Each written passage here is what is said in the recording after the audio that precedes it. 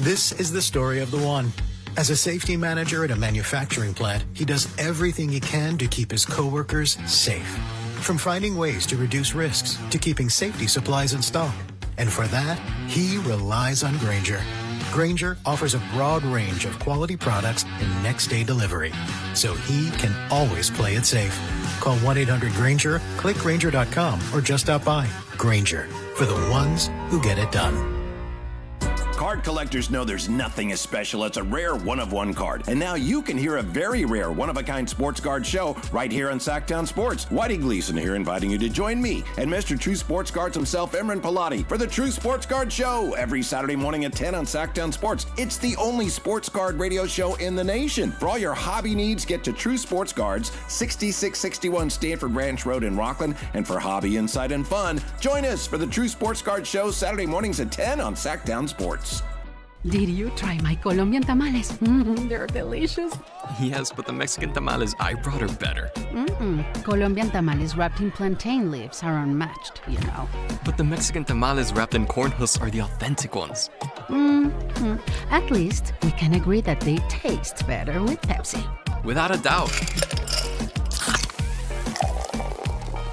Can you pass me a straw? You mean a pitillo? Tamales deserve Pepsi. On top of home and auto, Progressive protects your boat, RV, and motorcycle so you can explore the unknown. Actually, we just take the RV to the same campground every year. Well, maybe you can catch your own dinner on your boat. Oh, we can actually get pizza delivered there from this brick oven place we love. Will you at least try a new topping? Honestly, probably not. We kind of have a go-to order. Fine. Just bundle home or auto insurance with your outdoor vehicles with Progressive and stay protected when you go, I guess, where you've gone before. Progressive Casualty Insurance Company and affiliates. Not available in all states or situations. Pump up the volume. Business moves fast. Orders roll in, deadlines close in. When you ship with USPS Ground Advantage, you can keep up with confidence. Every package stays in our secure network from dock to door. And with nationwide reach, dependable tracking, and upfront affordable pricing, you get built-in peace of mind. You run the business. We run the routes. Visit USPS.com/Ground Advantage to learn more. KHD HD1 Sacramento, KYMX HD3 Sacramento. From the Power Business Technology Toshiba Studios. This is Sactown Sports 1140. This is the Drive, baby! The Drive Guys, Kevin Gleason and Alan Stiles. It's drive time with the Drive Guys. So all of a sudden, out of the blue, we get word of the Myles Garrett trade, which is only agreed upon. I don't think it's actually been consummated yet. Alan, bad news for 49er fans, at least in the short term. Did some of the similarities between this and the Luka trade strike you? That's one of the things I thought of. I know Brett Siegel wrote about that. He's going to join us today. There's similarities, there's differences. Is this anything in your mind like the out of nowhere, oh, Luka going to the Lakers, Myles Garrett going to the Rams? I didn't see that initially. I did not think that initially. I guess I understand it, but the only difference is, and it's a big one there, Whitey, is that the Mavs did it right after a finals run. The Browns are not good. So that's, I think, a huge difference for me. And I would say people did see this coming. Myles Garrett, he wanted the money, so he signs that crazy deal. Then he's kind of complaining a little bit about being on a bad team. So I don't think it was very similar to the Luka one because there had been rumblings about this. His timeline didn't really match up with the Browns because the Browns are not very good and he's right in the middle of his prime. So I didn't see that one. It was similar in this sense. I know when I first saw it, and I think Ramsey was the one that first alerted me to it, I felt like I better make sure this is real. Okay, yes, yeah, just from that standpoint. Yeah. Another big difference, though, to your point, is the fact that a lot of people will look at this deal and say, Cleveland not only did well, some will say Cleveland did better than the Rams in this deal. Right. Depending on how you value first-round picks and Jared Verse, of course, versus one single player. I know. It's so funny because what did he have? 7.5 sacks last year, which that's great. How many did Myles Garrett have? 23. Yeah, I mean, insane. But then you have, when the Cowboys moved on from Micah Parsons, it's the whole conversation of only one guy can do so much. I do think that it's a situation where both sides kind of got what they feel like they needed. We know the Rams just don't care about first-round picks. We don't, and when they do, they draft a quarterback and say that was the plan. And we know the Browns, like I said, are not necessarily contending right now.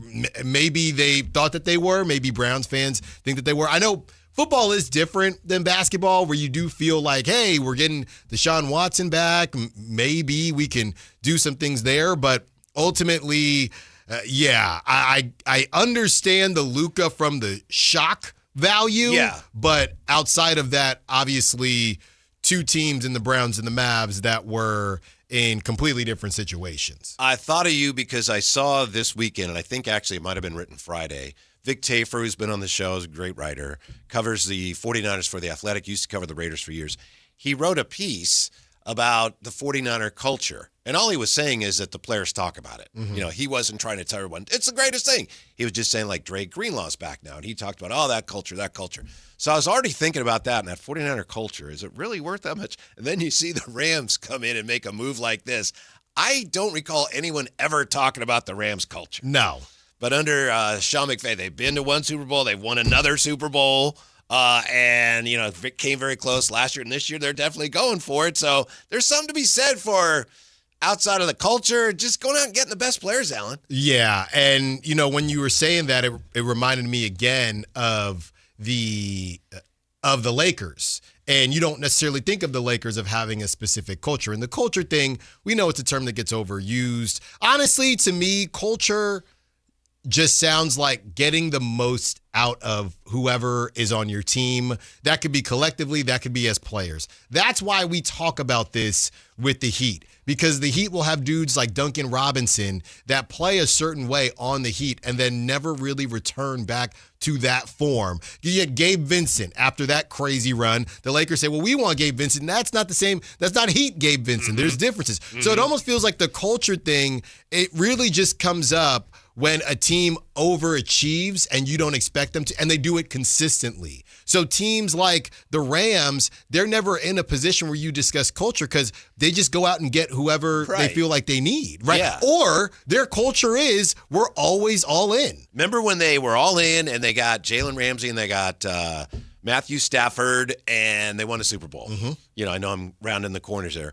They win the Super Bowl. They were all in. They're going to be bad for a few years. Next year, I think they were 5-12, and they haven't had a losing record since. Right. They had one down year. Yeah.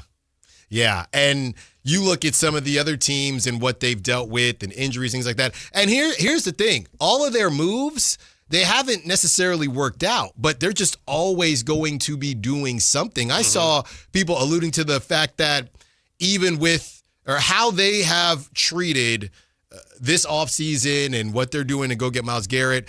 Essentially, Whitey, if you think about the word culture or just their system, there's a chance that they don't extend Puka, which sounds crazy, but there's certain guys coming up to where they make decisions on who they're going to spend money on, who they're not, but they feel like they have, I guess you could substitute culture for system, whatever it is, in place. And a lot of that is probably Sean McVay to where they can figure out how to be successful outside of random players. Yeah, they already picked up Trent McDuffie, 4 picks, including number 29 for Trent McDuffie, so they address their secondary. And for most teams, that probably would be the big move of the offseason. And most teams would feel like, we got some things done this year. And for the Rams, like, now we're just getting started. Right. It's kind of frustrating from a 49er standpoint, to be honest with you. Well, I mean, I think a lot was always going to fall on the shoulders of Mike Evans, but that's the big ticket, right? That's the big ticket item, and you better hope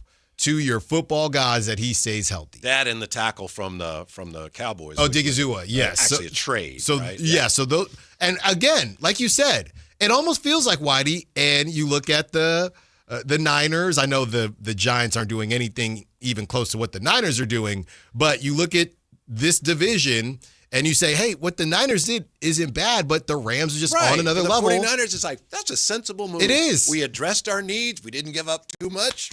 Nicely done. That's and then it. The Rams say, yeah, you want to see something? Boom. Right. But, you know, the reason I brought up the Giants is because it reminds me of the Dodgers in a way. And how the Dodgers just don't care about, obviously, we'll see what happens. It's an LA thing, huh? That's what I'm saying. You also mentioned the Lakers. That's what I'm saying. We don't care about spending money or anything. We're just going to put ourselves in the best position to win this, and we'll see if the Rams end up doing it. We know they got darn close, and now with the Seahawks losing their coordinator to the Raiders, of course. Let's see. I mean, clearly the Rams are going to be the favorite to win the Super Bowl, right? I mean, there's no doubt about it. They may have already been. Certainly one of. Probably. Yeah. Before we move on to the NBA, I have a friend, you may know him. He had said that he thought the AFC West was about as strong as the NFC West. What should I tell my friend today? Today's a new day. At the time, I don't think it was as ridiculous. That's what I would tell your friend. But today, it doesn't look great. You may know him, Schmallen. Yes, I do know Schmallen. He's a very nice person. Well. Yeah, no, he's, he gets around. He's got very strong opinions. He does. Very strong opinions. But no, it's a joke now. It's an absolute joke. And then you have somebody said, so you have the NFC West, and that dragon meme where there's 3 dragons that look really mean and the one dragon that's not even looking at the camera or whatever. You look at that and somebody said, okay, so we have all those teams in the NFC West battling it out, and you have one team arguing with Jacoby Brissett about a contract dispute. Right. Like, what are we doing? Mm-hmm. What are we actually doing? Yeah, that's tough to reset the culture there, isn't it? They've tried to reset a couple times now, and I guess they had a decent draft, but those guys, you're just going to hang around. Maybe they're going to try to figure out a way to get Arch Manning, but they're out of the runnings for a while here. Now, I know you're well connected. I know, Brett Siegel and you commiserate on a lot of these things, and Brett Siegel joining us today at 3.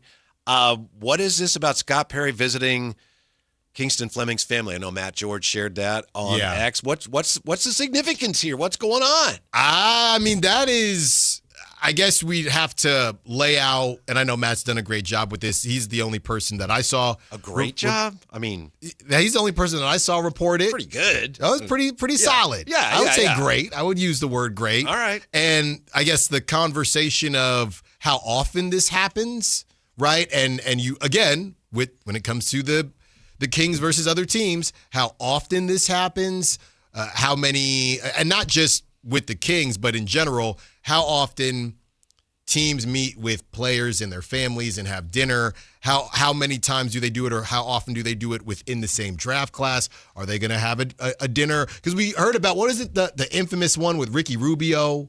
Remember that one? Yes, where his mom had to cut his meat.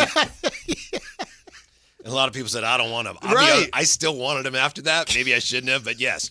So, obviously, this is a thing, but, You don't want to hurt his wrist? I don't know. Right, he's big season coming up. Big season, big things to do, big draft. But, the biggest thing, I think, Whitey, is it's refreshing to me to at least know, or at least hear, that the Kings aren't putting all their eggs in one basket.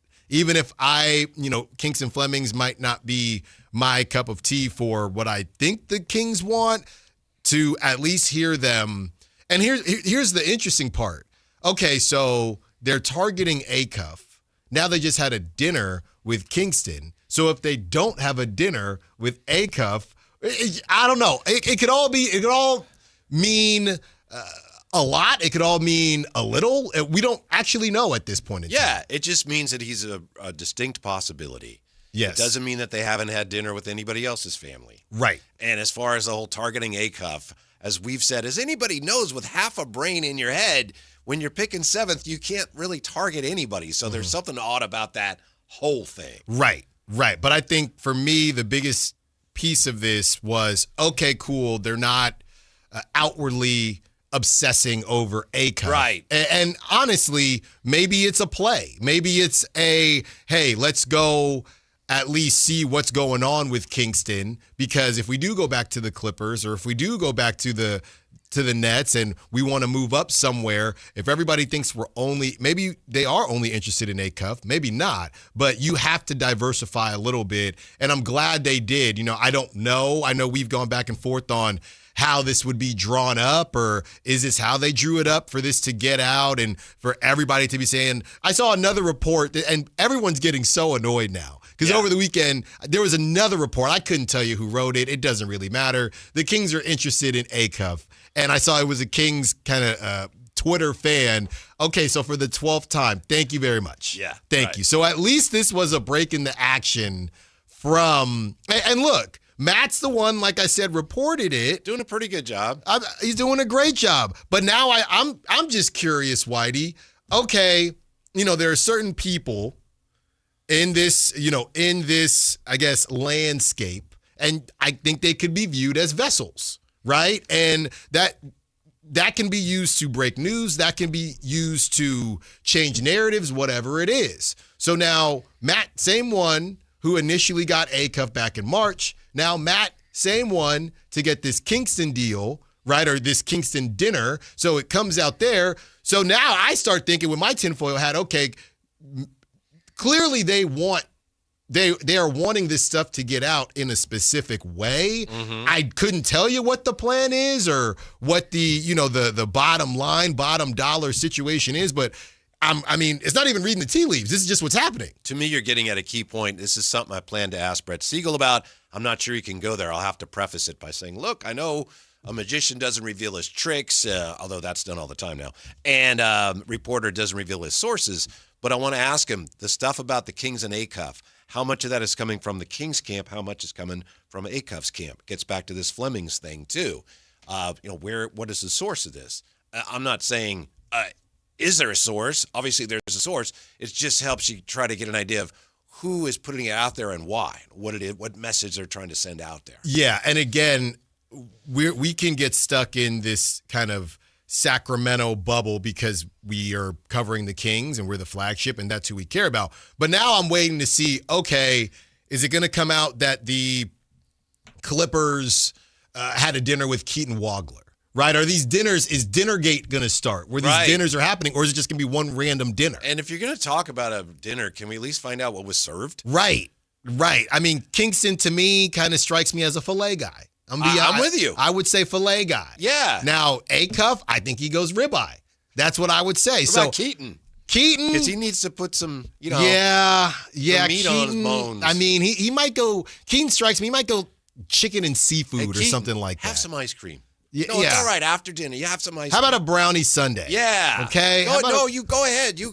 No, I'll tell you this much. And, Ramsey's doing a great job for us, but I had great. Really? Oh, yeah. Great job. Great job. He's doing a nice job. Great job. This show just started. I know there's no free. Your bar on greatness is low, I have to tell you. No, it's not. It's not low. I know there's no free promotion here, but Whitey, I had, it's called Not Your Average Dough. And I want to say this because you guys are always getting on me. You're like, oh, you just like vanilla. That's not true. All right, I like vanilla on brownie sundaes, on pie a la mode, but not your average dough. I believe it was cake batter ice cream or cookie dough ice cream, cookie dough in it, and then you had crushed up pretzel pieces within it, Whitey. All right. It was incredible. Okay. We were just you said ice cream, so I wanted to tell you I'm diversifying it was never not diversified, but I wanted to tell you. All right, and I'll bring some in for you. Yeah. Mm-hmm. Yeah. Whoever put that together for you I bet they did a great job. But what together? Scooping it out for you. I don't know. Yeah, right? They did a great job. They did a great job. Uh-huh. So I'm just letting you know. So Keaton, we can come out here. You can go get some not your average dough ice cream. We'll take care of you. But I don't know. This Dinnergate thing for me, Whitey, I would love to know who's getting pasta. Right? I mean, now all of a sudden Dave's at the dinner. I don't know how Dave got to the dinner, but now all of a sudden I didn't invite him. Was Dave at this dinner or not? So I don't know. I'm just curious if other instances of this are going to come out. There is no way that Acuff is there at 7. No way. If there's anything we've read, and then again, Brett Siegel's joining us today at 3. He talked about a handful of teams. I think did he mention the Clippers and the Nets? We can look it up here. Other teams interested in Acuff. Mm-hmm. There's just no way unless the Kings. So the Kings, if they want to get him there, they would have to trade up. And I think they're smart enough to know that's probably not the best move. So it's going to be Kingston Flemings. There you go. Thank you. Wow. Good night, everybody. Well, this just went left. This just went absolutely left. How is Acuff going to be there? He's not. Would the Kings really trade up to get him? I don't think they should. I don't think they should, but I think they would based on the price tag. But I would say this. Anything more than second rounders to me would be, I don't want to call it ridiculous because we don't know how good Acuff is going to be. but I think it would be viewed as an overpay. And not to mention, but kind of have to mention, the fact that they were already in this position without having to trade. Some bad luck, of course, but the optics would not be good. And A-Cup better come out the gates flying if they did that. Somebody's making a joke or two about the dinners for the first pick in the 2019 NBA draft, but I'm not gonna. That's not. We don't need to do that, right? We're not doing that. We can be better than that. Yes, we're Deep not down, doing I think that. we are. I'm so happy the Spurs won because I get to see more Wemby now. I love watching him play. It's just like, I've never seen this before. I'd like to see it a few more games. Well, you're going to get to. Yeah. And the Spurs, slight favorites in this one, and I think they should be. They just play so hard, man. I think it's not that the Thunder don't play hard or physical, but the Spurs, and we talked about it before, they just bully the bully. And I'm curious to see how that looks against somebody like OG Anunoby. I mean, that's a Josh Hart. That's a hard-nosed team over there in New York. So two teams that are really going to duke it out, and I think it's going to be a really physical matchup, Whitey. I don't know how pretty these games are going to be honest with you. Yeah, it may be similar to, remember, we looked up the scores from the 1999 finals last year. I think only one team broke 90 at all. How about Luke Cornett, huh? And that block. Oh, yeah. Wow. Yeah. Well, he's the guy where, I think going into, or a couple games into the series, I know he had not been playing well, and there was some really bad kind of analytic stats on it. But throughout the regular season, he had helped a good bit, when Wemby was out or when he was on minutes restriction. So he did just kind of trying to find his way, and he showed up when they needed him the most. Yeah. That was interesting that after the game, apparently Dylan Harper said, we got to get some get back for the in-season tournament. Did you hear that? Like, okay. I guess they do care a little bit. This bulletin it just surprised board. me that's like one of the first things they said after winning the Western Conference Finals. A bulletin board. Yeah. I mean, and again, he's got nothing else to compare it to, right? That's true. He's a rookie, so that probably was a big deal for him. Have you been able to smooth things over with his family? I just let them do their thing. Okay. Honestly, he's been in probably 8,000 more Twitter beefs after whatever that was. So he ain't thinking about me no more. He better not be. I tell you, when Shea, after the game, said that, I won the MVP, but this year was a failure, it reminded me of when the Warriors won 73 games. And I know Bob Myers, and we've talked to Bob Myers, and he said, we had a great season. To me, it's like, no, if you don't win it, it's a failure. Right. If you don't win it all, it doesn't matter what you did to get to the finals. You have to win it all. I agree with Shea. Yeah, and I mean, I think if you are looking at this from the OKC perspective, we know that the aprons are coming, right? We know that the aprons are going to get everyone, and they probably look at this and think, man, this is really unfortunate that we weren't healthy, and maybe the Spurs get him anyway. I don't know. I'm assuming they didn't have Jalen Williams the last time, majority of the times that they played the Spurs, but that doesn't make a difference now, Whitey. And they can, I think internally, if I'm OKC, look, man, a dude we're paying however million to, and Jalen Williams, who signed that max extension, he didn't play. So and the Spurs, they probably figured, hey, the Spurs are on their way. Maybe we have a little bit more time than this. And the Spurs said, no, you don't. I think that the whole conversation is, if it wasn't going to be the Spurs, the Timberwolves are going to be tough. The Nuggets were going to be tough. The West is just tough in general. So I think if you're OKC, people are saying go get Giannis, whatever it is. I hate, it's not a cop-out, just bring up health, but I just think it's a huge deal. And you know what somebody said, Whitey?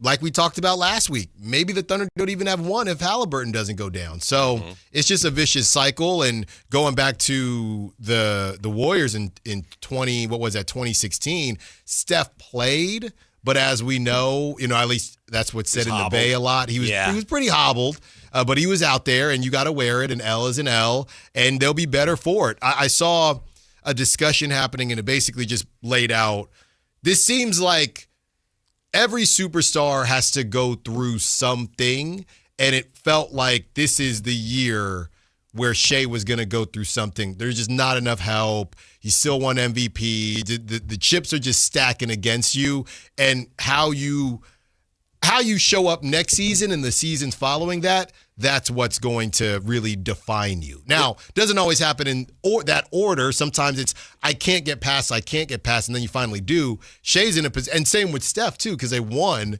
in 2015. Then they went through what they went through in 2016, even though it was a crazy season.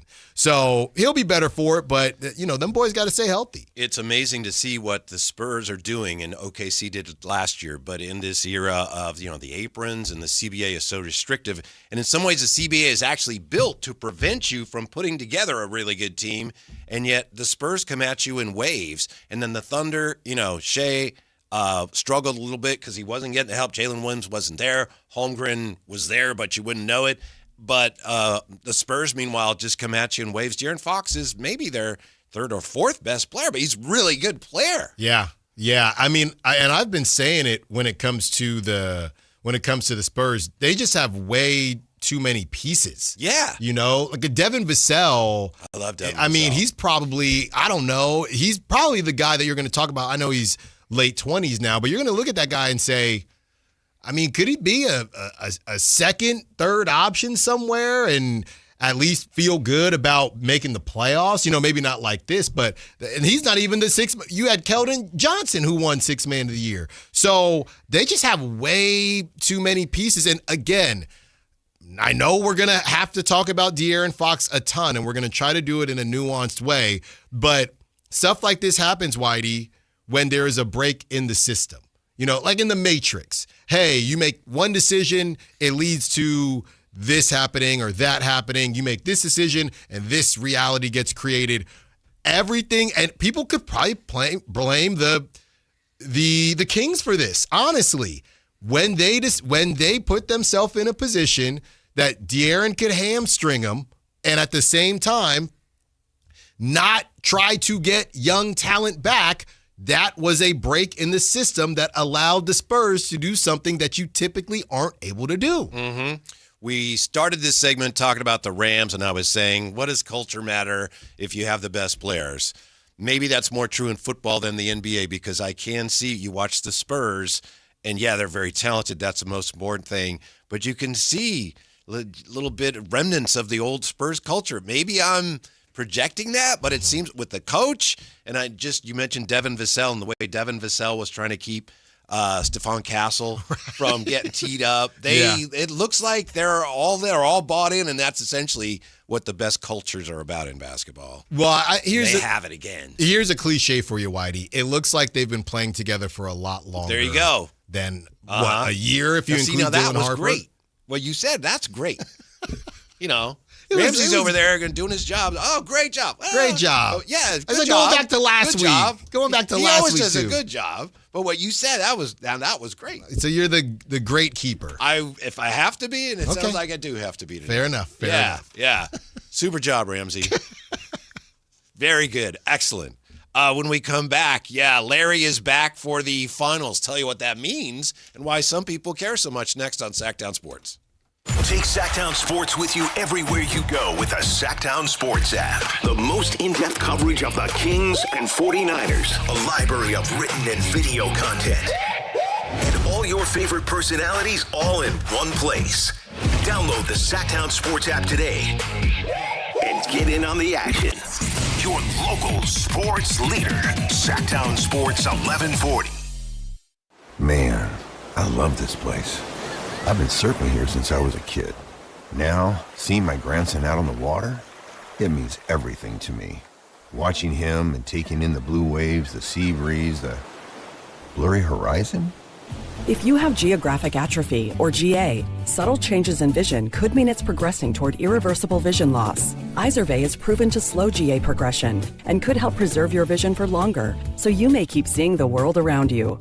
Izervay, or avacincaptad pegol, is an eye injection. Don't take it if you have an infection or active swelling in or around your eye. Izervay can cause eye infection, retinal detachment, or increased risk of wet AMD. Izervay may cause blood in the white of the eye, blurred vision, or a temporary increase in eye pressure. Do not drive or use machinery until vision has recovered after an eye injection or exam. Ask your retina specialist how you can slow your GA with Izervay. To learn more, call 1-855-IZERVAY or go to izervay.com. Paid for by Astellas Pharma. You can buy golf clubs anywhere, but buy clubs that fit the shelf instead of your swing. That's why Hagen Oaks offers total game fitting. TrackMan dials in your driver and irons. Ping's Bolemic Ball Fitter finds your perfect golf ball. Hagen Oaks Putter Fitting Studio helps you roll it true. And FootJoy's 3D foot scanner matches you with balance and stability. Whether you're a beginner or accomplished, your best game starts with the right fit. Hagen Oaks Golf Complex. Better fit, more fun. Fulton Avenue at Business 80. This is a special alert to all Americans who own a vehicle with less than 200,000 miles with an auto warranty about to expire or with no warranty coverage at all. Due to a decline in the economy, CarShield is announcing a low-cost month-to-month vehicle protection plan that is now available to the public to save any driver out-of-pocket expenses on future auto repairs. Call now to find out how you can pay almost nothing for covered auto repairs. Yes, you heard that correctly. Pay almost nothing for covered auto repairs. An open phone line has been established for all drivers to call for a free quick quote. Call 800-292-4541 now. Drivers who are covered will not have to pay for covered repairs again. This protection plan is at an all-time low. Additionally, drivers who activate this vehicle protection today will also receive free roadside assistance, free towing, and car rental options at no additional cost. Call us for your free quick quote today. 800-292-4541. That's 800-292-4541. What do you have to lose? Call 800-292-4541. Again, 800-292-4541. Sacramento's best selection, best quality, and lowest prices on kitchen and bath products are at the new Anova Cabinet and Stone. For a limited time, get stunning new quartz countertops starting at just $159. That's right, only $159 for gorgeous quartz countertops. Listen to this. For a limited time, cabinets for kitchens and bathrooms are up to 50% off. Yes, up to 50% off new cabinets. It's a must-see. The new Anova Cabinet and Stone at Florin Road and Highway 99. Learn more at AnovaCabinetStone.com. If your passion is bass fishing, only one radio show has the action, information, and excitement of your favorite outdoor sport. Ultimate Bass, hosted by Tournament Bass Pro and California Outdoor Hall of Famer Kent Brown, takes you live to where the fish are biting every Saturday morning. Only Ultimate Bass feeds your passion with the latest news, products, tips, and advice from the pros. Ultimate Bass with Kent Brown, Saturday mornings at 5 a.m. on Sactown Sports 1140, part of SEP's Saturday Morning Outdoors.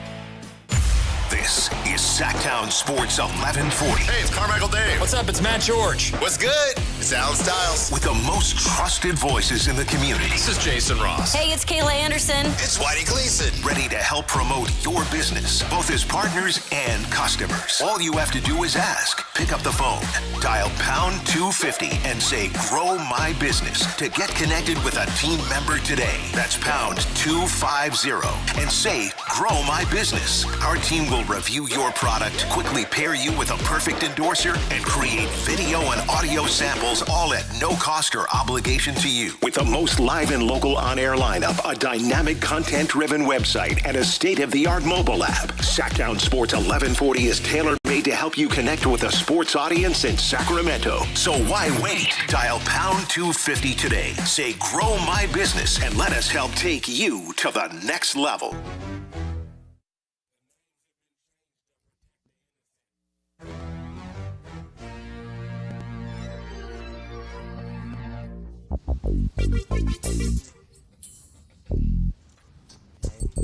Download the app and listen to The Drive Guys. The Drive Guys with Kevin Gleason and Alan Stiles. On Sactown Sports 1140. Most basketball fans in the region, almost all basketball fans, are just waiting with bated breath for the upcoming NBA draft.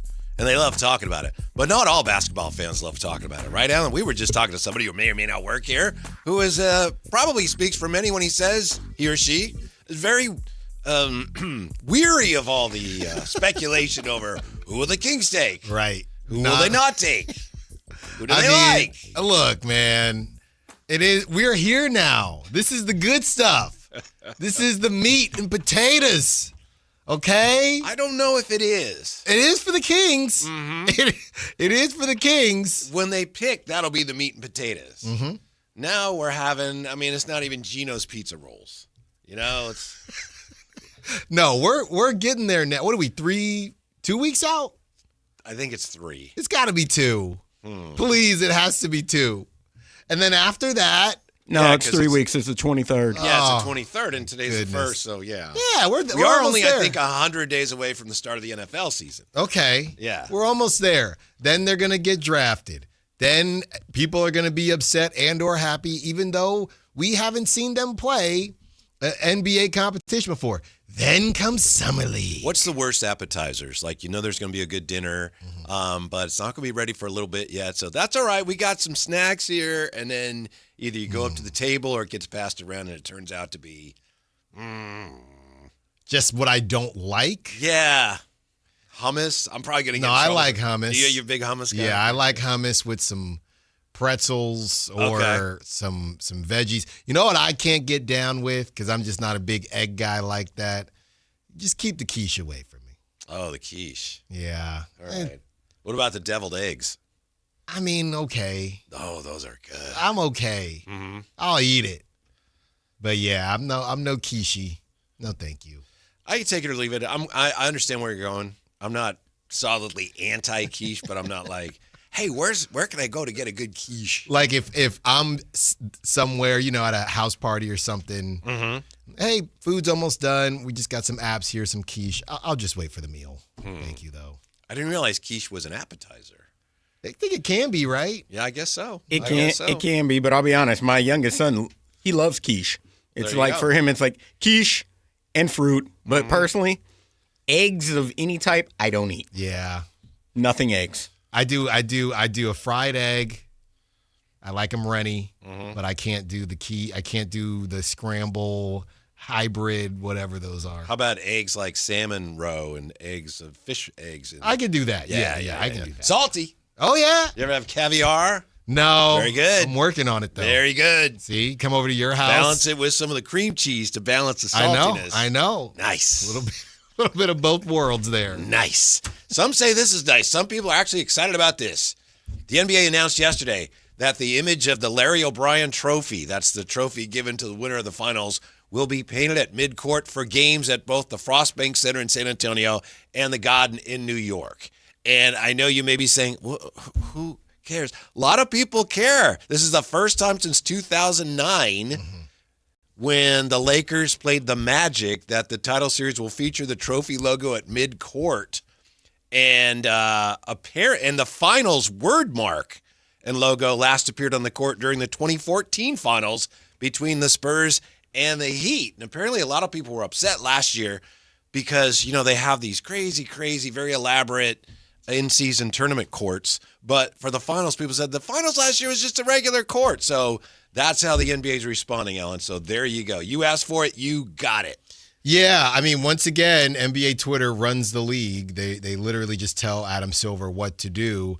I think it's cool as long as, the traction is good for all the players. That's all I'm worried about, Whitey. Right. That's what the commissioner said. There's a perception that the logos are slippery. Yeah, but, I mean, bright red courts and neon green courts are fine. Right. Yeah. Yeah. Just don't do that weird LED court thing from Big 12. Please do not. Now, that was funny. Yeah. Well, I don't know about you. I'm 100% on board with the Spurs, and how I feel has nothing at all about these finals. Has nothing to do with the Kings' history or Mike Brown or De'Aaron Fox. Has nothing to do with that. To me, I understand why people are agitated about it. To me, it's a non-factor. Well, non-factor to who? Well, to me, I'm just saying personally. I'm not trying to tell anybody else, you shouldn't care or you should care about this. Just to me, it's like we've seen the way these things go. I don't really care one way or the other about all that. Yeah. Hopefully, as Matt George said, I think I mentioned it to you last week, and I don't think you were really on board with it, Alan. I'm hoping that maybe just having to face it, wow, Fox and Brown in the finals, maybe it helps us as a fan base just kind of get through it and beyond it. Well, yeah, and it's not that I disagreed with you. I actually heard what Matt said to me differently, because the way Matt said it to me, it more so sounded like the Kings as an organization, right? Them having to force to face it head on, not necessarily the fans, but them, and just seeing the mistakes of your past again and again. So that's why I kind of rocked with Matt on that one. The fan thing, I mean, look, if y'all are trying to make some extra cash on Elon's Twitter, I'm telling you what to do right now. Just go fire up a tweet that says something to the effect of De'Aaron Fox and Mike Brown were on the Kings a year ago with a picture of them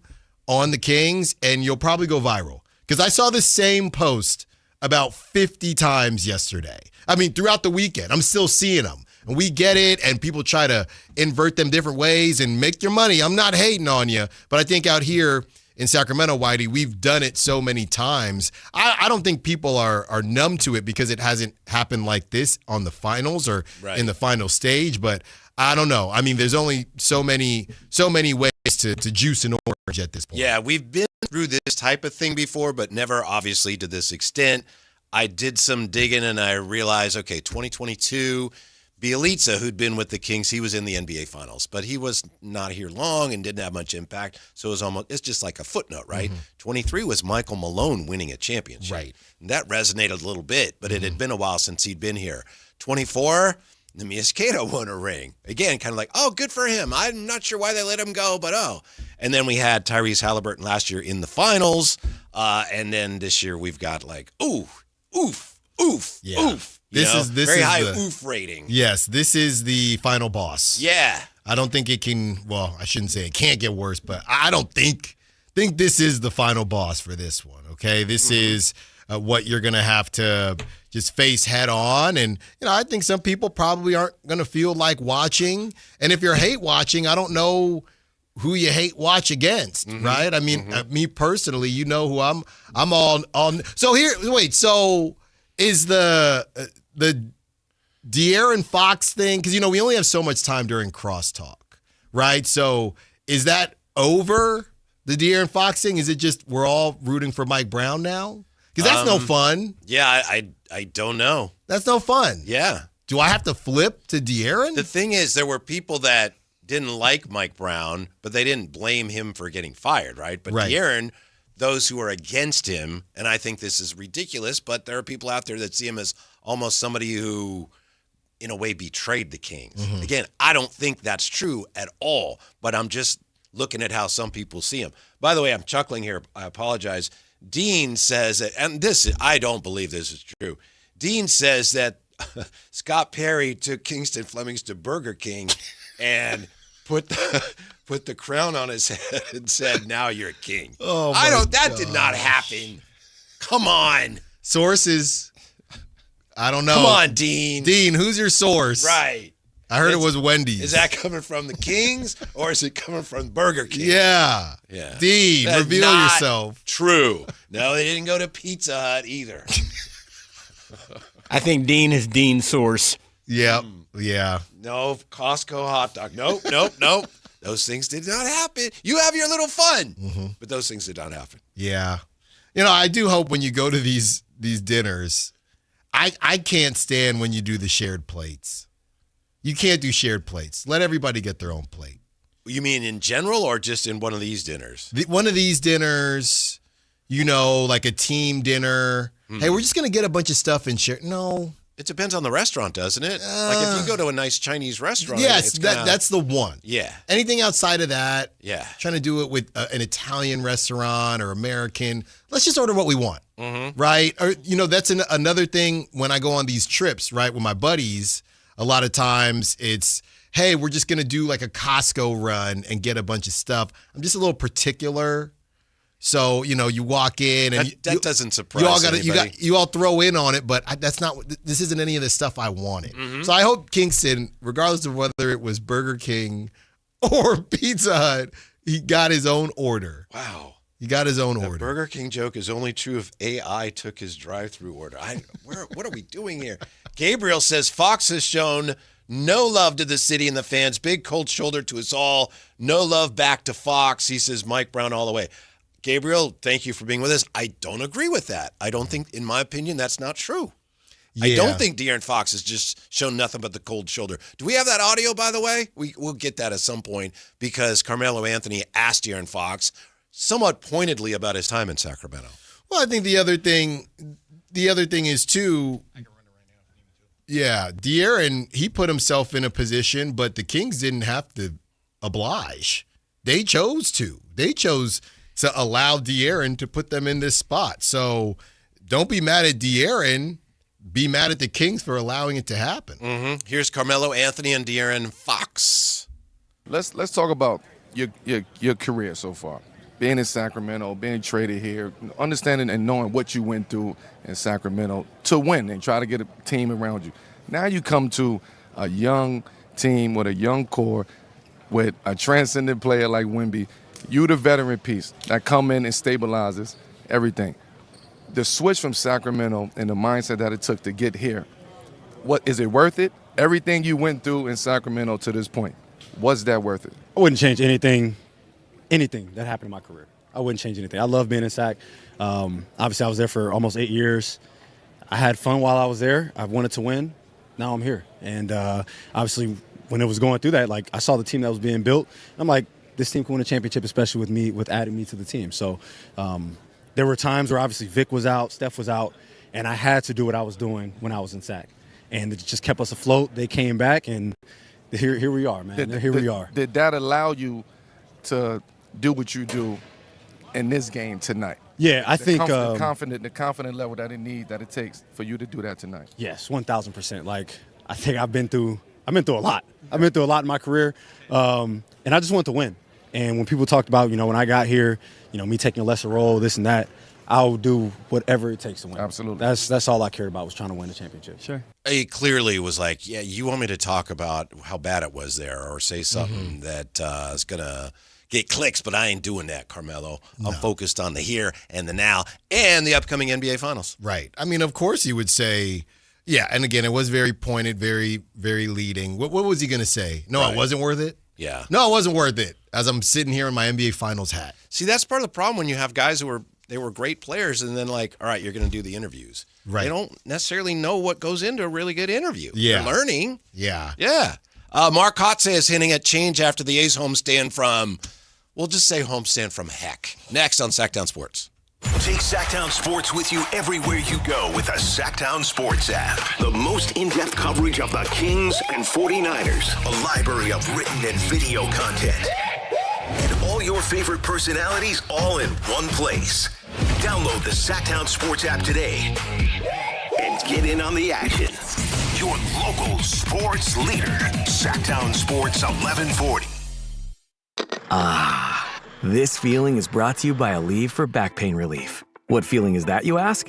Well, it's the feeling you feel when you have relief from back pain. That move how you want to, not how you have to feeling. That keep going through your day without slowing you down feeling. The kind that brings you back to yourself all day long without interruption.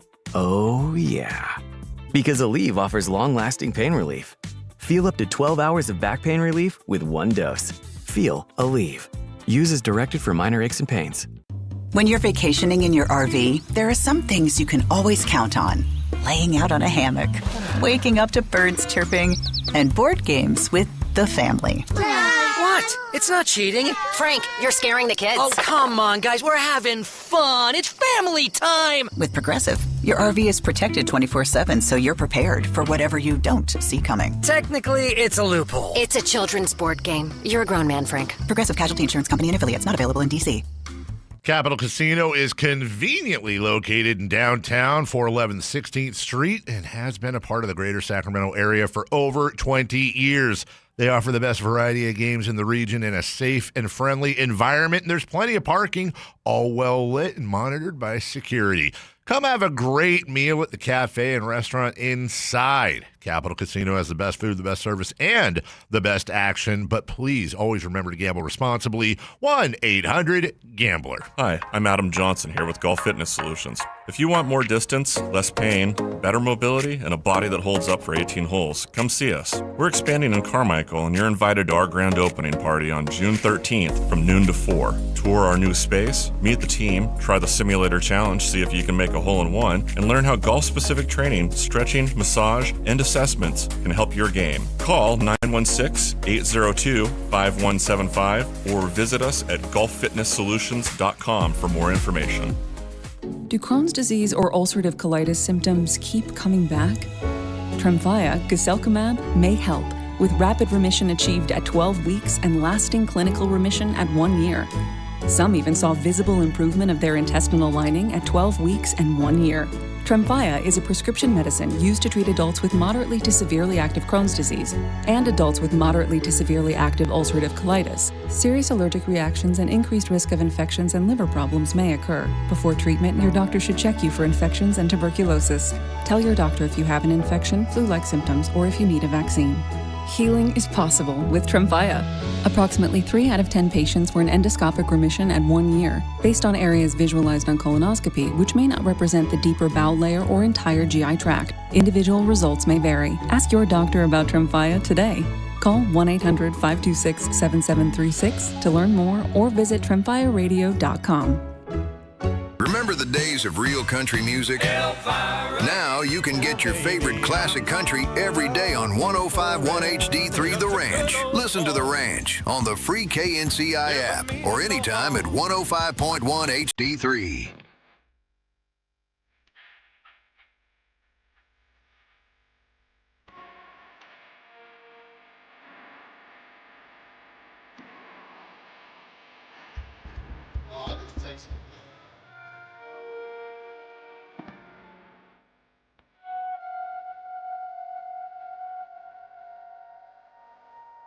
Drive Guys with Kevin Gleason and Alan Stiles.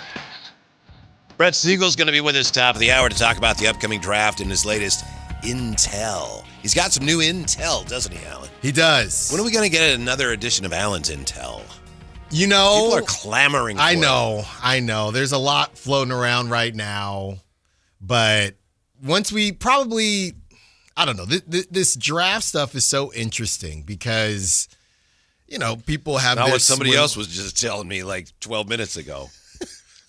Well, people have their swim lanes, and right now, you know, we're swimming in those specific lanes. Right. So once we get past the draft, to be honest. Gotcha. That's when I can get out to Summer League. That's where your boy that's starts. kind of where it started. That's where it all started. Yeah. You know me, I'm more of a let me talk to you. Where you from? You know, shake your hand. Right. That type of guy. That's right. Then I get that information. Yeah. You know, we last week we had the big press conference. As you know, you were there. The announcement for Sacramento's pitch. The announcement that Sacramento's in officially on a Major League Baseball expansion bid. Then we had the Yankees coming in, and then things kind of got sideways on us, Alan. Maybe my expectations were too high, but a loss yesterday in which, as you know, the Yankees scored 13 runs in 1 inning.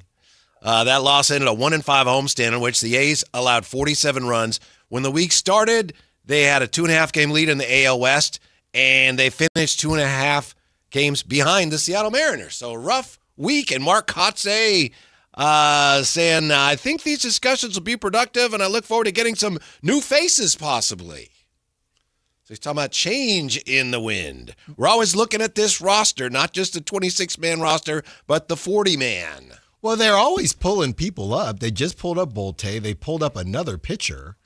So, to your point, if he's bringing up the 40-man, then he wouldn't talk about trades. It's not really what managers do. But they're pulling people up all the time. Mm-hmm. But you know who went to the one win? My wife pointed that out. She said, I'm glad that Alan and his wife got to go see a win. Yeah. I'll tell you what. I know we've kind of moved on from the it's kind of weird thing. I know we've moved on from it, but that was the first big game I got to go to. It is still kind of weird.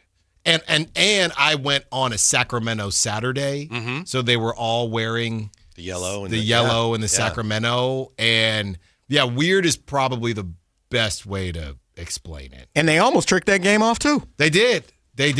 But yeah, obviously great experience. Got to see a lot of my coworkers from River Kitties. I got on the big screen, Whitey. It was a sing-along. Really? Yeah, I can't remember what song, but the cameraman saw me. You really can't remember what song you were on the scoreboard? It was quick.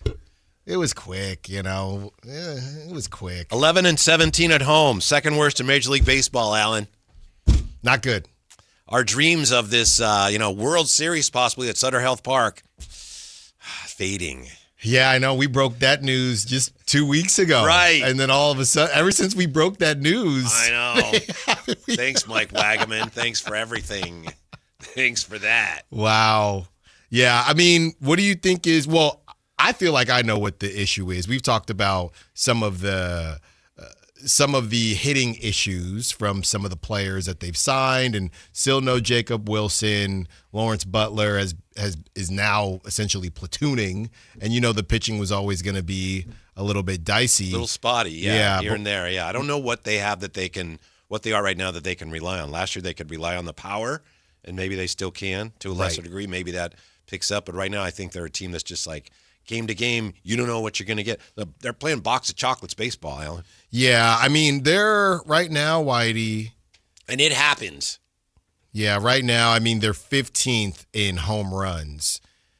Playing at Sutter Health, that you can't. Right. With that pitching staff, you're going to need to be top 10. Yeah. You're going to need to be top 10. And I know nobody cares about average anymore. They're 9th in OPS, so not – kind of reminds me of the Kings a little bit, Beam Team season or Beam Team era.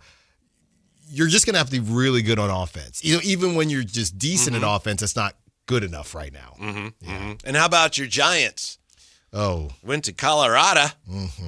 Got pushed around a little bit, but avoided the sweep yesterday. Put that broom away. Yeah. Dinger's their mascot, too. That's right. Yeah. Shout out Jonah Cox, who got pulled up from Double-A. Skips over Sacramento. Didn't get to say what's up to Jonah, but he joined the crew. This weekend? They move on from Hector Borg. I guess, Whitey, they just hired a new third base coach, so they were not sticking with. Yeah, they Ron hired Lotus. him through Indeed. I'd never seen a team do. I saw it on LinkedIn.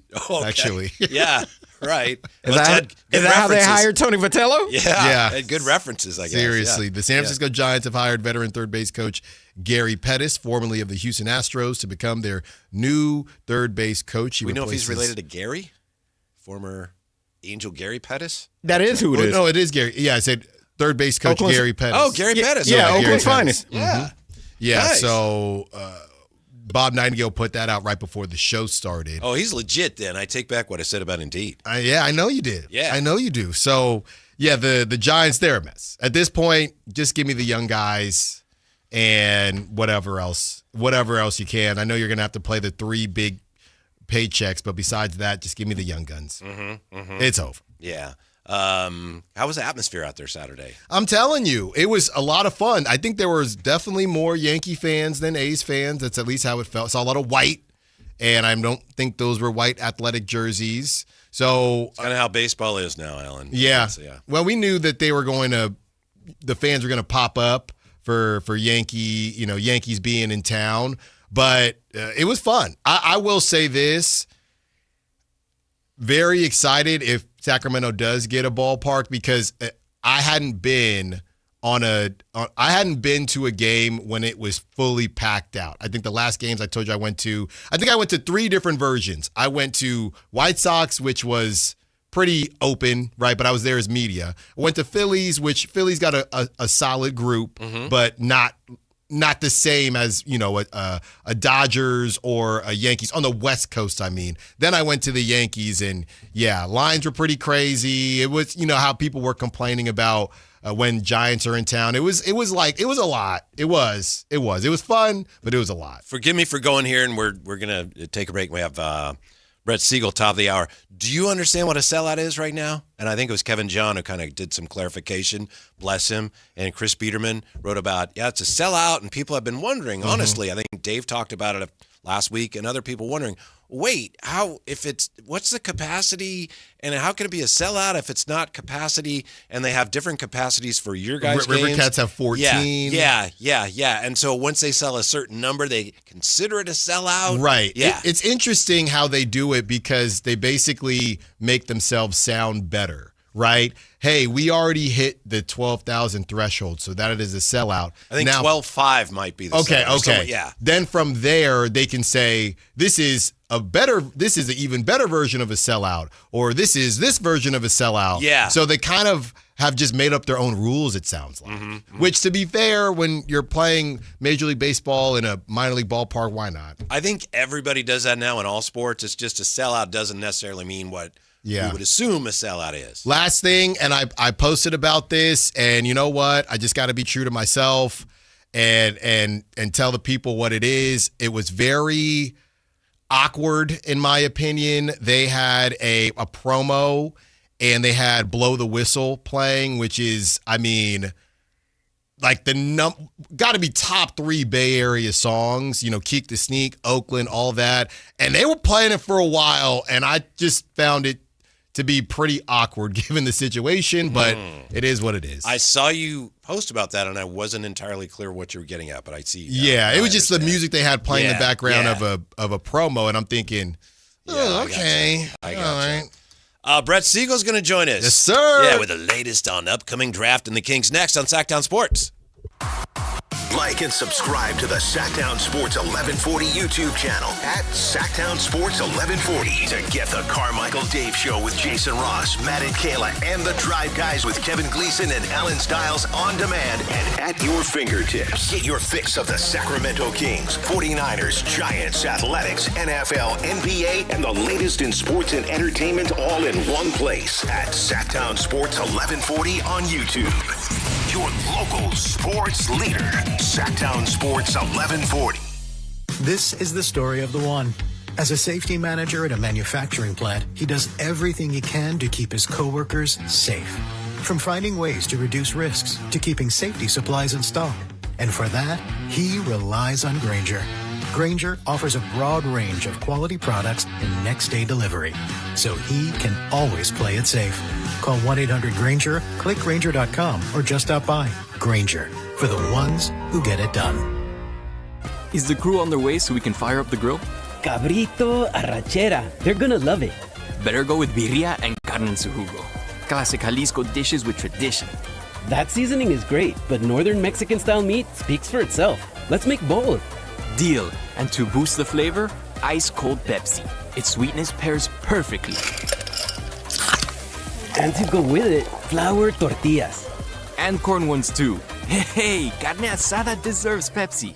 Injured at work, slip, trip, or a heavy object fall on you? Fareed Yaguptil, Esquire at DTLA Law Group fights to get you paid while you recover. Don't wait. Protect your rights today. Text Injury Help to 40222 or visit calldowntown.com now. That's Injury Help to 40222. Text rates may apply. Office located at 560 Santa Fe, Los Angeles. Results or outcome may vary. No attorney-client relationship is implied. Visit them at calldowntown.com. That's calldowntown.com.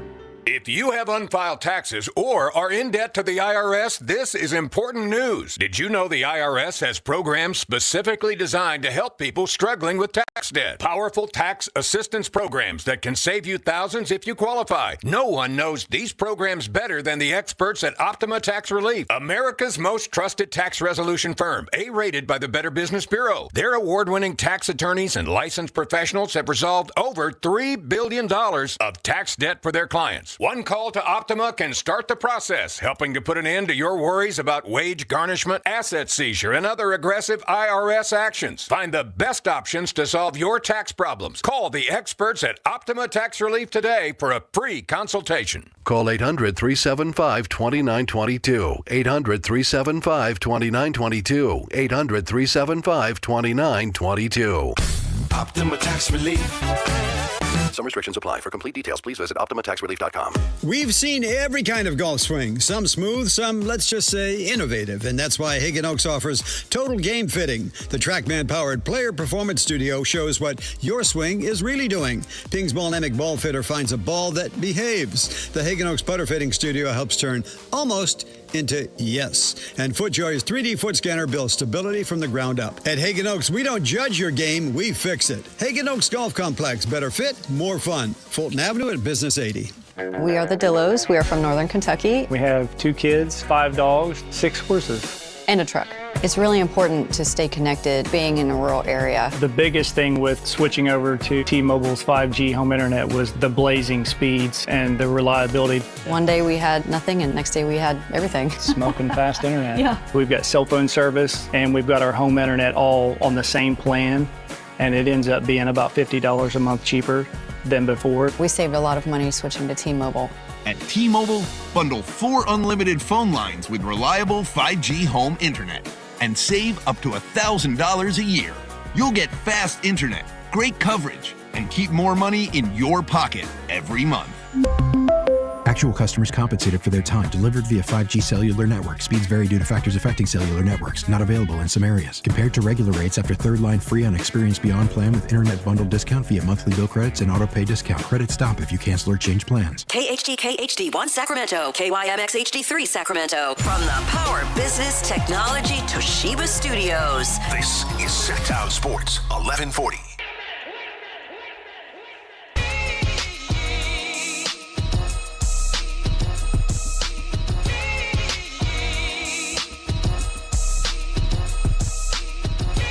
Your afternoon home for Kings talk and so much more. The Drive Guys on Sactown Sports. This is a real treat. These guys are very busy this time of year. Alan has lined up one of his friends, nice enough to join us. That's right. National NBA insider and reporter for Clutch Points. Woo. My guy, Brett Siegel, joins us. It's been too long, Brett. I know you've been busy running around, but thank you for hopping back on a Monday to break down some NBA draft with us. Well, you know I'm always happy to join you guys and talk about the Kings and especially the NBA draft. Yeah. Hey, Brett, how many teams want Darius Acuff? How long will he last in this draft as far as you can tell? Well, as of right now, there are 3 teams that we know have interest, and it's the 3 teams that everybody's been mentioning. It starts with the Los Angeles Clippers at 5, the Brooklyn Nets at 6, and the Sacramento Kings at 7. Now, this is where the mind games kind of start because you have to ask yourself, well, do the Clippers actually have interest? Do the Nets actually have interest? Those are the questions that the Kings and their front office have to ask themselves because we know that Darius Acuff is number 1 on their board. So this could just be a smokescreen, could just be a ploy by the Clippers and Nets to try to get a trade done, knowing that the Kings would trade up to get Acuff and they can gather future assets. And this is a very common practice by many teams during the draft. We see it all the time where teams will put pressure during the pre-draft process on teams to try to trade up, try to make a deal to get extra assets.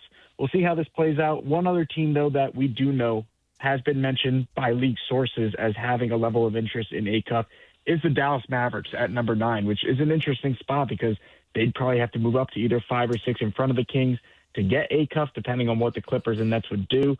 Is there a package that either the Clippers or Nets would want from the Mavericks?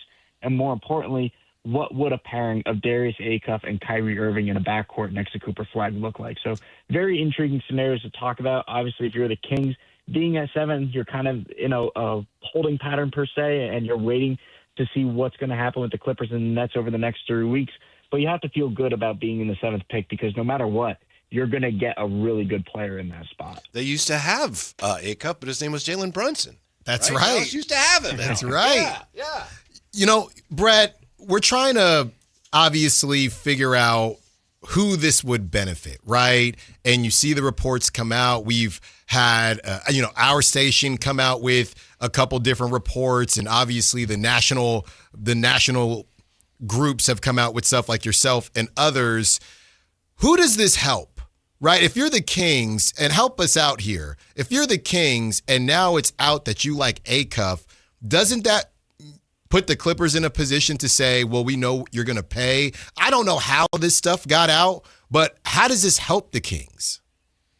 Well, I'll play devil's advocate here. It could also help the Kings in the sense of maybe Acuff's not number 1 on their board. Maybe they're just telling everybody that's who they like to try to convince the Clippers or the Nets to take them, and then they wind up with a guy, whether it's Keaton Wagler, Mikel Brown Jr., one of these guys that they actually do like. So it just goes into these mind games that we talk about all the time, that anything could happen over the next 3 weeks.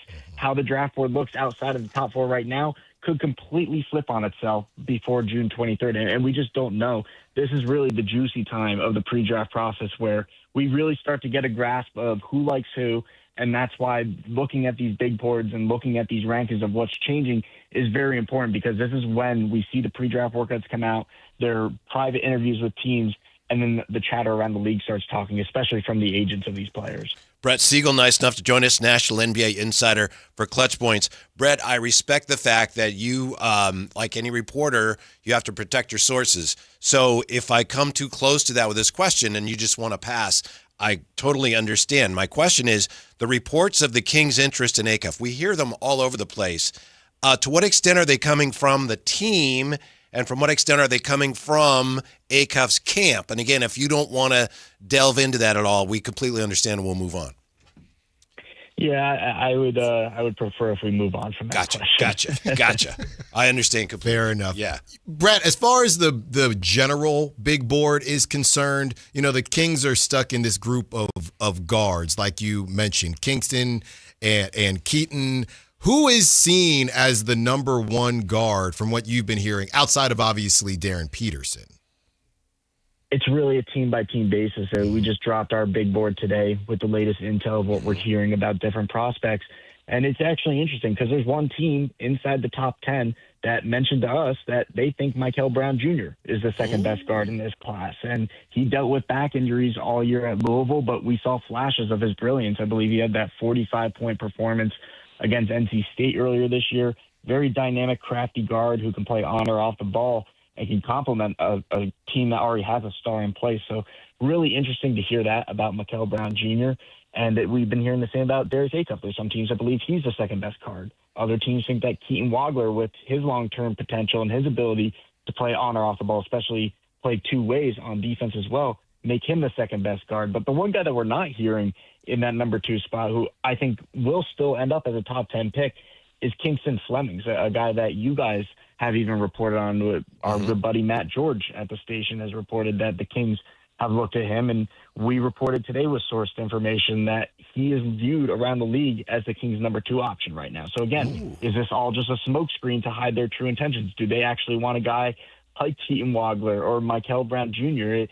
It's really hard to tell with all these teams in that 5 to 10 region which guards they actually want, because you can't go wrong with any of these 5 guards. It's just a matter of fit and style of play. They're all potential future all-stars in this league, but it's just a matter of who the front office ultimately settle on, and that will be decided in these interviews and this pre-draft workouts over the course of the next 2 weeks. Brett Siegel breaking it down for us. To what degree, Brett, do you think players staying in school affect the value of the Kings' 2 second-rounders in this draft? It affects it immensely, and it's not just the Kings, but every team has been impacted who has second-round picks in this year's draft because of all these NIL rules, where we've seen so many players dating back to 2024 where there were 160, 170 early entrants in the NBA draft. This year, there were only in the 70s, and now around 30 of them pulled out. So you only have around 41, 43 early entrants, which is still good. You're still getting the cream of the crop in terms of A.J. DeBonsa, Darren Peterson, all those projected first-round picks. But these potential second-round and first-round guys like Amari Allen or Milan Monsilovic, those guys are all heading back to college on 7-figure NIL deals. They're getting paid by cars. They're getting paid with jewelry, designer clothing. And it's much different from when I was in school and worked with the Louisville basketball program, where we couldn't even leave a kid's favorite candy on his bed during an official visit without that being a violation. So much different rules nowadays in college, and you can't really fault the guys for taking money when it's presented to them. And any guy would, 17, 18, 19-year-old who's being presented $1 million, take the money while you can in your career, because you never know when you're going to step silly on the court or slip on a wet spot and all of a sudden your career is over. So take the money while you can, but it's certainly impacting the NBA. And there's plenty of scouts, plenty of agents, and plenty of even college personnel who don't like these NIL rules simply because they're unregulated and it's affecting player development, and there's no loyalty anymore at the college ranks. Yeah, I hear you on that one, Brett. I mean, like you said, back in my day, I went to a barbecue as a cookout. Hey, are they giving you that hot dog because you play a sport or because they like it? Because if it's the first one, you cannot have that hot dog. Brett Siegel joining us from Clutch Points. Brett, we've heard about the Thunder wanting to trade up, right? Trade up and maybe get a Cam Boozer. I mean, at least that's the name that I've heard. Is there any world where the Thunder would be okay trading up if it only got them to 7, or are you hearing that they're trying to get into that realm of the top 4 because of all the assets that they have? Yeah, obviously there's been a lot of chatter that may be looking to trade up, package their 12th and 17th pick along with future assets, maybe even a guy like Aaron Wiggins or someone else on their roster, Casey Walls, whoever it be, to move up into the top 4, get Cam Boozer. Right now, I don't see that being a realistic scenario. I don't think any of those top 4 teams are going to trade out of their spots. If anything, one of them could maybe strike a deal with the Washington Wizards, but I would put a very, very slim chance of any of those top 4 teams moving out of their spots at this point. It seems pretty locked in that we're going to see A.J. DeBonsa go 1, Darren Peterson 2, Cam Boozer 3, and Caleb Wilson 4 After that, the draft is wide open, and if the Thunder want to move up, it really depends on if they pinpoint a certain player in this draft that they really like over the next 3 weeks. Could that be a Damara, a 7'3" big man from Michigan? Could they view him as a replacement for Isaiah Hartenstein? But that really depends on what Hartenstein is thinking. Obviously, if they won the championship this year and they go back-to-back, I think he'd be much more willing to take a smaller contract to stay with the team. Now there's going to be questions about that. Does he want to still get paid at a top figure? Because he could go to other teams in free agency and probably get more than the mid-level exception for the way that he's played with the Thunder over the course of the last 2 seasons. We'll see if he's willing to give them a discount, because they will most likely decline that team option, and Sam Presti and the Thunder are going to have to work around some financial situations here. So a trade-up scenario to get a Damara certainly in their cards. They may even trade up to get a guard, get another ball handler, because we saw when Jalen Williams and A.J. Mitchell go down, they didn't have anybody outside of SGA who could create for themselves. So is there another guard that they pinpoint in this draft that they want to move up and get? Maybe even a Casey Wallace replacement, because they're going to have to wind up paying him soon. So there's a lot of factors that go into this draft for the Thunder. It's going to be a very busy offseason for them, and we'll have a story going live tomorrow at Clutch Points talking all about it, of their offseason and potential moves that they could look to make. But in terms of being in the number 12 and number 17 spot, I'd be pretty surprised if they stay put and they make selections in both those spots. I think that they're either going to trade up or look to trade one of those picks for more future assets. Brett Siegel from Clutch Points, their new big board is out. So, Brett, and I'm kind of spitballing here, but if OKC possibly is looking at a guard, if they want to move up to get a guard, that could impact potentially who's available when the Kings pick, right? Absolutely could, especially if they jump up in front of the Kings. Yeah. Maybe they make a trade with the Brooklyn Nets, who they could get 12 and 17 from Brooklyn's perspective, and OKC jumps in front of the Kings. Now, who are they looking at? They probably wouldn't go after a guy like Darius Acuff, assuming he's still on the board, but we're talking about guys like Kingston Flemings, Braden Burries, maybe Keaton Wagler if he's on the board. So it most certainly could impact the Kings with what guard they wind up drafting in this draft and who ends up falling to them.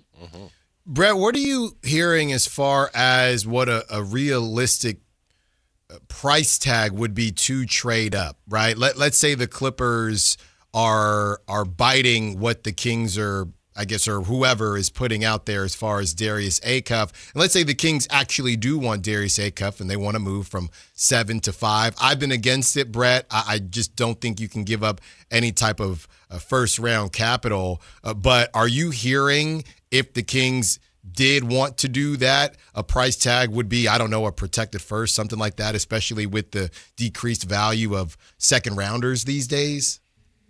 And especially because of these new draft rules with the draft lottery reform, teams want to try to get picks in 2027, 2028, and 2029. And with that said, teams don't want to give up picks in 2027, 2028, and 2029. So someone's going to have to bite eventually. Somebody's going to have to sacrifice their pick, whether it's to move up or to get a star on the trade market. And we'll see not necessarily how this impacts the Kings, but the Giannis trade sweepstakes of what the value is going to look like there. And I think that's the first big domino that's going to fall to really let teams know how valuable those picks from 27 to 29 are over the next 3 years. And that will set a precedent for the NBA draft. It will set a precedent for this offseason in terms of what certain players' value is going to look like, because we're not going to see these trades anymore where teams are giving up 3, 4, 5 first-round picks.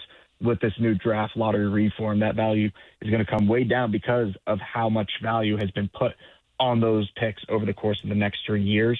As far as the Kings looking at the 5th or the 6th pick, if they're going to move up, like you said, it would most likely be some variation of a protection over the course of the next 2 years for a first-round pick. But it just doesn't make sense for the Kings to do that. You're a rebuilding team. You need to try to gather as much young talent for the future as possible and continue building this roster up with the new structure of the front office and Scott Perry there and his vision for the team.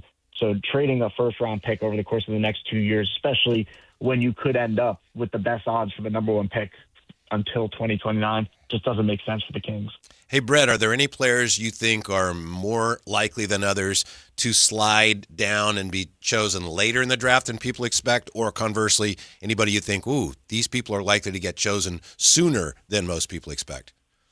It's interesting you mentioned that, because I was actually looking at that this morning, of just looking at the big board that we put out, looking at the rankings, some of the intel that we heard over the weekend, and you're thinking to yourself, someone's going to have to fall. It's not necessarily their fault, but there's just so much talent in this draft that someone's going to fall out of the lottery, somebody's going to fall out of the top 10, and there's going to be teams that are just drooling seeing these guys fall in their lap. And so who could some of those names be? Well, one of them is Yaxel Lendenberg, the senior from Michigan, who is widely viewed as the best upperclassman in this draft class. He can come in and contribute right away for a contender or a playoff-like team like the Warriors, the Thunder, Hornets, all known to have interest in him. Even some teams that are in the 20s, like the San Antonio Spurs and Detroit Pistons, they've been mentioned to us as possible trade-up candidates looking at Lendenberg. So I think that his market's going to be very interesting, especially if he falls out of the top 10 of could a team look to move up into that late lottery region to grab him. And then obviously in that 12 to 18 region of the draft, guys I'm looking at that could potentially slip and, again, be another trade-up destination for a team. Kareem Lopez from New Zealand. You got Cameron Carr from Baylor, a big winner from the NBA Draft Combine.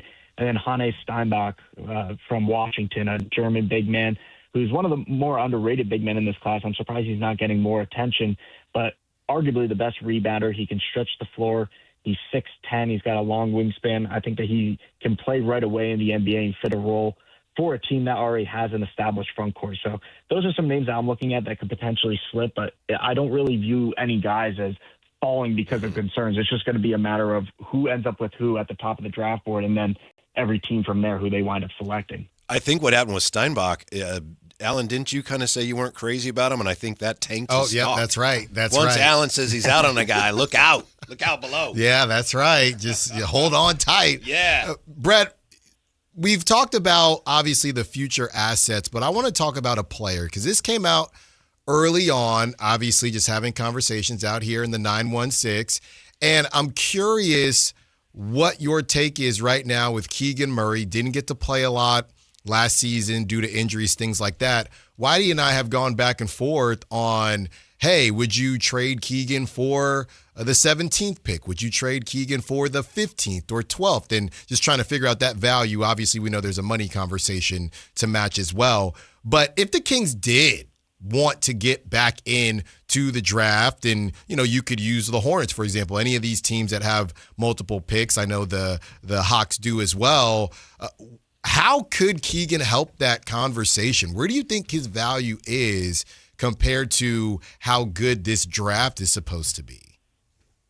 Well, the big thing with Keegan Murray and his contract is that he has that poison pill restriction until July 1st. So with the draft being on June 23rd, kind of complicates things if you were to make a trade there. That's why I don't necessarily see Keegan Murray being a trade option for them this offseason. But heading into the trade deadline and looking forward, I think it is worth at least keeping an eye on of what does Keegan Murray's future with this franchise look like? Do they still want to build around him and build with him for the future of this team? Because I think this number 7 pick, depending on who you land, is really going to set the course and set the path of what the future of the Kings look like. Because if you draft a dynamic guard and a number 1 option like Darius Acuff, he's going to be your featured star. And then you have to figure out, okay, what kind of pieces fit around him and what type of players can he thrive off of? Does Keegan Murray fit into that? Which I believe he would. But again, it's just questions that you need to ask. And with the future being so uncertain in Sacramento of what everything looks like, this is your only guy under contract past the 28-29 season. And so I think that's meaningful. I think that them signing him to that contract was a signal that Keegan Murray is going to be a part of their future plans. And that's why I would just say keep an eye on it moving forward, but I don't really think that there's anything there in terms of Keegan Murray not being a part of the Kings' future. For great draft coverage, you probably know this already, Clutch Points and Brett Siegel. Thank you, Brett, very, very much for your time. You're very generous with your time. We appreciate it. Hope to talk to you again soon. Absolutely, guys. You take care. Have a great week. Thanks, Brett. Uh-huh. Wow. I flew a little too close to the sun You there. did. Yeah. You did. You said you were going to, though. Yeah, and So- I gave him I left the back Yes. door open for Yeah, him. you did. Yeah, you want to, yeah, so I get that. I understand that.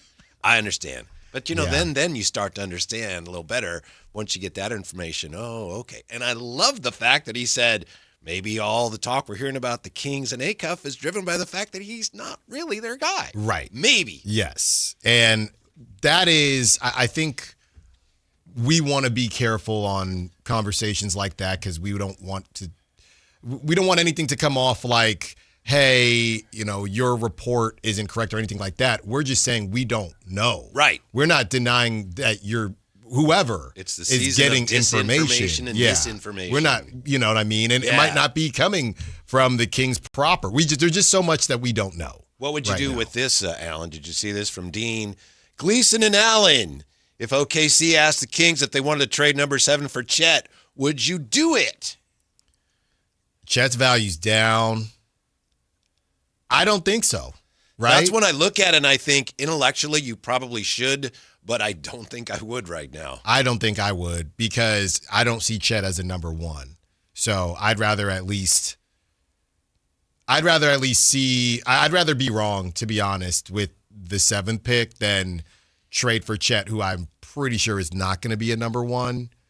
Because you're still looking at the same issue, right? They just lost. I know it's the Spurs, but they just lost with Chet and SGA, and you're not going to find SGA anywhere. Yeah, that's where I am. Intellectually, you could make a great case, and I'd have to say, you're right, but I still wouldn't do it. And a lot of that is just because he looked so lost in the last series, and he looked so lost in Game 7 when OKC needed anything from him. And don't forget, he didn't look great last season in the finals. We had this conversation. I think he figured it out after it got pretty loud, and he had a good game here, too, offensively. But we had this conversation before. But Whitey, I thought the biggest thing that Brett brought up was that the poison pill with Keegan Murray can't be moved until after July 1st. So he cannot be traded on draft night. So it would have to be a conversation where something gets worked out after the draft, which I don't think really ever happens after you draft somebody. That stuff happens on draft night. Right. So all those convos about would you move up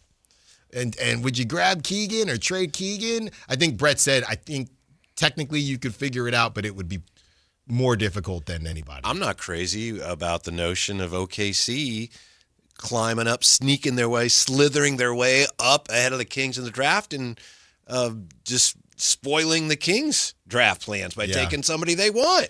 Yeah. I mean, you look at the types of players that OKC does like. I don't see Acuff. I don't see that.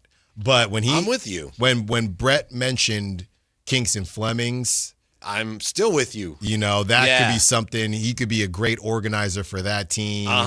Then they're restarting You're warming up to Kingston Flemings right before our very eyes. On that team. Not on the Kings. On that team, Kingston Flemings would be a dog. I just think it's incredible that earlier in the year, I know there were people saying, well, just give the trophy to OKC, remember? And I know they got off to a great start. Well, they're going to win another championship. It's a foregone conclusion. And now here we are with OKC trying to fix things.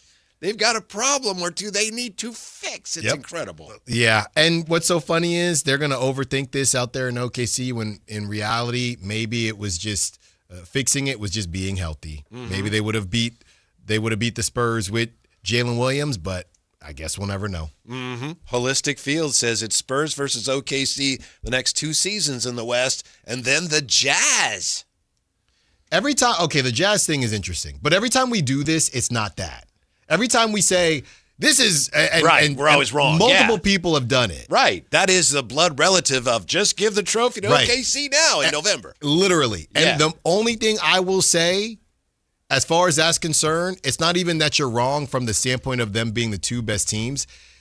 I just think these injuries, it's just a different level these days with these injuries. So I am not making me nor Schmallen making a bet on anything the next couple years. Schmallen will bet on anything. That's also true. That's also true. But me, you're not going to bet out Schmallen. You want to make a bet? Yeah. So there's just too many injuries floating around to sit there and say it's going to be X, Y, or Z. Like the idea, Whitey, however many years in a row the Warriors face the Cavs, that would just never happen now. 4. That's just not going to happen. No. Ever again, I don't think. I know. Did Coach Brown or Foxy really have to go? We'll dive headlong into that when we come back. Drive Guys, don't go away. The top young talent in the NBA is headed to Sacramento this summer for the 8th annual California Classic presented by Ticketmaster. The Kings will host the Milwaukee Bucks, Brooklyn Nets, and Golden State Warriors in a preseason showcase that's sure to bring more fireworks to your 4th of July weekend. 3-day general admission passes for July 4th, 5th, and 6th are available now. Visit kings.com/California Classic for details. Your exclusive home for Kings basketball. Sactown Sports 1140. Sacramento's best selection, best quality, and lowest prices on kitchen and bath products are at the new Anova Cabinet and Stone. For a limited time, get stunning new quartz countertops starting at just $159. That's right, only $159 for gorgeous quartz countertops. Listen to this. For a limited time, cabinets for kitchens and bathrooms are up to 50% off. Yes, up to 50% off new cabinets. It's a must-see. The new Anova Cabinet and Stone at Florin Road and Highway 99. Learn more at AnovaCabinetStone.com. Hi, I'm Adam Johnson here with Golf Fitness Solutions. If you want more distance, less pain, better mobility, and a body that holds up for 18 holes, come see us. We're expanding in Carmichael, and you're invited to our grand opening party on June 13th from noon to 4. Tour our new space, meet the team, try the simulator challenge, see if you can make a hole-in-one, and learn how golf-specific training, stretching, massage, and assessments can help your game. Call 916-802-5175 or visit us at golffitnesssolutions.com for more information. From the people who brought you It's the Dog Park comes. It's a hot spot on your dog's leg that the internet says you can treat it at home. You're not sure though, 'cause now it's oozing. Protect your dog from injury and illness with Progressive Pet Insurance. Ooh, he's licking it. Super gross, dude. Progressive Casualty Insurance Company and affiliates. Not available in all states or situations. Coverage subject to policy terms. Wesley Financial Group is not a law firm. I'm Chuck McDowell, founder of Wesley Financial Group. Did you buy a timeshare because they told you it was a great investment? That's a lie. Most timeshares can be bought online for $1. To find out what your timeshare is worth and to cancel it, call us today and we'll send you our timeshare exit kit free with all your options for cancellation. Call Wesley for your free exit info guide. 800-771-1300. That's 800-771-1300. When life calls for a little extra, a kitchen upgrade, paying off debt, or that dream vacation, Valley Strong Credit Union is here to help. With a Valley Strong home equity loan, you can tap into your home's value with competitive rates, flexible terms, and local guidance you can trust. Get approved in as little as 5 minutes, with funding in as few as 5 days. Your goals are within reach. Visit valleystrong.com to get your offer today. Valley Strong Credit Union. Grow your possibilities. Equal housing lender, NMLS number 456506. Capital Casino is conveniently located in downtown, 411 16th Street, and has been a part of the greater Sacramento area for over 20 years. They offer the best variety of games in the region in a safe and friendly environment, and there's plenty of parking, all well lit and monitored by security.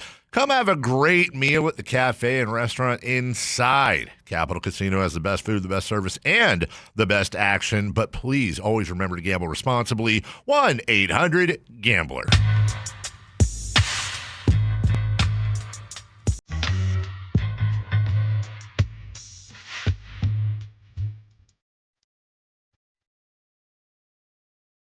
Live and local, it's the Drive Guys. Watch the show on youtube.com/Sactown Sports 1140. Or listen on the Sactown Sports app. Okay, we have, unfortunately, some sad news that we need to share. When it breaks, we have it first. It's Sactown Sports Breaking News. This is from the NBA Coaches Association. The membership of the National Basketball Coaches Association joins the NBA family in mourning the passing of legendary head coach and Hall of Famer Rick Adelman. Rick Adelman coached in the NBA for 29 years, serving as head coach for 23 seasons with the Portland Trail Blazers, Golden State Warriors, Sacramento Kings, Houston Rockets, and Minnesota Timberwolves. Over his coaching career, Rick won 1,042 games, 10th all-time, was inducted into the Naismith Basketball Hall of Fame in 2021, and received the NBCA Chuck Daly Lifetime Achievement Award in 2023. Coach Adelman also enjoyed an 8-year NBA playing career with the San Diego Rockets, Portland Trail Blazers, Chicago Bulls, New Orleans Jazz, and Kansas City Omaha Kings. Adelman will be remembered not only as a coach and a player, but also as a mentor to so many in the basketball community. Rick was a husband to Mary Kay for 56 years, father to Kathy, RJ, Laura, David, Caitlin, and Patrick, and a grandfather of 12. Our thoughts and prayers go out to the entire Adelman family during this time. Thank you, Alan. Yeah, Coach Adelman was about 2 weeks shy of turning 80. So sad news. We've lost the the most accomplished coach in Sacramento Kings history, Rick Adelman, who certainly made his mark on this town, and through him, the Kings made their mark on the NBA. I'm just a little stunned there, and it's very sad, Alan. He was a wonderful guy. He was a brilliant coach, and we're gonna remember him forever. Coach Rick Adelman has passed away at the age of 79, according to the NBA Coaches Association. Yeah, he coached the Warriors too briefly, and he was a fine coach for the Portland Trailblazers, Minnesota Timberwolves too. Yeah, I mean, right now, like we said, and the Rockets. Right, as you mentioned. Yeah, we got this information right when we went to break, so. The write-ups and everything and everybody reacting, it's pretty much in real time right now. But I think, like you, Whitey, a lot of people are a little just stunned and still processing a little bit. Yeah, what I remember about Rick Adelman is they brought him in right before the lockout year, which was the 98-99 season. We had the lockout, and they hired Rick Adelman, and they brought in they traded for Chris Webber, and they brought in Vlade, and they brought in John Barry, and they had drafted Jay Will, and they had already drafted Peja, and he came to the Kings, and it was just one of those like instant rebuilds. They went from just a dreary bad team to bam, one of the most exciting and watchable teams in the history of the NBA, and he had a lot to do with that. Coach Pete Carrillo playing Princeton offense. And Jeff Petrie and Rick Adelman, who had been, I believe they had been teammates in Portland, playing this very pleasing style of basketball that was not only fun to watch and fast-paced and wide open, but really effective. Yeah. Yeah. Yeah, I mean, it's one of those things where you watch the lightning in the bottle happen, and you might not even know at the time what you're watching, or man, is this gonna last, or how excited should I be? And then you see the run that they go on while he was in Sacramento, and they always say, Whitey, I wish they would tell you that you're in the good times, and I think when Kings fans were kind of watching all that, I'm sure it felt like it, but at the same time, you always want to make sure that you're appreciating something as much as possible, because I mean, we talk about Jason Williams and obviously Mike Bibby. I mean, they were part of the culture in a way. A lot of people that had no connection to Sacramento, to this day, you'll see wearing Kings stuff, and you'll say, "Oh, you from Sacramento?" No, I just, everybody got a little bit of love for the Kings from what they did in those early 2000s runs. Yeah, I know we're going to be talking a lot over the next couple weeks about Mike Brown, and we've been talking about him a lot, and should the Kings have fired him and this and that, and it's a fair question, I understand, but Rick Adelman was let go, even though, Alan, here he is, the coach of the Sacramento Kings, and every year he coached the Sacramento Kings, they were in the playoffs. Can you imagine that? A coach of the Sacramento Kings who was in the playoffs every year, and he still got fired by the Maloofs. They let him go. Right. Yeah. That does seem a bit unbelievable. Then he went to the Rockets and took them to the playoffs for a few years. Yeah. Yeah, just a winner. So, we have lost the greatest coach in Kings history. Rick Adelman has passed away at the age of 79. We'll have more on that as the afternoon unfolds here. Obviously, at the same time, we want to share information, but you have to respect the family. And of course, Rick Adelman's son now coaching the Denver Nuggets. That's right. That's right. And we have, I guess, like we said, different people are obviously going to continue to speak out about this, and all the memories that they had with Coach Adelman just from being a fan of the team. What do you think about Mike Brown, De'Aaron Fox? Did either one of them actually have to go, Alan? Was it to the point with either one from the organization standpoint where it's like, well, with either one of them, well, we have to move on as an organization? If Mike Brown was outnumbered in the locker room, I feel like maybe you had to. I don't know. I mean, if the numbers that we've heard about are, you only play about 8-9 guys, Whitey, sometimes 10. So if 3 of the guys in your main rotation aren't fans, and a couple of them are on deals that aren't going away, if 3 of those guys are not fans of your head coach, I don't really know what else you can do. I guess we don't know if there was a sit down or if they tried to figure out what exactly the issue was. We don't know if they tried that, some version of coach-player therapy. We don't know if they tried that or not, or if they just, decided, hey, we went to the powers that be. And because that's the other thing, Whitey, if you knew, and that's what's so interesting, because Monty wasn't let go until the end of the season. So I'm assuming that conversation happened with those players and Monty. Word got out, hey, we're not fans, and that's 3 dudes in your starting rotation or in your playing rotation. I don't know what else you do unless you just tell them, hey, tough cookies, we're going to figure it out because this is some of the most success we've had since Coach Rick Adelman. Yeah, you had that split in the locker room, and so ownership / front office, they have to pick one or the other at that point. There was no, look, you guys have to figure it out.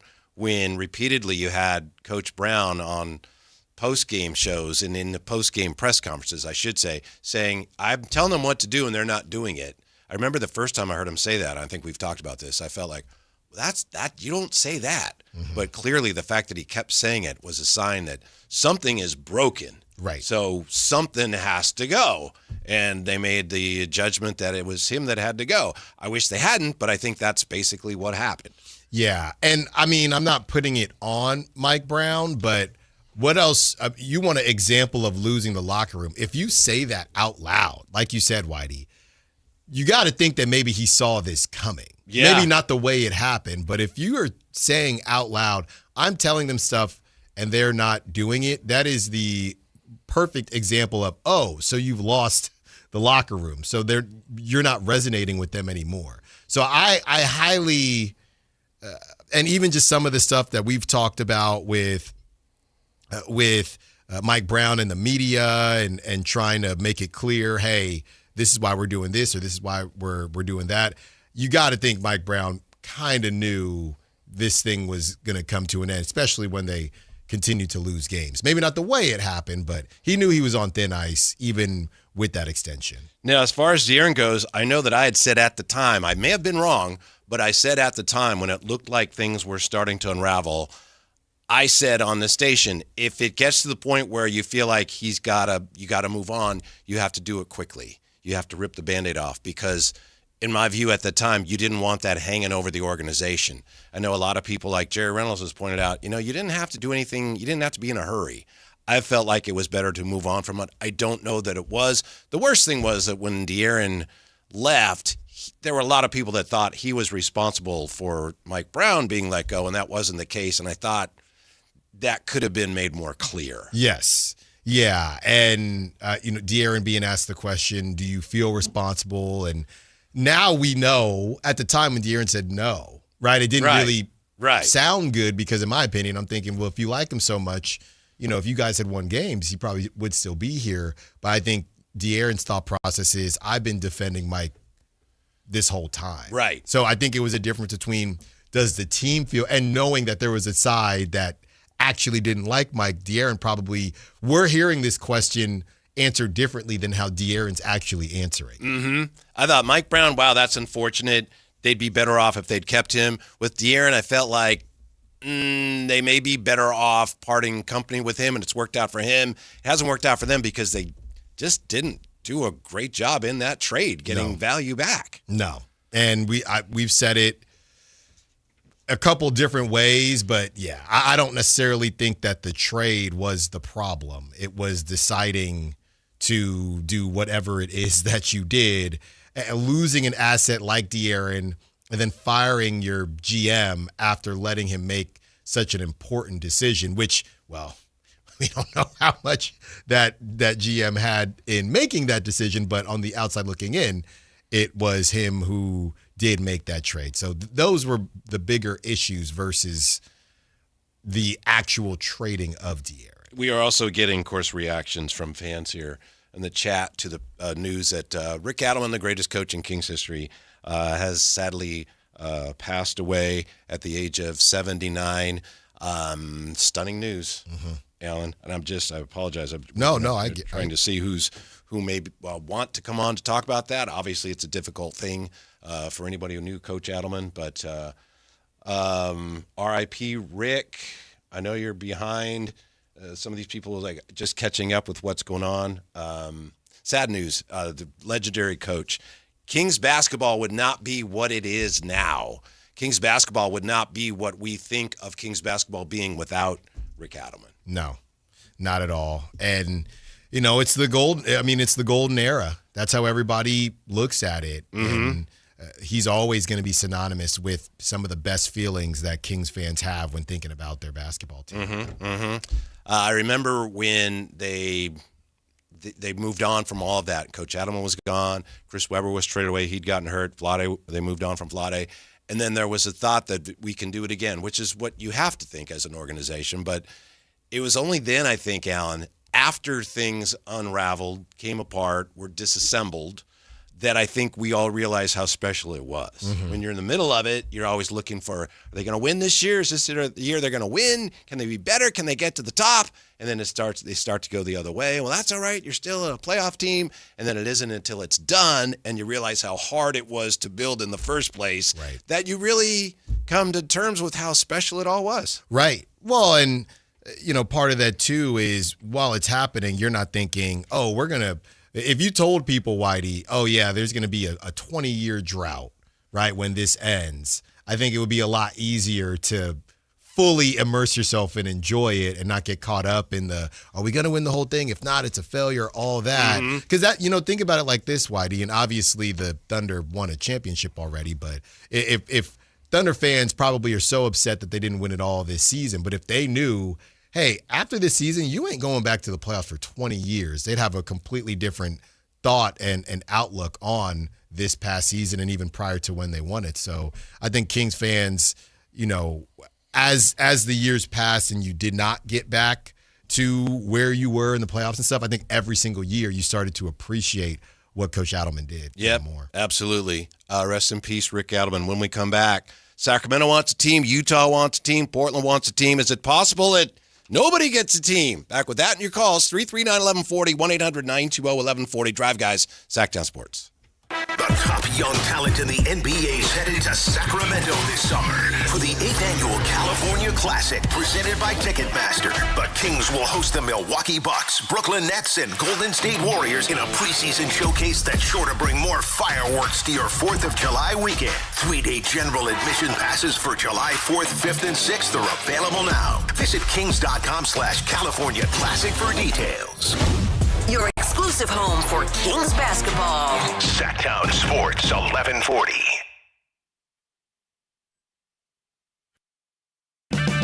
Power your drive with Mobil 1 Motor Oil. Buy 5 quarts, get $15 back, and score a fast and furious prize after rebate at O'Reilly Auto Parts. O'Reilly Auto Parts. Support comes from Amazon Business. Free your team from time-consuming procurement tasks. Discover smart business buying where unmatched selection meets AI-driven tools to simplify complex processes so you can focus on what matters most. Learn more at amazonbusiness.com. From the FIFA World Cup to competitive business environments, grand ambitions lead to game-changing achievements. At Bank of America, we're there to support businesses at every step, providing insights and expertise to help you gain an edge. He shoots, he scores! What would you like the power to do? Explore winning business solutions at BofA.com/gamechangers. Bank of America, official bank of the FIFA World Cup 2026. Today on the pod, we're talking to Megan, trapeze artist and Scratchers enthusiast. So, Megan, what do you like about playing Scratchers? Well, they're easy to play when I'm hanging around. Oh, okay. Like when you're relaxing? No, like when I'm hanging on the trapeze.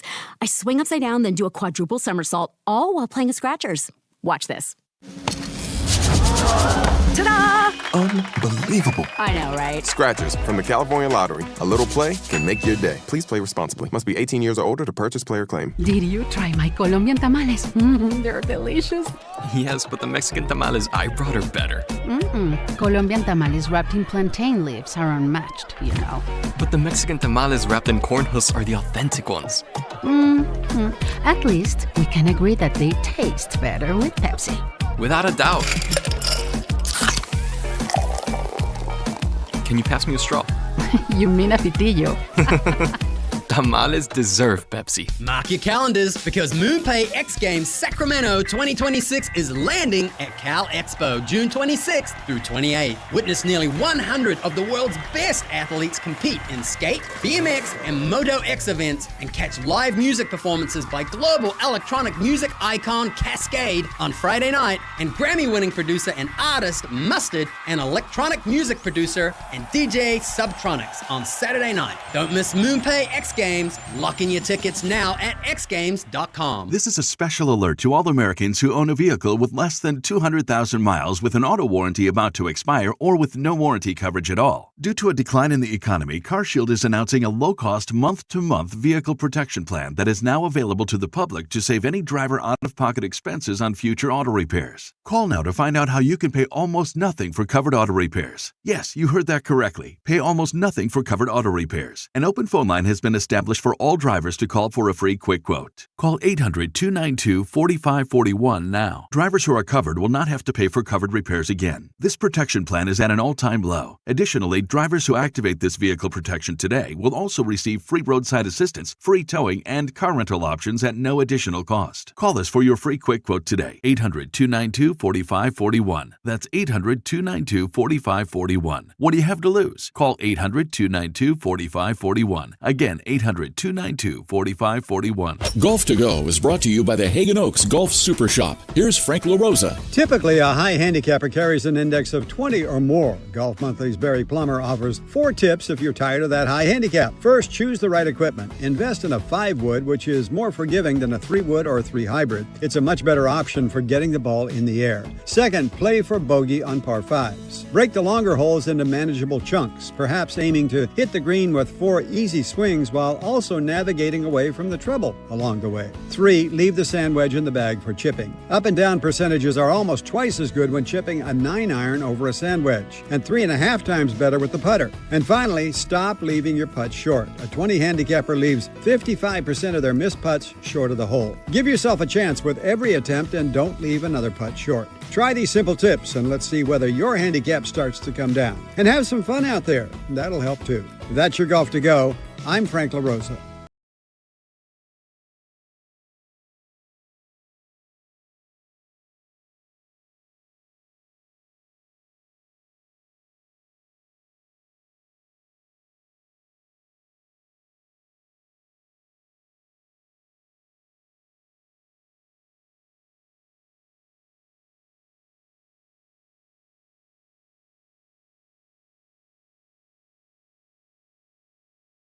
At Rick Adelman, legendary head coach and Hall of Famer Rick Adelman, has passed away. Coach was just a couple weeks shy of turning 80.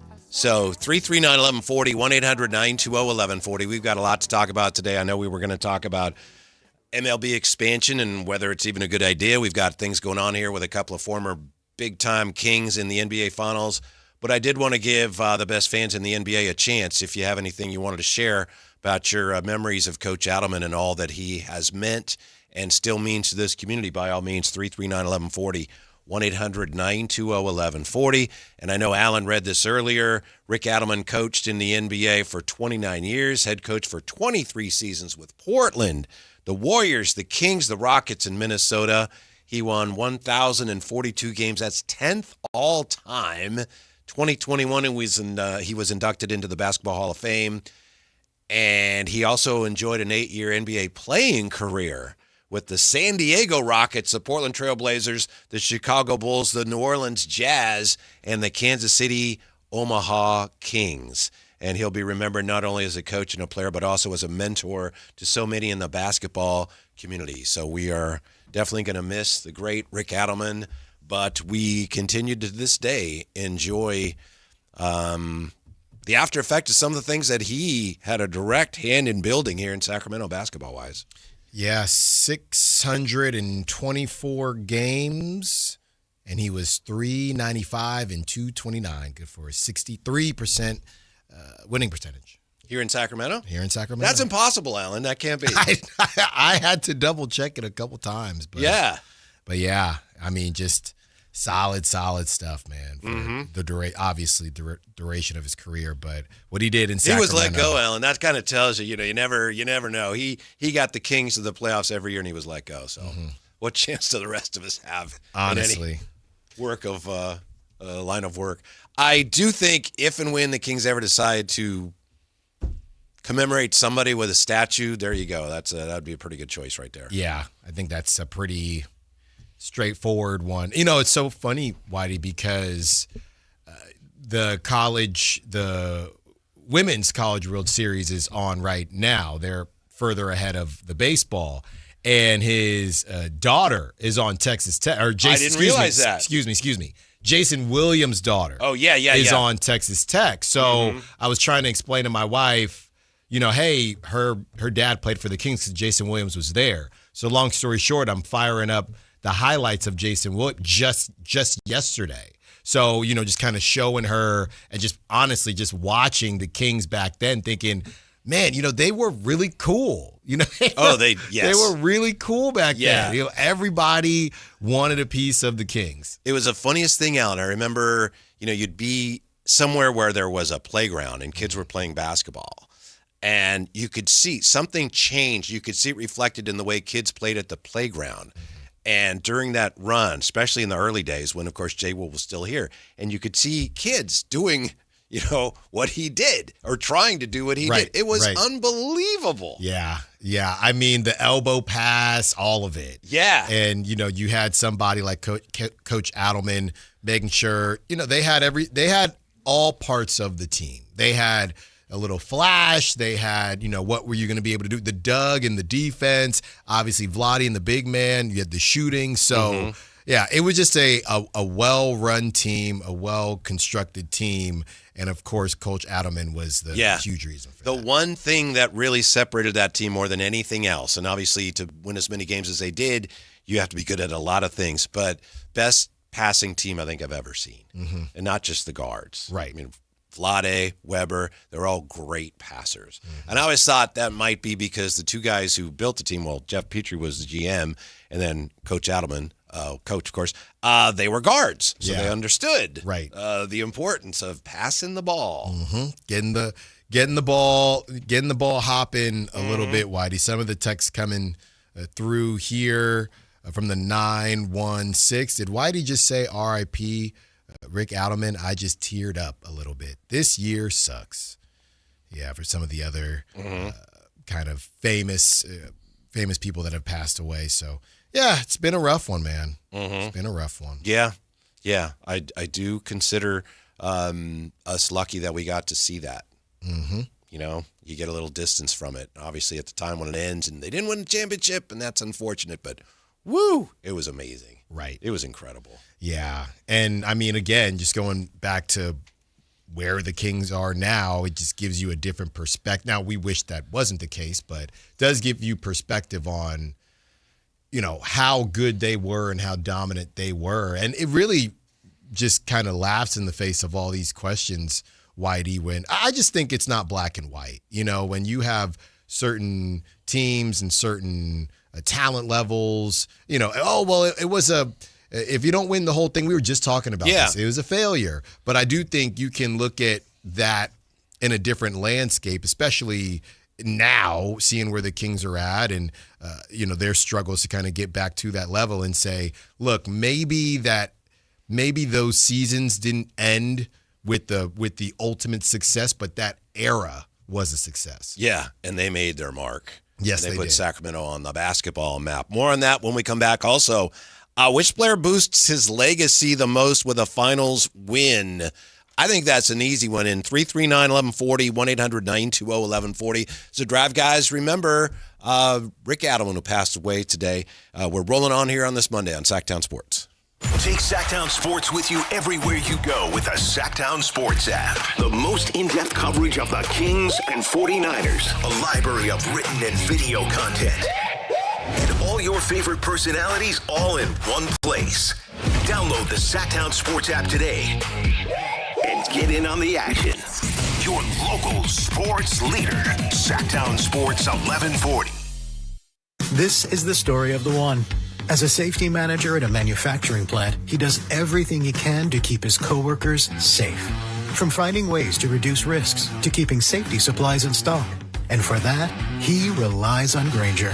Grainger offers a broad range of quality products and next-day delivery, so he can always play it safe. Call 1-800-GRAINGER, click Grainger.com, or just stop by. Grainger, for the ones who get it done. Lots of places can expose you to identity theft. Oh no. That's why LifeLock monitors hundreds of millions of data points a second for threats to your identity, which is way more than anyone can do on their own. If we find anything suspicious, like new loans or changes to your financial accounts, we alert you right away, all through text, phone, email, or the LifeLock app. Get the alerts that could make all the difference. Save up to 30% with promo code NEWS at LifeLock.com. Terms apply. Why'd I go to the doctor? Working on the farm, my heart kept skipping a beat. I didn't think much of it, but my daughters made me get checked out. Turns out I have atrial fibrillation, which increases the risk of stroke about 5 times. Symptoms like irregular heartbeat, heart racing, chest pain, shortness of breath, fatigue, or lightheadedness can come and go. But if it's AFib, the risk of stroke remains. If you have symptoms, contact a doctor. I'm so glad I did. Visit notimetowait.com. Sponsored by Bristol-Myers Squibb and Pfizer. This is the sound of Jack, buzz cutting his way to a small fortune. To Jack, every time he cuts his own hair, that's $50 right in his pocket.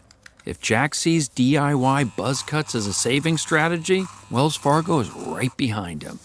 And with their mobile app, tracking his savings is easy. Oh, ouch. However you make money work, we can work with that. Mobile carriers' message and data rates may apply. Wells Fargo Bank, N.A., member FDIC. This is the story of the one who keeps multiple buildings running smoothly day after day. Plumbing that flows, HVAC that hums, cleaning supplies that keep surfaces sparkling. That's why she counts on Grainger. With easy reordering online and 24/7 support, Grainger helps her keep the products she needs on hand. So shelves stay stocked and buildings stay ready. Call 1-800-GRAINGER, click Grainger.com, or just stop by. Grainger, for the ones who get it done. Pump up the volume. Business moves fast. Orders roll in, deadlines close in. When you ship with USPS Ground Advantage, you can keep up with confidence. Every package stays in our secure network from dock to door.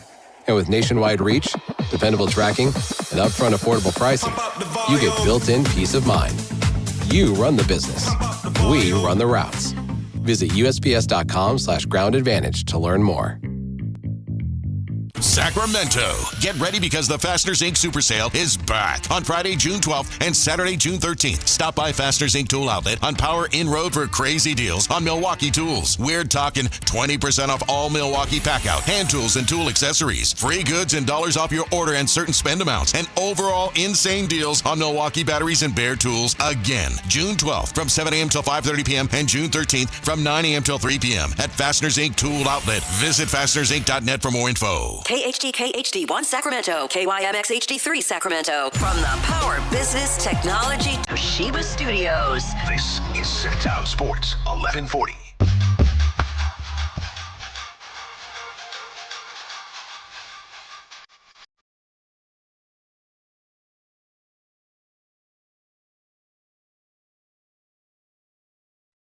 Live and local, it's the Drive Guys. Watch the show on youtube.com/Sactown Sports 1140. Or listen on the Sactown Sports app. Yeah, sad news today, and we're just, it's interesting here as we're trying to see who might want to come on the radio to remember Coach Adelman, who passed away today at the age of 79. And I think, unfortunately, there's some people that used to be with the Kings that were actually, as I'm reaching out to them, I don't think that's how they're finding out. So. So we're asking around here and trying to find some people that would want to come on, and understandably some would just rather not talk about it right now, which is, we understand how some fans are as well. But if by chance you would like to give us a call and share any recollections, remembrances of the late, great, truly great Rick Adelman, 339-1140, 1-800-920-1140. So we're working on that as we continue with our show here, and we've got the The finals coming up. Rick Adelman was no stranger to the NBA Finals. Never won them, but he got the Blazers there a couple of times. I got this from the Kings released a statement. Okay, this is via Sean Cunningham not too long ago. The Sacramento Kings organization is deeply saddened by the passing of Rick Adelman, a beloved coach whose leadership, character, and vision helped define an era of Kings basketball that inspired our city and captivated fans around the world. During his 8 seasons in Sacramento, he led the team to an unprecedented success and helped create some of the most memorable moments in franchise history. Absolutely. For an entire generation of Kings fans, Coach Adelman represented the very best of Sacramento basketball, and he would be remembered for the way he inspired those around him with humility, integrity, kindness, and an unwavering belief in the power of teamwork. His leadership helped establish a culture that continues to resonate throughout our organization today. Our thoughts are with Mary Kay, his family, friends, former players, and all who loved him. Mm-hmm. Kings. Rest in peace, Rick Adelman. So, yes, and we're endeavoring to find some people that are willing to come on and share remembrances of Rick, but, of course, we respect it. It's not something everyone wants to do the day this has just happened. So as we're doing that, we get ready for the finals as well. And I'm just wondering, Alan, as you look at this matchup, which player boosts his legacy the most with a finals win? To me, it's, obviously there's a lot of players here who would benefit in terms of their legacy for what that's worth with a win. To me, there's one that stands above all the others, and that's Karl Anthony Towns. Oh. If Karl Anthony Towns wins a championship, there's a lot of things that a lot of people have said about him. There's things that have been said about him on this show by me. A lot of that, if he wins a championship, it's like, well, doesn't matter what happened before. He's a champion now with the Knicks, if that happens. Well, and he would have had to, square up against Wemby at least a couple times in some capacity, so that would be part of it too. Yeah, but it's got to be Jalen Brunson, right? Mm-hmm. That's I understand what you're doing, but it's really Jalen Brunson. Why? Just based on the Becky Hammond thing and just the idea in general that, he couldn't do it. Mm-hmm. They found this super old tweet, of course, of Jalen Brunson, and it was retweeting something, I think, after Steph won his championship, and Brunson was retweeting it saying it was a scouting report on Steph. And Jalen Brunson, back in the day, before he was even in the league, was using it as motivation, and now he is in a similar spot. So I think it's definitely Jalen Brunson. Or, do we just say, I think the difference is Steph as a smaller guard, we know what it is. He's the best shooter of all time, or regarded as that.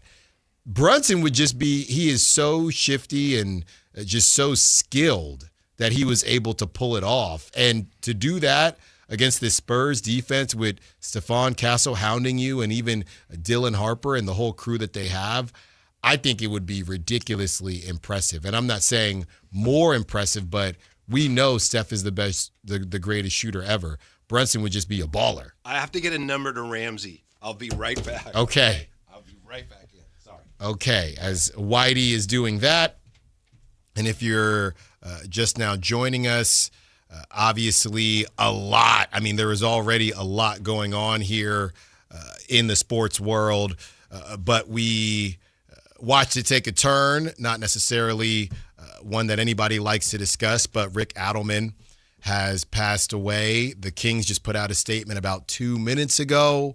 Obviously, everyone that has been a Kings fan, Rick Adelman has touched your life in some way, and those feel-good butterfly feelings you have when you watch the Kings.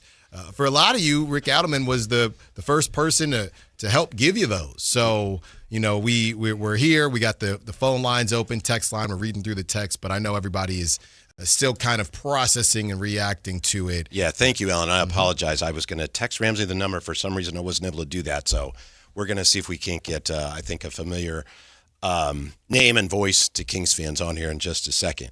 But you think Jalen Brunson is the guy, huh? It is Jalen Brunson. Even more than 1,000%. Even more than number 4, De'Aaron Fox? Don't make me do this because it's not it's different. Because I think here's the thing with Cat, when I was going to say the same thing there too. With Cat, it doesn't matter to you that obviously he's the number 2, 2A, 2B. Does it matter? A ring is a ring. Because I feel like it changes, right? Mm-hmm. Certain players you have to win as a number one. Mm-hmm. Other players you don't. So Cat, we've kind of left that conversation. Gotcha. But De'Aaron, I don't know that we've left that conversation yet. We will revisit this. Okay. Nice enough to join us. As you know, we shared this a few moments ago. All-time great coach of the Kings, all-time great NBA coach Rick Adelman has passed away. And nice enough to join us all the way from Tennessee, guy who was the outstanding voice of the Kings for many of the Rick Adelman years. Jim Kozimore joins us. Koz, how are you today? Thanks for your time. Oh, Whitey and Alan, thanks so much for having me on. I just feel horrible. I mean, honestly, I'm shook a little bit by this news. And Whitey, when you texted me a short while ago, so this is a very sad day, especially for those really good dyed-in-the-wool Kings fans. Yes, and I'm sorry, Koz. I haven't talked in a while, and hey, can you come on to talk about this? But we appreciate it, and I know those were just they were such special times. You were a huge part of it, and I don't think basketball means what it means today in Sacramento if it weren't for Rick Adelman. Oh, you're absolutely right. There is little question that him coming, and I don't know if you guys have gone over the story, and I only know bits and pieces, but he wasn't the first choice to be head coach. Jeff Petrie wanted him, but the ownership at the time had some questions, and they wanted a couple of other guys. There might be someone who knows the backstory to that, but Rick was almost a compromise selection, and I think Jeff Petrie did eventually get his guy. And it was kind of a must-win situation. Jeff had run into some tough times, and then he made the move to get Chris Webber, and he made the draft pick of Jason Williams. And Rick Adelman was able to craft a style of play that really became the envy of the rest of the NBA. And you're right, we wouldn't have – I mean, there's a whole new chapter of Sacramento Kings basketball because of Rick Adelman, because of his vision, because of what he was able to do with guys. And it's funny because at the time – I don't think he was as loved as he should have been, but he was a fabulous coach, and really he helped be part of that crew, guys, that gave Sacramento its greatest era of basketball that they've ever had. Mm-hmm. Yeah, Koz, you mentioned that style of play. Can you kind of break that down a little bit more? I mean, it was just fun, number one, to watch, but what was it about that style of play that I think everybody gravitated to, and number two was obviously successful? Alan, you know how a lot of people say about coaches, some coaches look at players and see things they can't do. Mm-hmm. Other coaches look at things that players can do and then puts those players in position to do them. Rick Adelman was that second guy, right? Chris Webber was obviously a talented guy, but he had his best success under Rick Adelman. They had Jay Will come into town. All you got to do is go to YouTube and just type in Jason Williams or Jay Will and just watch all the incredible highlights. Young Kings fans today, I urge you to go to YouTube and watch some of the Jay Will highlights. But I say maybe that's the best way I would describe him. He discovered things guys could do. Vlade was an outstanding passer. So what did he do? Develops a system where Vlade can utilize those skills to get guys open. Peja, outstanding three-point shooter or jump shooter, puts him in positions to utilize that skill. I think, to me, guys, that's what Rick did best on the coaching front, was really utilize guys' skills, and it was up-tempo, it was upbeat, it was fun for the players. You saw the joy they played the game with, all right? That's a key, and I think that joy, for those of us who lived through it, that joy came on to us as fans, as broadcasters, as people who are Sacramentans. And to me, that's how I would probably view what Rick did offensively and just for the fun of the game. Mm-hmm. The great Jim Kozimore, nice enough to join us here. So we're remembering Rick Adelman, who has passed away at the age of 79, sadly. Koz, you talked about Rick Adelman when he was brought here, and there were a lot of people didn't know too much about him. He struck me as a great coach. And what you said that was interesting was you said you didn't know if he was as beloved as maybe he should have been. I agree with that, but I also think, Koz, and you knew him better than I did, I don't think he really cared about that much, did he? That is a great line on your part. That is kind of true. I don't think he was too worried about whether or not people liked him or didn't like him when he was at the grocery store. I do think he cared about his players greatly. I do think he cared about the game. I do think he cared about winning. He was competitive.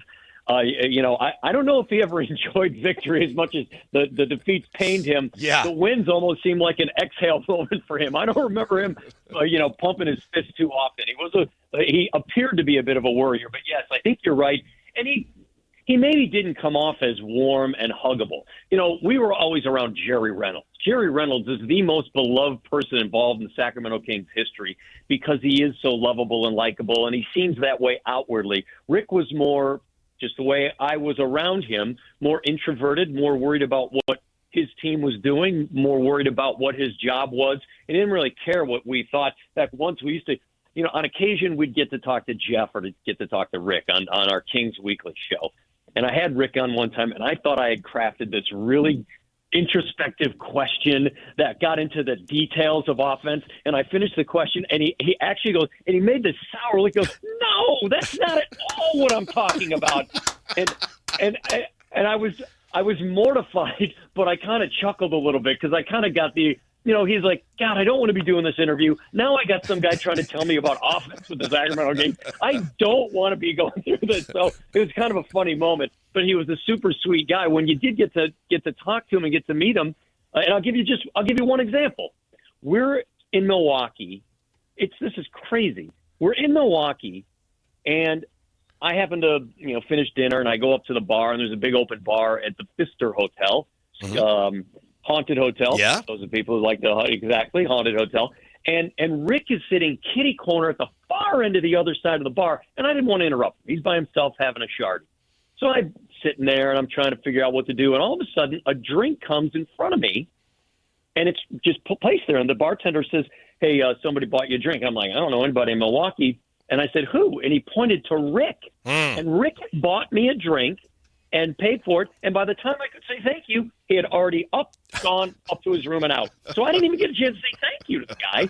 So just when you think he's upset at me for a bad question, the next thing I know, he's buying me a drink. So he could be hot, he could be cold. Those are two juxtaposing Rick Adelman stories. By the way, Coz, Benny here, Benny916 in the chat says, I delivered pizzas to Jim for a House Party Live pregame show. So he thinks that was around early 2000s.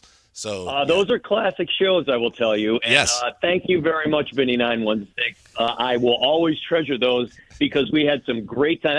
That was really, I think that was the apex time for Kings basketball. The connection between the organization and the fans was something that I can't even describe. If you went through it, you know what I'm talking about. Rick was a part of that. That organization was a part of it at the time. They really reached out to the fans. I thought that was an important thing. My favorite time of my NBA career was all spent in Sacramento. You know why? You laugh at me because I tear up every time I talk about it. But it's because of that era. It's because of what Rick brought to the city through his up-tempo style of basketball. It was the personalities and the characters of the guys, but it was mainly the fans and the connection we had with them. So Benny916, you were a big part of it, my friend. I only laugh so I won't start crying too, Coz. That's the only reason. Probably, right? Yeah, I know. You. That's right. You lived through it, man. You were there. You were there. Remember? Well, I believe we're one day removed from the 24th anniversary of the biggest sham in NBA history. Yeah. Right? Yep. Right? Yep. And that was the year, didn't we have? We had a funeral for the Lakers. Didn't we have a funeral Somebody for the Lakers? did. I don't recall who did that. It was ill-advised. Yeah. I've only heard rumors. So. Coz, the coaching style of Coach Adelman, nowadays it feels like a lot of these players, you'll hear some coaches complain and, they don't want to watch film and they don't want to do that or this, and things have just changed so much. But do you still see remnants from Coach Adelman and his coaching style in the game today? That's interesting. That's a really good observation, Alan. I do think that some of the things he was doing, a little more up-tempo, not afraid to shoot the three, put the right people in the right place to do the things they can do. It might not be a direct A to B connection, but it's tangentially connected to coaches today are most successful by allowing guys to do their best things the most on the floor, right? Steve Kerr's the best example of that. Now, it helps that you have the greatest shooter of all time and maybe the second greatest shooter of that era of the NBA to help out, but he puts guys in positions to do good things. And while the game is completely morphed, it's a completely different game, and the personalities are different. I think another thing that we should point out is what you said, Alan, that sometimes you think, oh, well, these players don't want to look at tape and they don't want to do this. Well, why the heck is that? And I can't see how that makes them better to not want to see what's going on, good and bad, because you can learn from watching good tape. You can learn from watching tapes where maybe it didn't go right. I do think the game has changed. I don't know if it's more fun to watch right now. And I know a lot of your younger audience is saying, all right, old man, get off my lawn and yell at the clouds. But maybe because I was in a different way. I just remember the game when it changed to what was going on in that era. And again, that's, what did I say, 24-year anniversary of the Laker game, Game 6. That's a long time ago, right? That's quarter century. So things change in a quarter century. So maybe the best thing is, while I do see some similarities, either I've got to get up with the game or the game is just going to pass me on. So and I think the best coaches also do that as well. They realize that you can't, if you have one style that works all the time, when things start to change, you have to be flexible enough to see that. And maybe I have to be flexible enough to do that as a fan. It's a great Jim Cosmore, nice enough to join us here as we remember Rick Adelman, who sadly has passed away. And I'll tell you, Alan, Coase not only knows basketball and broadcast basketball at a very high level, he's a really good player. I played against him. He's a really good shooter. I know that you know the game. And I said something earlier, Coase. What do you think of this? To me, obviously, to have as much success as those Kings teams had, you have to do a lot of things well. But the one thing that, to me, really separated that team was just the passing ability. What do you think of that? Oh, yeah, that by far. I mean, there you had so many guys who could give you 10 dimes in a night.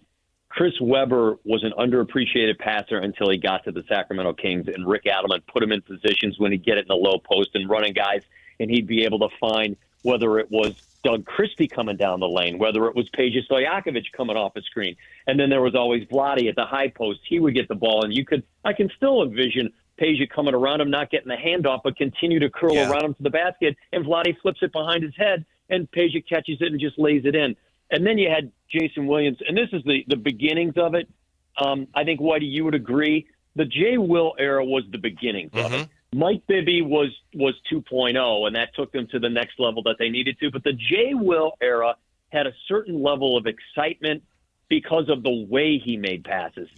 For some reason, even the simplest pass seemed to be the most exciting simple pass I've ever seen in the game. And so there was a flair with this team. And you're right, everybody could do it. And then, we talk about three guys, but let's not forget, Peja could also pass the basketball. Doug Christie could pass the basketball. Bobby Jackson was such a key element to that particular team.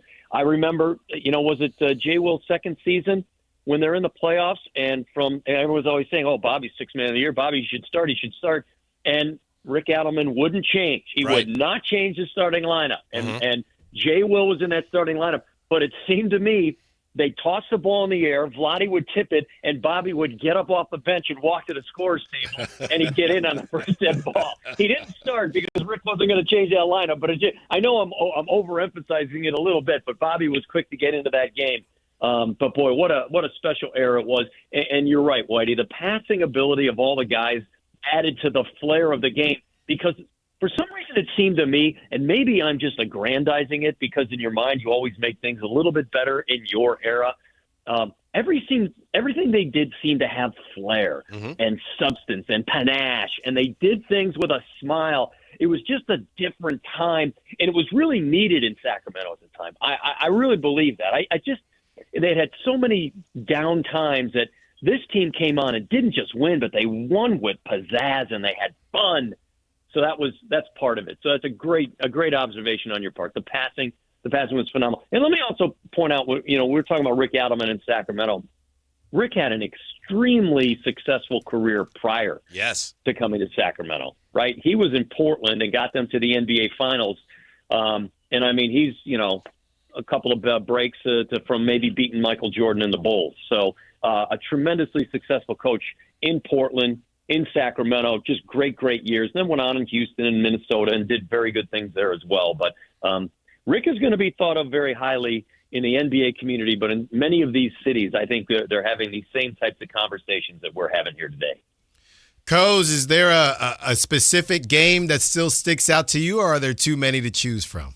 Yeah, you hate to always, it's funny. You can win, and you win, and you're like, yeah, well, you're supposed to win. And the losses tend to stick with you, I think, a little bit more. Those are the ones that hurt, and they stick the dagger in just a little bit. But if I go back, if I just Kevin Martin, coast to coast, come on, Kevin Martin, coast to coast for the win against the Spurs. I know that's their last significant win. That was maybe my career call right there, right? Maybe that was my career call. I was on the radio call on that game, and it came out of nowhere. Somehow it popped up the other day, and I watched it, and that might be one of the great ones. But really, I would say this, Alan. I would say there were wins in that prime era. When they were making their run and when they were winning 60 games, that there was a certain flow and way that things were going on with this organization where I think people looked at Rick Adelman and they wanted to emulate what he was doing. Well, we heard Magic Johnson say it, and I don't know if I can pick out a game or a stretch. I could talk about a game that we played in Toronto where we got in the night before and maybe everyone stayed out a little later than they should have, and he was able to get guys to produce enough to get a victory on the road. But I just think at that time what stands out to me is they were such an effective team and so much fun. And people complained about defense all the time, how they didn't play enough defense.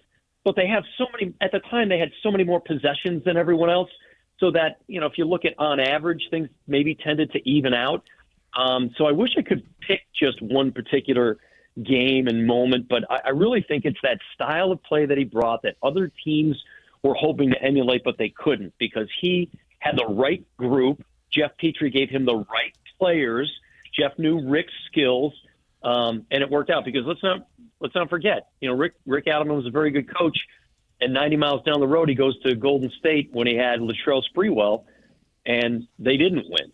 So part of this is the equation of players and coaches and management and fans, and it worked in Sacramento. So I think everyone should feel blessed that they were able to live through it. And it's just a sad day to hear the news about Rick. Thank you, Coz. You've helped us all to deal with it. Appreciate your time very, very much. And again, sorry to just, hey, by the way, death in the family, would you pop on? So Thank you. We appreciate that and hope all is going well for you. It's going great. I'm honored to come on. And you know me, Whitey. I met my wife in Sacramento. My kids are born there. I love you guys back there. So thanks for having me on. It's always a treasure, guys. Thank you so much. Thank you, Coz. Jim Kozimor. See you guys. Take it easy. Former Kings announcer. Remembering the good old days of Rick Adelman, who Coach Adelman has passed away at the age of 79. Yeah, and I mean, Coz just nailed so many different layers of Coach Adelman and being able to call it from what he was doing, broadcasting, and as a fan, and talking about his family as well. Just so many good memories that I know a lot of Kings fans are just thinking about right now. Yeah, I got to talk to him a number of times. I don't pretend to have known Coach Adelman well, but one of my senses of one of the reasons why he was so successful here is he really did care about the basketball. Now an NBA head coach is a celebrity, and there were times when they're playing the Lakers and he would have to publicly go to battle over the officiating. That was a game. You had to do that if you wanted to get the calls. But I really don't think he cared about that or his ego. He was a proud man. He was a competitor. But as far as the ego stuff, he didn't really care about that. Yeah. He wanted the players to play well, not because he was so buddy-buddy with them. But no, we want to win the damn game. Right. And it's one of the things that hyper-focus on the things that really matter. That's, I think, one of the things, if not the main thing, that made him so successful as a player and as a coach. Yeah, and I mean, going back now to so much coach talk lately, just with obviously the Spurs and the Knicks, just the idea that if you're winning basketball games, that's really all that should matter. Mm-hmm. That's it. There you go. That's it. Yeah. We'll come back, continue our remembrance of Coach Adelman. Also, we've got some high-end and low-end comps for the top players in the upcoming draft. Next with the Drive Guys on Sactown Sports. The X Games are coming to Sacramento. Join Kayla Anderson and Sactown Sports 1140 at Cal Expo Center from June 26th through the 28th to watch the top action sports athletes in the world go head-to-head with 3 days of high-octane competition, BMX, skateboarding, and Moto X, plus live music from global electronic music icon Cascade, Grammy-winning producer Artist Mustard, and DJ Subtronics. Get your tickets today at xgames.com. Your local sports leader, Sactown Sports 1140.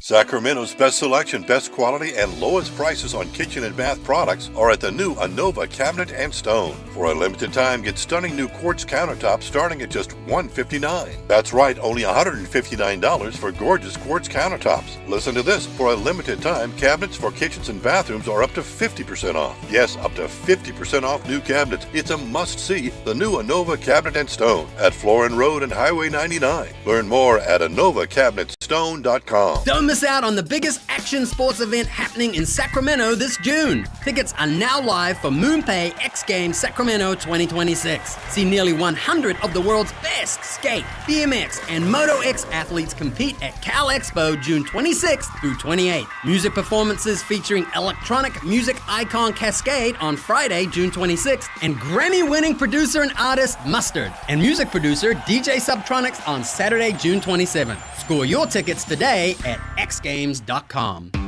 T-Mobile has an exclusive bundle for customers 55 and up. I'm Sarah Bowl. Yeah, I'm Frank Bowl. A reliable network is key for us. And with T-Mobile, it's been wonderful. And going to the 55 plus plan saved us so much money. A lot. And that's important. Trying to keep costs down. The home internet's been perfect. It's fast, it's quick. The setup was so easy, it took less than 15 minutes. It was like, ta-da! If you want simplicity, coverage, reliability, you want the whole package, T-Mobile has it. Right now, T-Mobile customers 55 and up can get 2 phone lines on America's best network, plus America's fastest 5G home internet for just $30 each. $30 per month each line with autopay plus taxes and fees. Minimum age 55. Pricing for home internet rely on 2 lines of Essentials Choice 55. $35 connection charge per line required. Best mobile network and fastest 5G home internet based on analysis by Oak Cliff Speed Test Intelligence data 2H 2025. All rights reserved. In 1962, Big O Tires began a revolution in the tire industry. Now through June 14th, celebrate with our 64th anniversary sale. Buy 3, get 1 free on 4 select in-stock Big O branded tires with installation purchase. You'll also get our industry-leading ProTech Plus warranty. Free. Year after year, we turn big problems into no problem at all. Big O Tires, the team you trust. Installation required. Disposal fees and shop fees extra where permitted. See store for pricing. Eligibility may vary. Not valid with other offers. Check engine or ABS light on? Take the guesswork out of your warning lights with O'Reilly Veriscan. It's free. Ask for O'Reilly Veriscan. O'Reilly Auto Parts. Now that Wendy's has these new biggie deals, everyone in the family can get what they're craving, from nugs to JBCs. The parental units can get an $8 biggie bundle, the eldest who think they're so grown can get a $6 biggie bag, and the little one who can do no wrong can get a $4 biggie bites. You know, assuming they have a credit card. No, I'm kidding. We take cash too. 4, $6, and $8 biggie deals for the whole family. Only at Wendy's. Price and participation may vary. Single items at regular price. Prices may be higher in Alaska, California, and Hawaii. Support comes from Amazon Business. You can't rely on guesswork to run your business. With smart business buying, innovative AI tools optimize your purchasing experience, paired with delivery options built for business. Empower your team today. Learn more at AmazonBusiness.com. In celebration of 80 years of 49ers football, Sactown Sports is counting down 80 of the most memorable moments that have shaped the team's storied legacy and winning tradition. Here's today's faithful flashback. Number 71, Ted Ginn's Special Sunday. The season opener in 2011 had the 49ers hosting the rival Seattle Seahawks. It was Jim Harbaugh's first game as coach, and he knew it would take something special to beat Seattle. Ted Ginn Jr. put new meaning behind that word special. It was a close game with 4 minutes to play as Seattle got in the end zone to make it 19-17 49ers. The ensuing kickoff was taken back for a score by Ginn to extend the lead. Less than 1 minute later, the 49ers defense forced a 3-and-out, and Ginn returned the punt 55 yards for another score. It was a season-opening win and a special Sunday for Ginn and the 49ers. faithful flashbacks on Sactown Sports 1140.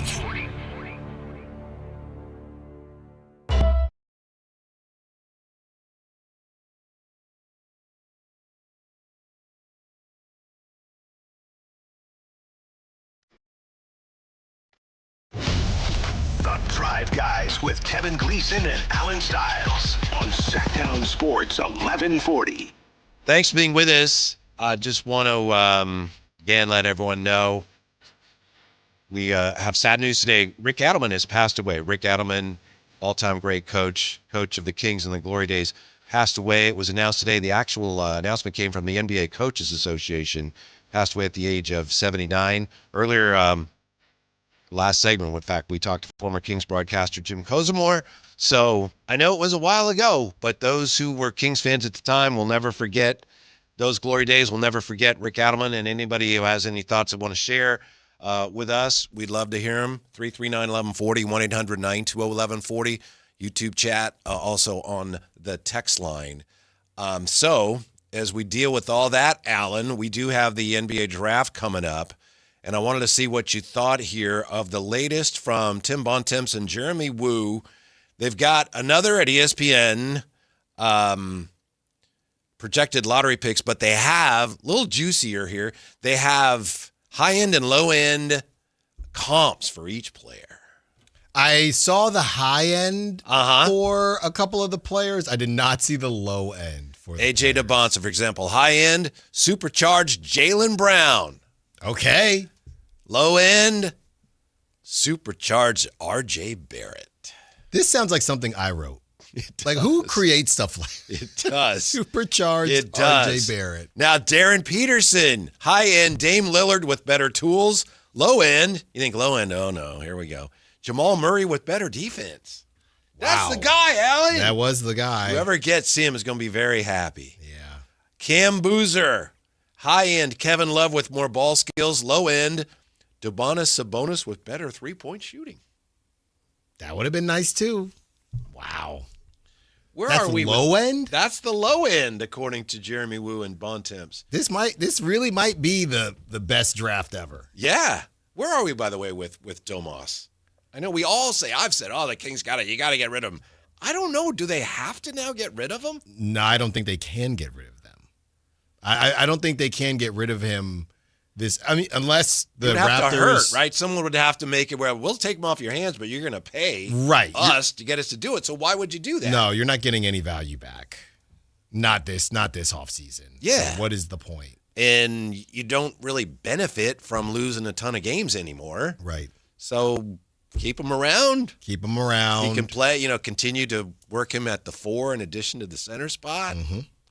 Yeah. I think you keep him around and he can – I want to see him and Maxime, not just together. I want to see them battle it out a bit. I want to be able to sit there and say, man, Maxime might be better than Domantas Sabonis because that just adds to Maxime's value. Say what? Well, I want to just see it happen. Mm-hmm.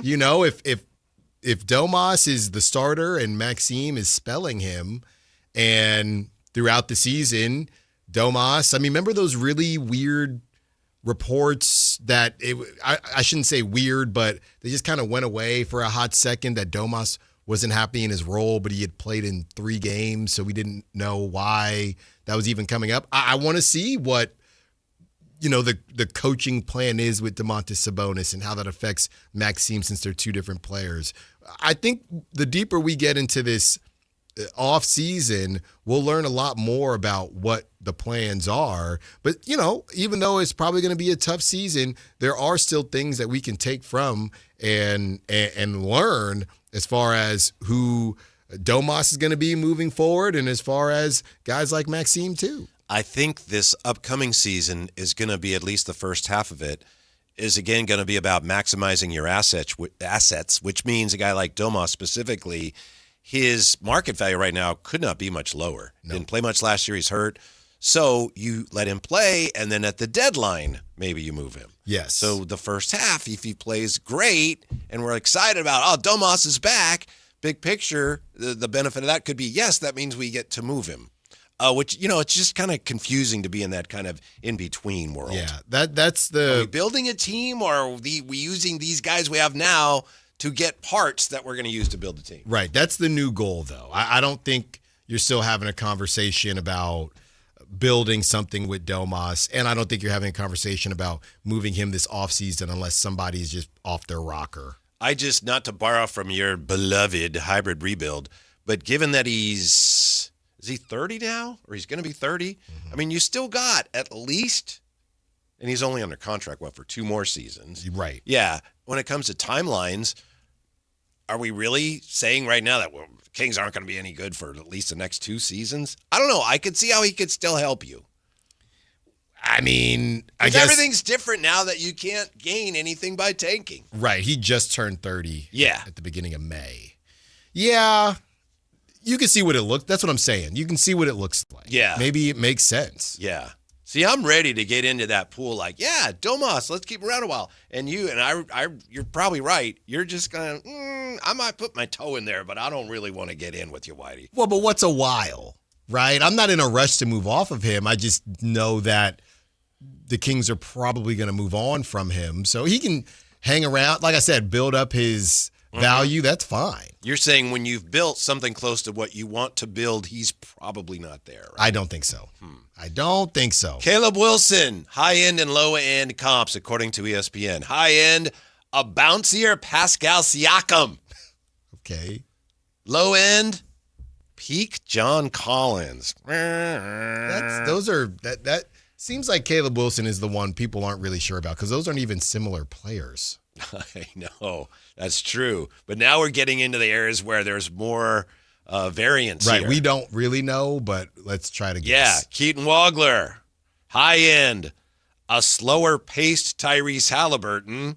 Low end, Andrew Nembhard with less defense. Are you getting dizzy? Sure. I don't. Again, when we do this stuff with guys like Andrew Nembhard, do we know what Andrew Nembhard is? Do we?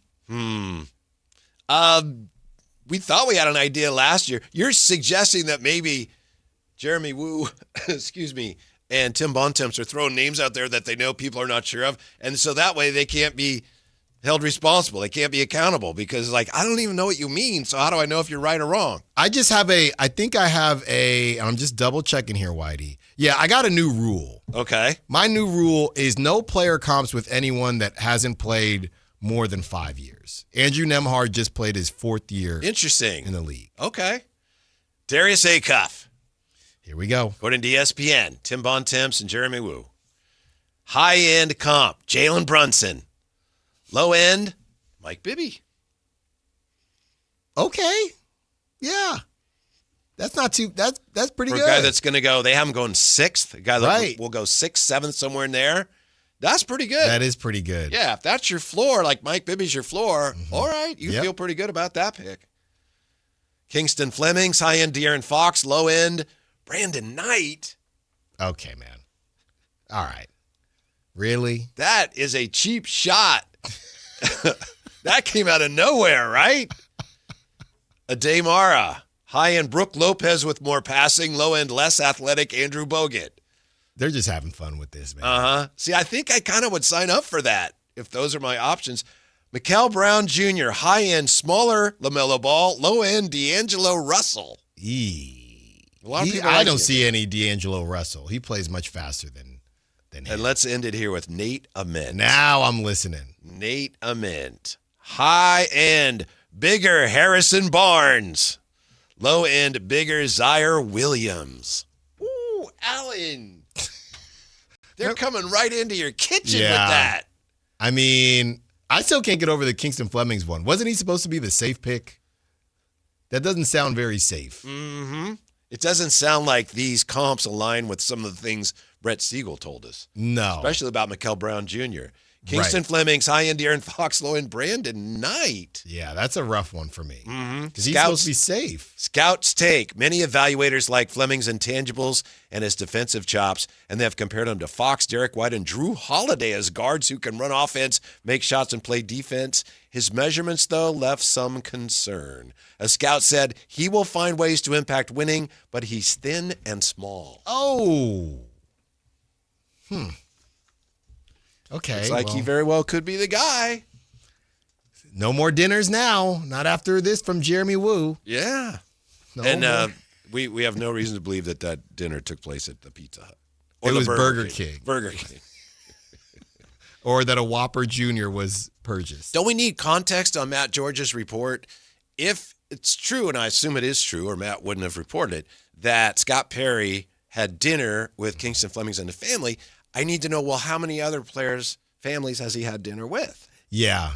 That whenever we have somebody, there's always a question that I say, oh man, I should have asked this. And that was the one to Brett. But honestly, the reason I didn't ask it is because I could say, hey, do you know, is this dinner thing a typical thing? And my guess is that he's going to say yes. That's why I didn't want to use a question on it. I just figured he would just say yes. One of the keys is, okay, who told us that? Right. Probably the team, I'm guessing. When we come back, the dream of postseason baseball at Sutter Health Park. Is it now on life support? Next, Sactown Sports. The X Games are coming to Sacramento. Join Kayla Anderson at Sactown Sports 1140 at Cal Expo Center from June 26th through the 28th to watch the top action sports athletes in the world go head-to-head with 3 days of high-octane competition, BMX, skateboarding, and Moto X, plus live music from global electronic music icon Cascade, Grammy-winning producer Artist Mustard, and DJ Subtronics. Get your tickets today at xgames.com. Your local sports leader, Sactown Sports 1140. This is Sactown Sports 1140. Hey, it's Carmichael Dave. What's up? It's Matt George. What's good? It's Alan Stiles. With the most trusted voices in the community. This is Jason Ross. Hey, it's Kayla Anderson. It's Whitey Gleason. Ready to help promote your business, both as partners and customers. All you have to do is ask. Pick up the phone, dial pound 250 and say, grow my business to get connected with a team member today. That's pound 250 and say, grow my business. Our team will review your product, quickly pair you with a perfect endorser, and create video and audio samples all at no cost or obligation to you. With the most live and local on-air lineup, a dynamic content-driven website, and a state-of-the-art mobile app, Sactown Sports 1140 is tailor-made to help you connect with a sports audience in Sacramento. So why wait? Dial pound 250 today. Say, grow my business, and let us help take you to the next level. Lots of places can expose you to identity theft. Oh no.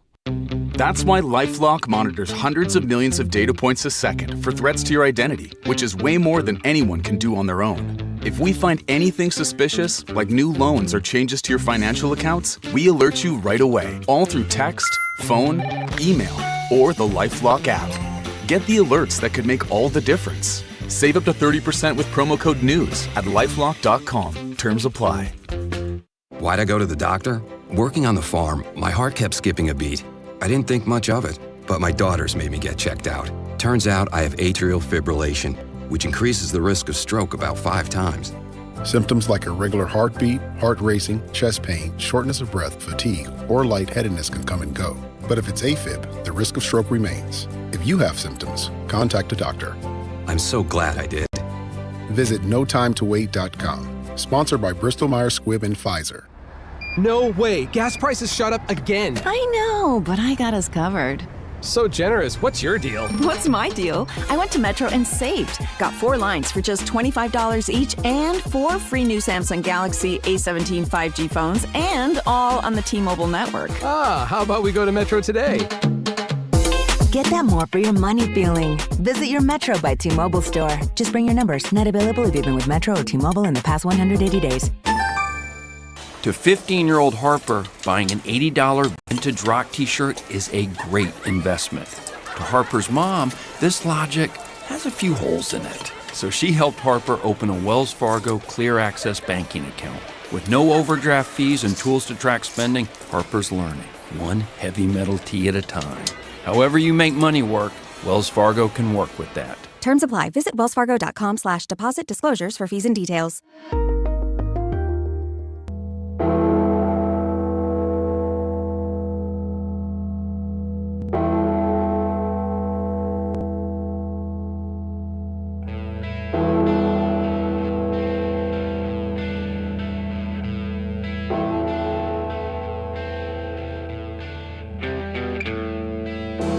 Drive Guys with Kevin Gleason and Alan Stiles.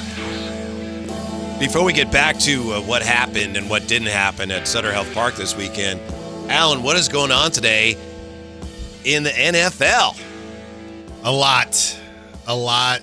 A.J. Brown traded to New England, and then your guy Myles Garrett going to your Rams. You must be happy. That's right. The Lambs, as some of the Niners fans call them. The Lambs, they're getting better. Once again, they do not care. In the short term, better. But that's what matters. You know, Ty Simpson will have to figure it out on his own. But I don't know, if you're a Niner fan right now, how do you feel? You know, does it feel like you're getting lapped? Does it feel like you're losing? I mean, I don't even know if it was a lead per se, but I think a lot of Niners fans feel just in general that they're better, that they're a better team than the Rams. It almost feels kind of like the way Giants fans feel when they look at the Dodgers, but it shouldn't be that way in the NFL. No. You shouldn't be able to do that. Right. So the Rams are taking a very big risk here. Here's the full trade. Myles Garrett to the Rams, of course. The Browns received Jared Verse, 2027. Good player. Yes, solid player. 2027 first-round pick, a 2028 second, and a 2029 third. Does that feel... I mean, I think both sides are fine, right? A lot of people will tell you if you just think about it rather than, use emotion when evaluating the trade. Some people say, Cleveland did very well. Cleveland might have won that trade. We won't know for a while yet. But, when you break down the picks according to value, the Browns did very well, but the Rams get not only one of the best defensive players, one of the best football players in the NFL. That after they already brought in Trent McDuffie for 4 picks. Right. I'm just confirming we're going to have Sean Cunningham on at 5 p.m. Okay. Yes, Sean is going to join us to talk about the late, great Rick Adelman. We found out this afternoon that Coach Adelman has passed away at the age of 79. So remember some of the glory days of the Kings with Sean Cunningham, top of the hour. Thank you. But, yeah, the Rams go out and they trade. So they traded away 7 picks and a player this offseason for Trent McDuffie and Myles Garrett. And, you can look big picture and say, they're going to feel that down the road. But, but what about this year? Right. But we said that last time. Yeah. And they didn't feel it. They felt it for 1 year. Right. 1 year. They won a Super Bowl. They had one down year, and then they were 10-7 again. Yeah. I mean, we don't know what Ty Simpson's going to be. This is the time for the Rams. And, look, they just watched the team. If we take the Niners out of it, the Rams are thinking, look, the Niners are the Niners. They're going to be around. We get all that. We just saw a team in our division win the Super Bowl. We don't like that, right? And I think the Rams, honestly, they probably felt, even though that game was fairly close, they probably felt the opposite. When people say, that game wasn't as close as it looked, it was almost the opposite. That game was almost closer than it actually was. Maybe the Rams felt like that, and because of it, they wanted to get active. And this is how they're going to do it. Yeah. The word is that the Rams realize Matthew Stafford doesn't have many years left, maybe his last year. So they want to maximize their opportunity now. And it's not a matter of, let's win it for Matt. It's just like, wow, with what we have a chance to win, but this is our chance. Next year, we may not have the chance. No. So we better maximize the chance right now. Whereas a lot of teams, and I think this has been the 49ers feeling over the years, is more, we would rather just be in position where we know every year we're going to be competitive. Yeah, it almost feels like, and I know they traded for McCaffrey. They made moves, don't get me wrong. You're right. But it feels like lately, and they made trades this season, like we said, they got Odigizua from Dallas, who he's solid player, and they needed something like that. And they signed Mike Evans. But it almost feels like a microcosm of something I felt with Kyle Shanahan for a long time. The Kyle Shanahan, before they tried the whole Trey thing and made those trades, that Kyle Shanahan kind of liked doing more with less. The ability to say, look what I'm doing with Jimmy Garoppolo. It's almost an organizational arrogance. Right. Where it seems like, who knows, but it seems like the feeling is this guy is, however good he is, once he's with us, he's going to be better. Why? Because he's going to be with us. Because he's going to be with the us. Rams are just like, let's get the best guys. Right. I don't care what system we're talking about. Let's just get the best players. And, and then on the flip side of it, if it doesn't work out, that's what I'm saying, Whitey. It turns into a situation where if you win, right? Well, look what we did with all of our injuries, and we didn't go out and get all those players. And then if you lose, well, if we had done X, Y, and Z, maybe we would have done what the Rams did. So it's kind of a weird protection that they give themselves, and it's a bit of a cop-out in a way. And I think some fans are tired of it. Some fans will say, our team is very successful, and because our team is very successful, I'm not going to complain about it. This one has to, privately anyway, really buckle Kyle Shanahan a little bit, because from his history that he believes in quarterbacks and edge rushers. Mm-hmm. Those are the two positions that are most impactful, and the Rams just went out and got one of the best of all time. Yes, they really did. Mm-hmm. And they had their... they have, just because it's a different process doesn't mean that it doesn't work. And it feels like the Rams, they have their process. Their philosophy is, we like first-round picks, but we like winning right now better. At least their philosophy with Matthew Stafford. Maybe that changes when Matthew Stafford retires, but their philosophy is we are all in until we say otherwise. So based on what we learned today, I guess we can go ahead and write it down in ink. Super Bowl is going to be the Rams and the Patriots, right? A.J. Brown. Well, I don't know about the Patriots. That one, I'm not too sure You're about. not too sure? No. Playmaker. I like A.J. Brown, but, if we're tiering, if we're putting the wide receivers into tiers, is he in tier 1 for you? How many can I have in a tier? I mean, is he top either 5? in Is he there top or, 5? Really close. Yeah. We could split hairs, but I don't have a hard time putting him in. Okay. Yeah, at or near my top tier. You got Chase, not to get into it, but you obviously Chase, you got Jefferson, so you have those guys, and then you have the Pearsall. Mm-hmm. You said who now? Sorry. You got the JSNs, and then obviously the Pukas. So to me, he's a high end. He's a supercharged tier 2. Yeah, that's what he is, a supercharged tier 2. But I mean, it makes the Patriots better. I'm just not sure how much better. They did need a wide receiver, though. We know that. But they got, some other things going on out there in New England. So I just see the opener in Australia, and the 49ers are like, well, we don't need to draft offensive linemen. We can figure out guys and, make the best of them and fit them into our system. And then Myles Garrett's just, destroying them. I hope it doesn't happen. I'm not wishing it. It's just... I'm seeing these visions. Just taking their lunch money. Yeah. I mean, it's hard to envision a different world. Obviously, being in Australia, who knows? It'll be his first game. Who knows? But at some point, he's going to get to you. Brock, Brock was... Get it out, Brock. Get it out. Yeah. Get it out. Get the ball out. Well, you got Stribling. No, you got to let Stribling run his route. That's and Mike right. Evans run his route. And Brock's been lifting and doing squats. I forgot about that, and I forgot about Stribling, and you're right. I'm not worried anymore. Thank there you go. I'm glad I could make you feel better. Not worried about Pearsall, it. Jacob Cowing, we'll get to see him actually play after 3 years. It's time. What was I thinking? Don't worry about it. Uh-huh. By the way, Alan, before we hit the break here, the dream of postseason baseball at Sutter Health Park. It's a dream that we just allowed ourselves to start having less than a week ago, days ago, and after the way the A's played against the Yankees, not only the Yankees, but against the Mariners on this homestand. I don't know, Al. I'm not sure that dream is now on life support. Yeah, I mean, look, if anybody from the A's is listening, you want to, you want to help me get in the building a couple more times? I'm undefeated. You won one game over the last 6, and I was there. So I'm just saying there's clearly a parallel there. Did you ever remember playing when you were out on the field for a team, the other team scoring like the Yankees yesterday, 13 runs? You ever remember Not like anything that. Not like that. Yeah. I mean, 7 or 8 is like brutal, right? Right. And I think, I have to look it up. Maybe Ramsey knows. I think they had at least 11 before anybody was even out. Right. Yeah.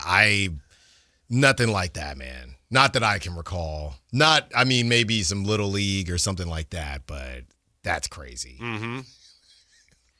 They came back and made the final score a little more respectable, but that was absolutely brutal. Yeah. First time the A's have given up 13 runs in an inning like that since 1950. I can believe it. That's a lot of runs. Mm-hmm. That's a lot of runs. And they're looking for answers on the mound. Maybe not so much in the batter's box, but, they're just not a complete team. And here's another ironic stat from the game. If you take the 13-run inning out, the A's pitching staff threw a one-hitter. Now that's funny. I don't know what to do with it, but that is funny. You think they're going to be buyers? No. Just sit. I think they should be, but I don't think they will be. Just sit. Why and should relax. they be? What's going to happen? They don't have a fan base to be upset. Yeah. I wouldn't, but if they actually wanted to be real contenders in the playoffs, one of these, look, the American League's been so bad, somebody's going to heat up here in the back half. Mm-hmm. And you better hope it's you, but if not, I don't think you're doing very much this season. When we come back, Sean Cunningham is going to join us from KCRA 3. He will help us remember the late, great Rick Adelman, all-time great Kings coach who passed away today. So we've got that coming up with Sean Cunningham next on Sactown Sports. The top young talent in the NBA is headed to Sacramento this summer for the 8th annual California Classic presented by Ticketmaster. The Kings will host the Milwaukee Bucks, Brooklyn Nets, and Golden State Warriors in a preseason showcase that's sure to bring more fireworks to your 4th of July weekend. 3-day general admission passes for July 4th, 5th, and 6th are available now. Visit kings.com/California Classic for details. Your exclusive home for Kings basketball. Sactown Sports 1140. This is the story of the one. As a safety manager at a manufacturing plant, he does everything he can to keep his coworkers safe. From finding ways to reduce risks to keeping safety supplies in stock. And for that, he relies on Grainger. Grainger offers a broad range of quality products and next-day delivery, so he can always play it safe. Call 1-800-GRAINGER, click Grainger.com, or just stop by. Grainger, for the ones who get it done. Sacramento. Get ready because the Fasteners Inc. Super Sale is back. Friday, June 12th and Saturday, June 13th. Stop by Fasteners Inc. Tool Outlet on Power Inn Road for crazy deals on DeWalt products. We're talking all of the lowest prices in Sacramento on bare tools, tool products, batteries, lasers, hand tools, outdoor power equipment, and so much more. Again, this DeWalt sale event will be June 12th from 7 till 5:30 and June 13th from 9 till 3 p.m. at Fasteners Inc. Tool Outlet on Power Inn Road. Visit fastenersinc.net for more info. Is the crew on their way so we can fire up the grill? Cabrito, arrachera. They're gonna love it. Better go with birria and carne en su jugo. Classic Jalisco dishes with tradition. That seasoning is great, but northern Mexican-style meat speaks for itself. Let's make both. Deal. And to boost the flavor, ice-cold Pepsi. Its sweetness pairs perfectly. And to go with it, flour tortillas. And corn ones too. Hey, carne asada deserves Pepsi. Do Crohn's disease or ulcerative colitis symptoms keep coming back? Tremfya, guselkumab, may help, with rapid remission achieved at 12 weeks and lasting clinical remission at 1 year. Some even saw visible improvement of their intestinal lining at 12 weeks and 1 year. Tremfya is a prescription medicine used to treat adults with moderately to severely active Crohn's disease and adults with moderately to severely active ulcerative colitis. Serious allergic reactions and increased risk of infections and liver problems may occur. Before treatment, your doctor should check you for infections and tuberculosis. Tell your doctor if you have an infection, flu-like symptoms, or if you need a vaccine. Healing is possible with Tremfya. Approximately 3 out of 10 patients were in endoscopic remission at 1 year, based on areas visualized on colonoscopy, which may not represent the deeper bowel layer or entire GI tract. Individual results may vary. Ask your doctor about Tremfya today. Call 1-800-526-7736 to learn more or visit tremfyaradio.com. Today, we're talking about how you don't have to earn more when you can save more. Okay, so you brought me this stat. T-Mobile customers had the lowest wireless bills versus Verizon and AT&T over the past 5 years. That seems surprising. Yeah, when I first heard it, I thought, okay. But when the experts at HarrisX broke it down, it was true for millions of families. They have a 5-year price guarantee on experience plans and America's Best Network, plus lower bills. I'm not hearing any sacrifice here. Which is what people need right now. Reliability, predictability. Affordable wireless service isn't a perk. It's a difference. And listeners, if you don't believe me, you can check it out at tmobile.com/switch. Best mobile network based on analysis by Ookla Speed Test Intelligence Data 2H 2025. Price guarantee on talk, text, and data exclusions like taxes and fees apply. Based on HarrisX billing snapshots from Q3 21 to Q4 25 compared to average AT&T and Verizon bills. Comparison excludes discounts, credits, and optional charges. For more details, see harrisx.com/T-Mobile-bills. KHD-KHD1 Sacramento, KYMX HD3 Sacramento. From the Power Business Technology Toshiba Studios. This is Sactown Sports 1140.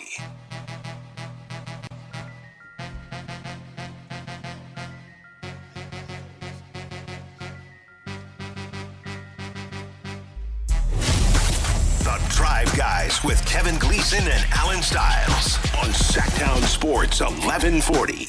Basketball would not mean what it means in Sacramento without former Kings coach Rick Adelman. And we found out today that Rick Adelman has passed away at the age of 79. So today we've been remembering Coach Adelman, all that he meant to the NBA, all he meant to Sacramento, and helping us do that. Nice enough to join us. I know he worked at this station for at least part of the Kings' glory days. Now, of course, you see him on KCRA3 with Michelle Dapper. Sean Cunningham with us. Sean, thanks so much for your time. If I could, I'd just like to ask you what can you share about your initial reaction when you heard the sad news today about Coach Adelman's passing?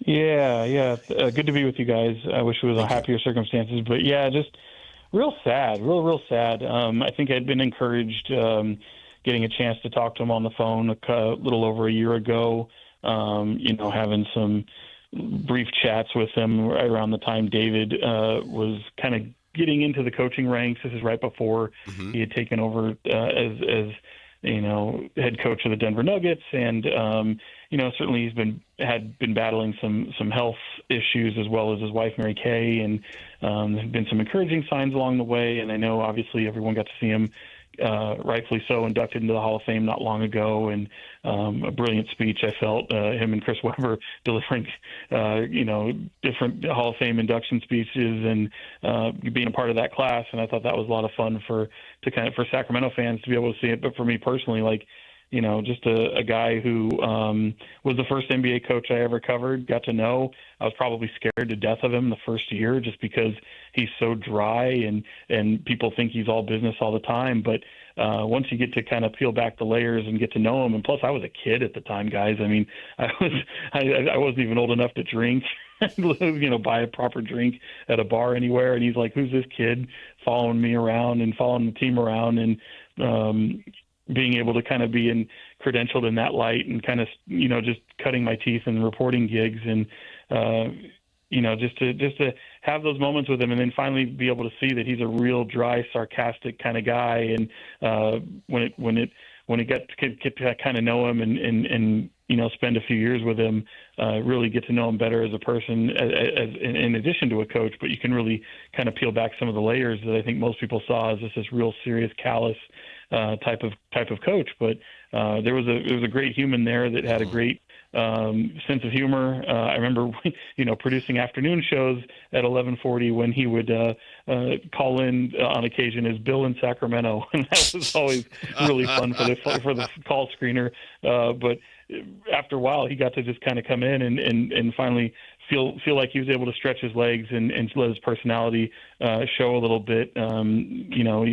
Even before that final season that he was ultimately let go here in Sacramento. But yeah, just a great guy, great, even better coach. And sorely miss him.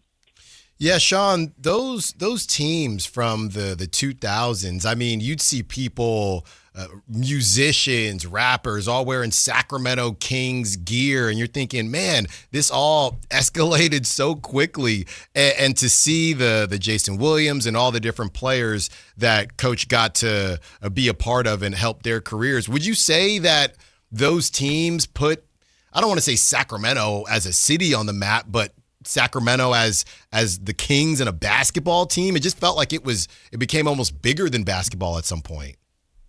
Yeah, that's a great point. I mean, he almost doesn't get the credit that he deserves. I mean, certainly everyone knows Hall of Fame coach, winningest coach in Kings history, and among one of the winningest coaches in league history. The championship eluded him. But when you talk about some of the Blazers teams that he had, I mean, that was must-see TV. I mean, granted, he ran into the Jordan Bulls, but those teams up there with Terry Porter and Clyde Drexler were certainly teams that we were always watching here in Sacramento when I was a kid. And then when he takes over as Sacramento, and you just look at the staff that he assembled around him, I mean, he's got Elston Turner and Pete Carrill's offense, the Princeton offense. It was such a cog in how these guys with talent are able to play such unselfish, beautiful basketball. But you also had to get the right pieces in order to do that. We always look back at this time of a team that had gone to the Western Conference Finals, and people can say it began with Chris Webber, but I think it really kind of began with Vlade Divac and having Vlade and his such unselfish passing ways, being able to come from the Showtime Lakers, obviously he was with Charlotte before coming to Sacramento, but having that DNA of just being able to pass the ball and share the ball and get everyone involved.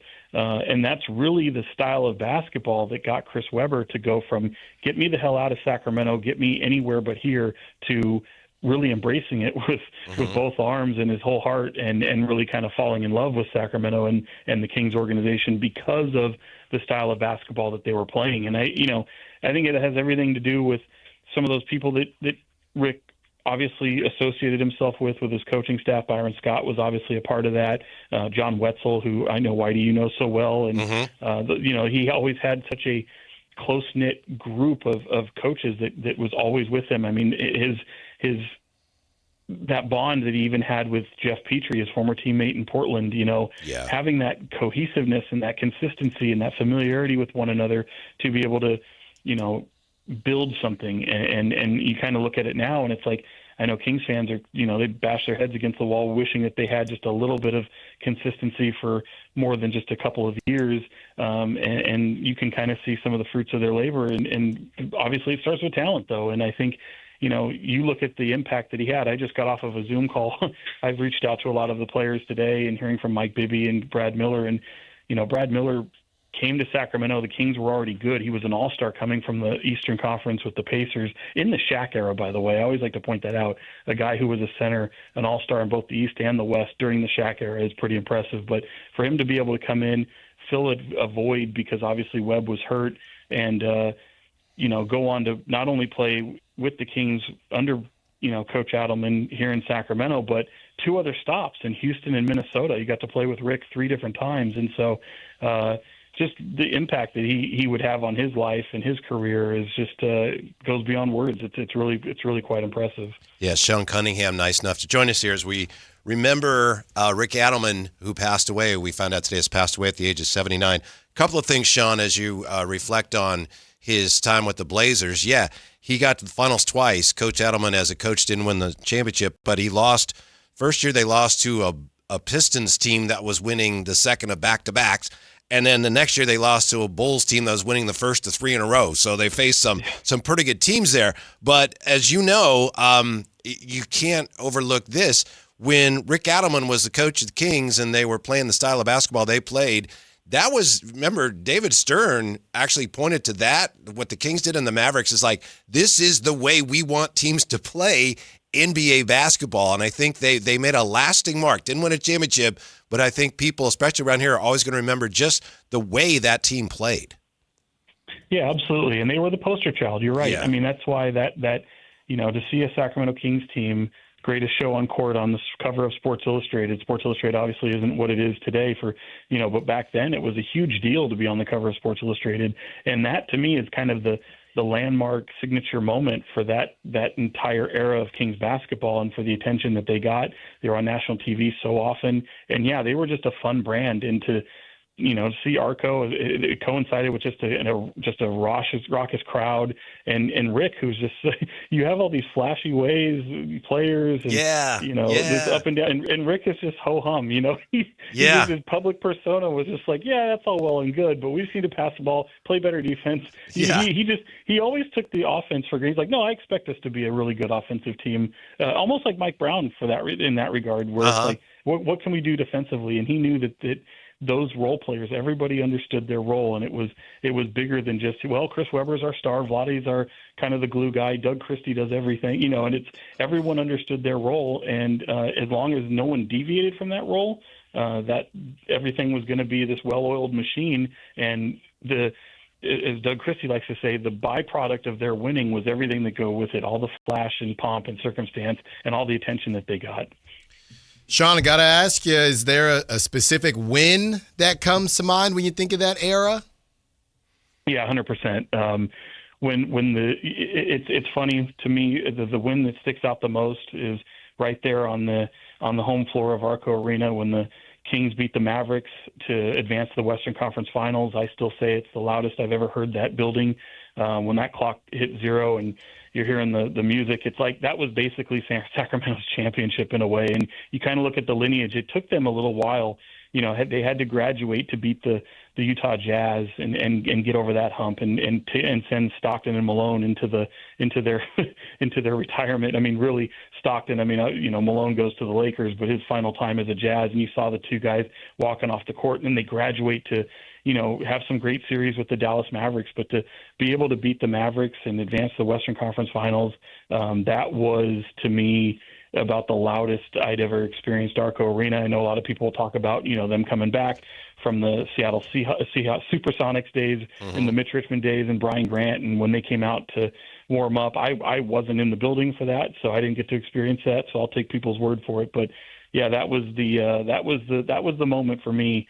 When I got to experience that, because it was so loud. You saw Rick enjoy it. You got to see, I believe it was the Craig Sager interview on TNT right after that. I mean, the whole team, much like the Thunder do now, for anybody who gets interviewed on their post game after a win, the whole team rallied around Rick Adelman at that point, as Sager was talking to the team and Rick and really trying to get him to loosen up and kind of enjoy the moment. Sean Cunningham from KCRA3 with us. Sean, you talked about how Jeff Petrie and Coach Adelman work so well together. And I'm just reflecting here on how much we always talk about culture, and teams always say, we're building a culture.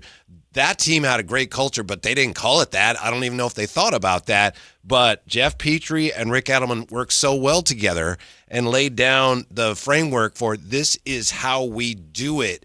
I mean, I'd be hard-pressed to find many other better examples of culture, even though Rick Adelman and the Kings never called it that. Yeah, 100%. I mean, it doesn't mean it's an exact science or blueprint, like you have to have this type of cohesiveness to equal success, but certainly it goes a long way because you don't have that coach looking over his shoulder all the time. They're always on the same page.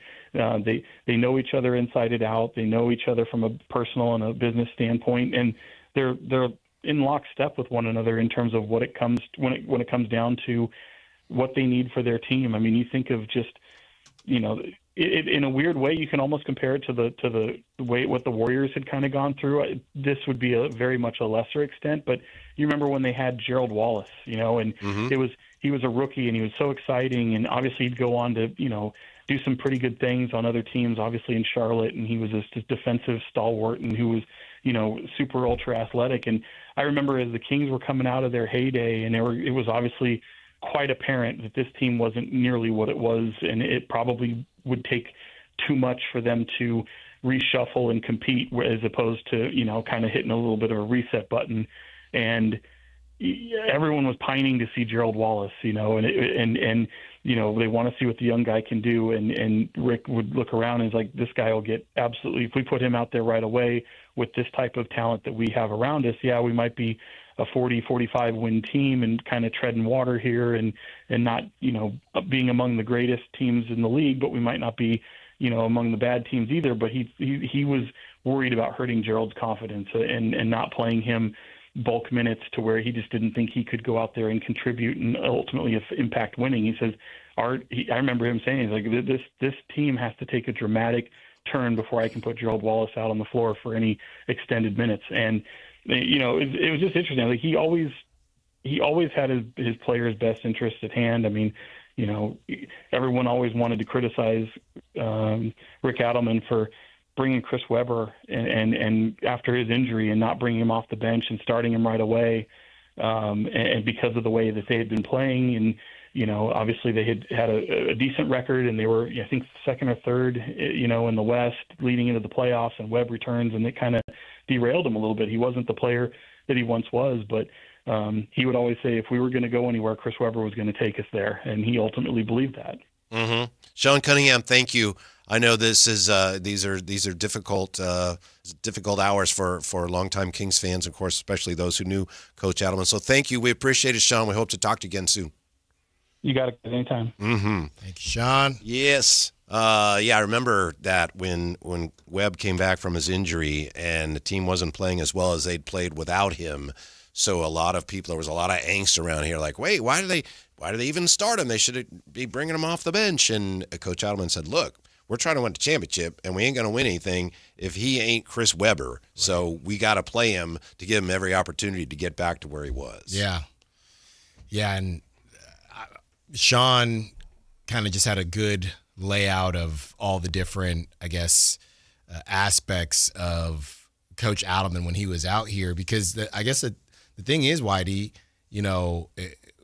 he comes out, Adelman does, and he implements this system, and it just worked. And it's so funny when we had on a Nuggets writer last year, it might have been 2 years ago, because the idea was that the Kings were still going to be in the playoffs, and it was early on. And they were saying how, you win the World Series or you win a championship, and that's great. But that first year when your team just kind of surprises you and shows up, there's nothing like it. There's absolutely nothing like it. Obviously, we thought that the Kings were just going to get started with one, and it was short-lived. But looking at that from those teams in the 2000s, it probably just felt like, honestly, like a dream. Oh, yeah. I mean, how it's kind of viewed these days, and you woke up after however many years, and hopefully one day the Kings can get back to that. One thing I've noticed, I've been thinking about this a lot, thinking about teams that had fallen on hard times and came out of it. Like the Spurs are an example of that, the Knicks to a lesser degree, because they've been pretty good recently. But it seems, Alan, and we experienced it here to your point, you can have a team in any sport, and they can be terrible for a long time. But once they turn the corner, it's like, we don't care about any of that, right? Right. It's like, this is the greatest. Yeah. Yeah. It was all worth it once you get back to where you're a competitive team again. Look at the Pistons. Yeah. That they went through some 7 years, I think it was. Yeah, some ugliness. And the Kings have this weird one because, like you said, when you typically build up to something, you do sustain a little bit of it. But the Kings had this weird thing where it almost was tougher than other situations because it gave you a little taste of getting back to it and then just snatched it from you. Mm-hmm. And now we don't even know where in the process they are. So that's not how it typically happens. You say, hey, we got our core. We're going to ride it out, 3 to 5 years with this core and see what happens. And that's not what ended up being the case in Sacramento. So hopefully they can turn it around. What advice would you have for any Kings fans who may be almost dreading these finals between, Mike Brown and De'Aaron Fox? Mm-hmm. What advice? I would just say embrace it. It is. I'm with you. Yeah, just embrace it and hope that those that are in power are watching. That's what you should hope for. Is it something the organization needs to publicly address on any level? I don't think you can. It'd be nice, but I don't know how you could. You'd literally just have to say, congrats. You just have to be hyper-focused on what you're doing right now, and you have to be really successful with that. I actually think it would be different if Monty and the front office was still here. The fact that it's a new front office, I mean, what is Scott Perry going to say? He didn't make those moves. So Yes. I think that's kind of your... What do you want me to do? Go back in time? Right. I think that's kind of your out. Hey, well, Scott didn't make these moves, so what do you want him to say? And everything else, is all kind of rumors, I guess. I have to be honest. I don't think we're seeing as much reaction today from the passing of Coach Adelman, but I understand that because I think a lot of people are just hearing about it, and also, it buckles you a little bit. Yeah. It takes you a minute to even process, wait, okay, what does that mean? What happened? So appreciate that. Yeah.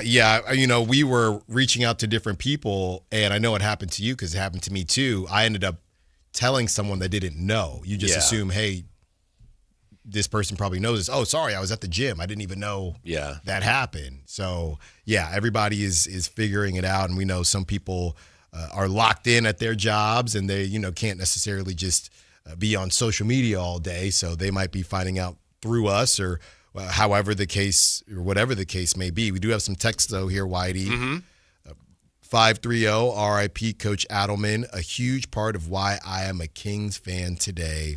A Sacramento legend. Another 530, RIP Coach Adelman. So a couple people hopping in and wanted to at least say say a little something. Yeah, I'm looking forward in a way to what Coach Christie will have to say when he feels ready to say anything publicly, which obviously, like I said, if you reach out to people and you realize these people are literally in mourning. So, hey, what's your comment? They don't have anything to say right now. Right. So at some point, I would guess Coach Christie will feel like it's appropriate for him to share how he feels about that. And I'll be very interested to hear what he has to say about that. Yeah. I mean, again, he's processing. Yeah, of course. As a lot of people Bobby are. Jackson, some of the Kings that played for Rick Adelman who are coaching now. Exactly. Still in the space. Sonny from Georgia, very sad about Rick Adelman, for the greatest time period. There's a period. Very sad news about Rick Adelman for the greatest time period for the Sacramento Kings. Also great to hear Coz on the Sac airwaves. I had the pleasure of DJing Jim and Sandra's wedding. Oh, okay. Shout out to Jim Cozumore. Yeah. Sonny from Georgia.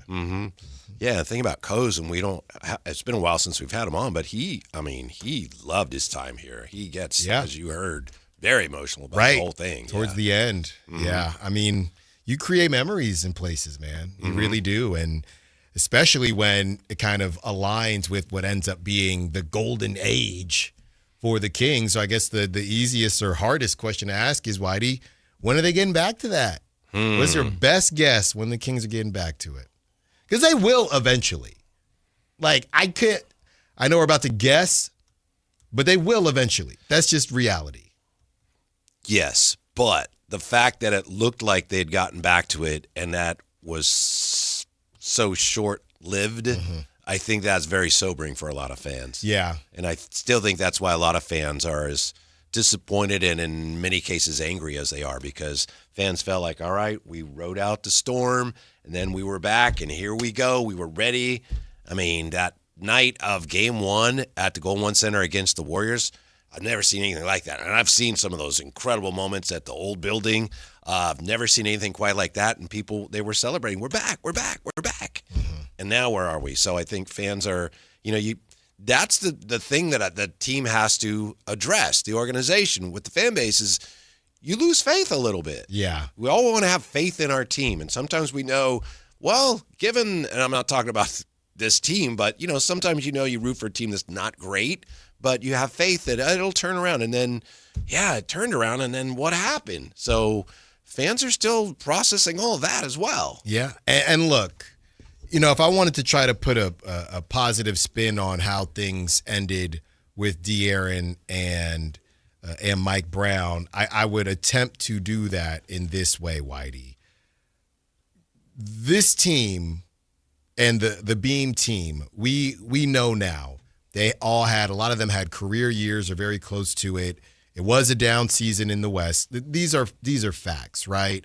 So I guess, and this is a lot of copium here, but I'm trying. I guess you could say if you were going to tear down a team prematurely, at least you tore down a team that probably wasn't going to do that much for that long. The way it happened, sure, shouldn't have happened that way. But you didn't, the Luka thing, right? A guy that you drafted, I know you drafted De'Aaron Fox, but a possible you didn't move off of a top 10 player in the league.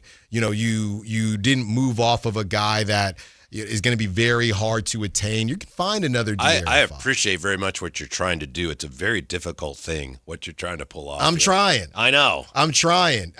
Basically what I'm saying is hopefully with De'Aaron and Mike Brown in the finals, the next go-round at this, when hopefully it is with a couple guys that you drafted that are flirting with top 15, because even to get there, Whitey, let's really break it down. Even to get there, you traded Tyrese. Some people weren't thrilled about that. It was, you were trying to convince people the whole time, and ultimately you couldn't convince yourself, the Kings. They couldn't convince themselves. So if you find yourself in a similar position moving forward, maybe they can learn from this and say, well, we're not going to make these same mistakes. And on top of that, we have a team that's maybe more so built for the longevity of how tough the West is. Mm-hmm. We can hope so. When we come back, what's cooking?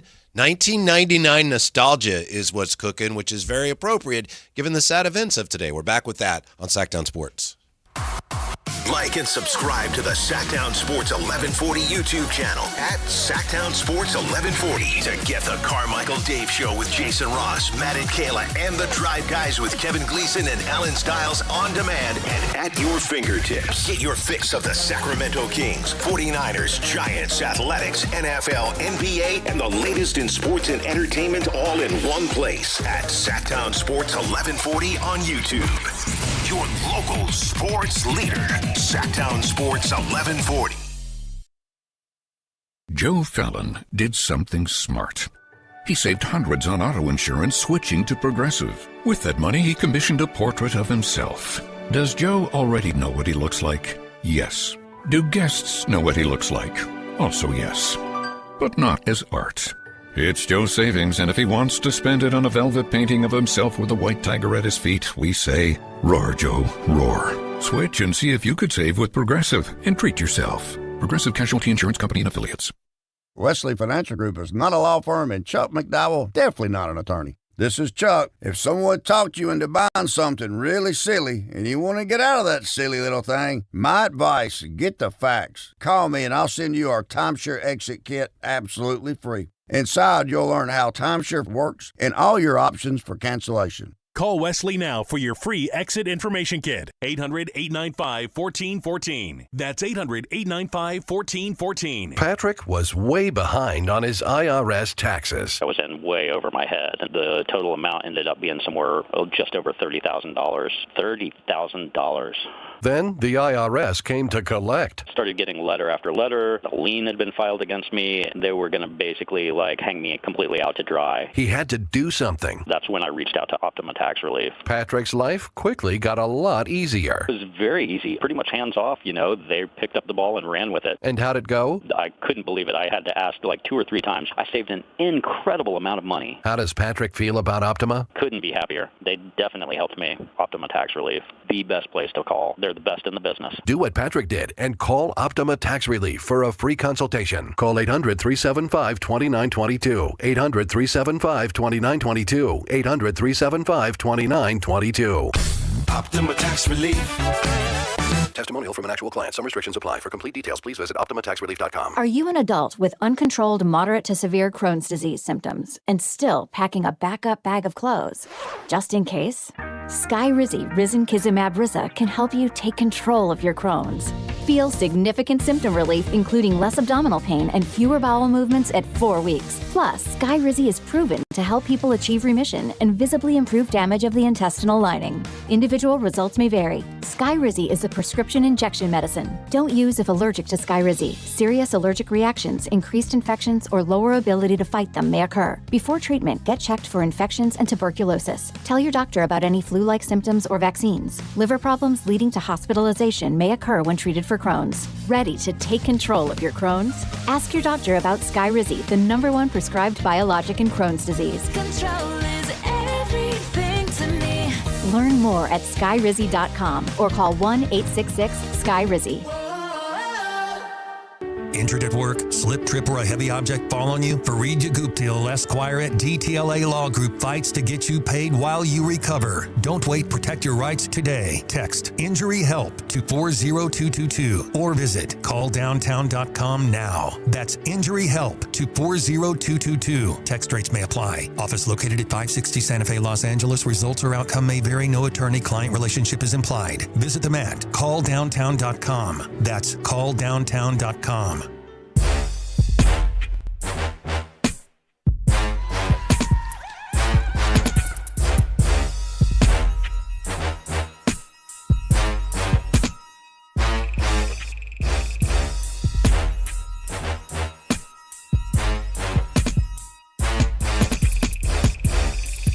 Drive Guys with Kevin Gleason and Alan Stiles on Sactown Sports 1140.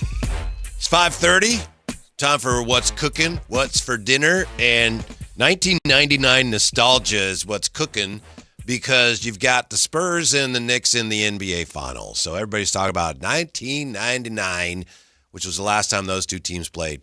It ties into what we're talking about today with the unfortunate news that Rick Adelman has passed away because 1999 was the year when, with Coach Adelman at the helm, the Kings became relevant and took the basketball world by storm. But 1999, Alan, we had a couple of shows that debuted that year, okay. SpongeBob SquarePants and The Sopranos. Wow. How about that? Those are two classics right there. Yeah. Great year for me as well. That's the year I graduated high school. There you go. After how many tries? Just one. Oh, that's good. That's good.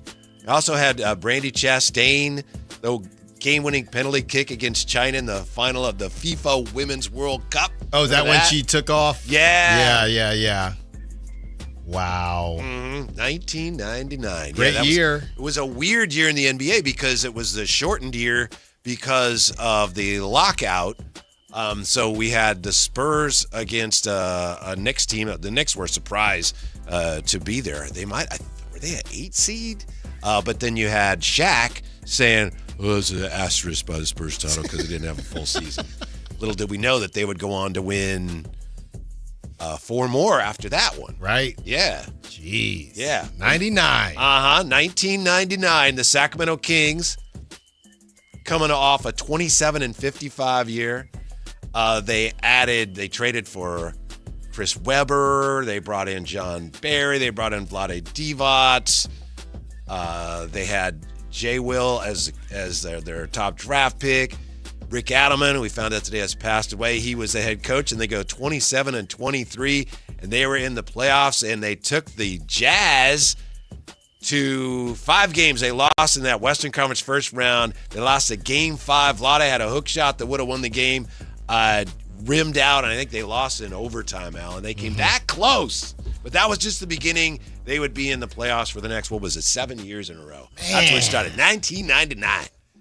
Do you think, I don't know, it just seems so crazy to be in the playoffs for 7 years. Because think about, some of the teams, just randomly, how the Warriors had those years where they were the 9 and 10 seed and they lost to the Kings, and just a random season where they didn't get in. Mm-hmm. Does it feel like nowadays, especially the Western Conference, it is harder to just consistently be in the playoffs? I don't know why that is. Maybe it's a parity conversation, but it just feels like the idea of, we could actually look it up, Whitey. How many teams have been in the playoffs 7 years straight in the East or West these days? That's why, speaking of the Spurs, one of the most impressive things anybody's ever done is them getting the playoffs.